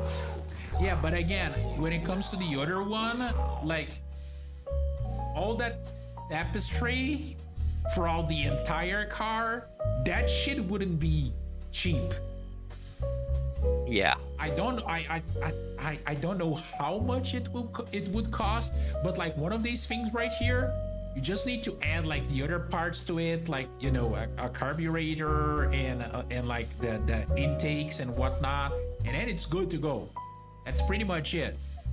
Yeah. So I mean the interior repair not gonna be so expensive. I believe you could like get it into like $3,000, but I'm not like specialist in that matter, or I'm not in America, so I don't really know. I just guessing about like how much work you need to put into this. But in this one, I think that all you would have to do, like, I don't even think that you need to replace this carpet, at least not in the front of the car. I don't know about the rear because they don't have pictures of like the rear seats, like the floor, not the seats itself. These seats, I think that just a good wash would be enough, because you don't see I don't know if this is a cut or just like a indent or something dent, like that. but you don't see like cracking marks on the seats. It's kind of corny, you know. It's fucking alligator skin pattern. Yeah, but you can still like sit on it and work with it. You can use it.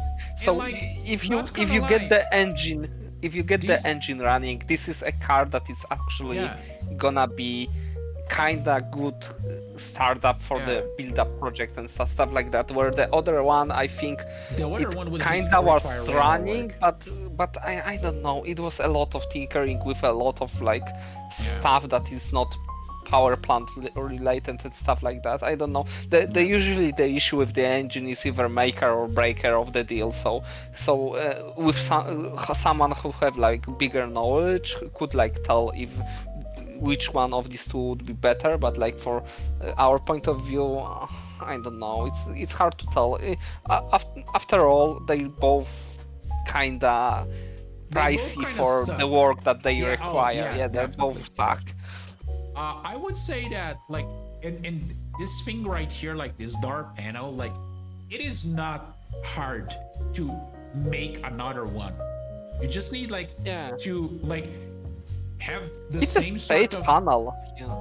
no, yeah, and it's not only straight, but like you only need like maybe 3 or 4 like little holes for like the different stuff, and then you would have to apply the same sort of pattern on top of it, you know, like the alligator skin, like black alligator Yeah. skin stuff. But like these old car like door panels, they were built in a very simple way, so it is not, I'm pretty sure it wouldn't even cost like a humongous amount of money to replace these 2 doors, and then maybe like and then like wash the seats and etc. You don't see any crackings on the dashboard as well. And when it comes to the mechanic part, you just do like a basic revision. You check the transmission, like brake system and whatnot. You slap the new engine in with like pretty much, because the guy we're talking about the intake and whatnot, if you're going for the same sort of engine, you're not gonna need to replace those. So you just slap the new stuff unless they are bent or like not aligned properly, and you're good to go. You know, of course, it would cost a good amount of money for the engine and whatnot, but I still think it would be probably cheaper than dealing with all the cosmetic stuff that the other one would require. Yeah, the other one had like very complex interior, where this one have kind of simple one. So Oh, yeah. yeah, I definitely. Even though it's corny, alligators Yeah. are corny as fuck. Yeah, It but would be a perfect I car mean, for a Floridian. oh yeah, I mean it's a Dodge. I really like Dodges, so maybe Yeah. this is why I kind of like feel this one better. But still, both of them are very pricey for the For what work they that they offer, yeah. require. Yeah, This one, I think if you it can was find like better one with the price. this one would be worth like 8 grand. Yeah, maybe. This one would be worth 8 grand. The other one maybe like 5. So yeah, the crack pipe price for the day is going to that Mercury Comet guy. But yeah, I guess that's pretty much it, Jack, because it's kind of late and I am almost losing my voice. All right, been it was a talking lot too of much. fun though. Yeah, it was like I said, in 2 weeks, if you have enough time, we can do another one, but like for European cars, and then I'm gonna count on you to help me with the other stuff that I was talking about to check like the websites and whatnots. But You're yeah, sure, mate.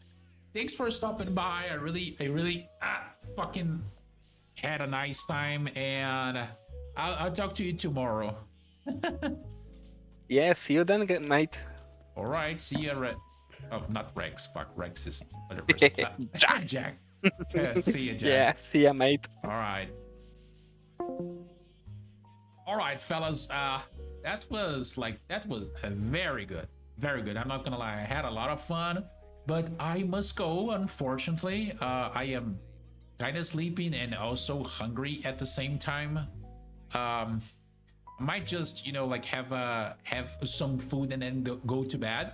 But in the meanwhile, I'm gonna leave you guys with someone else, someone that can provide you guys some nice entertainment as well.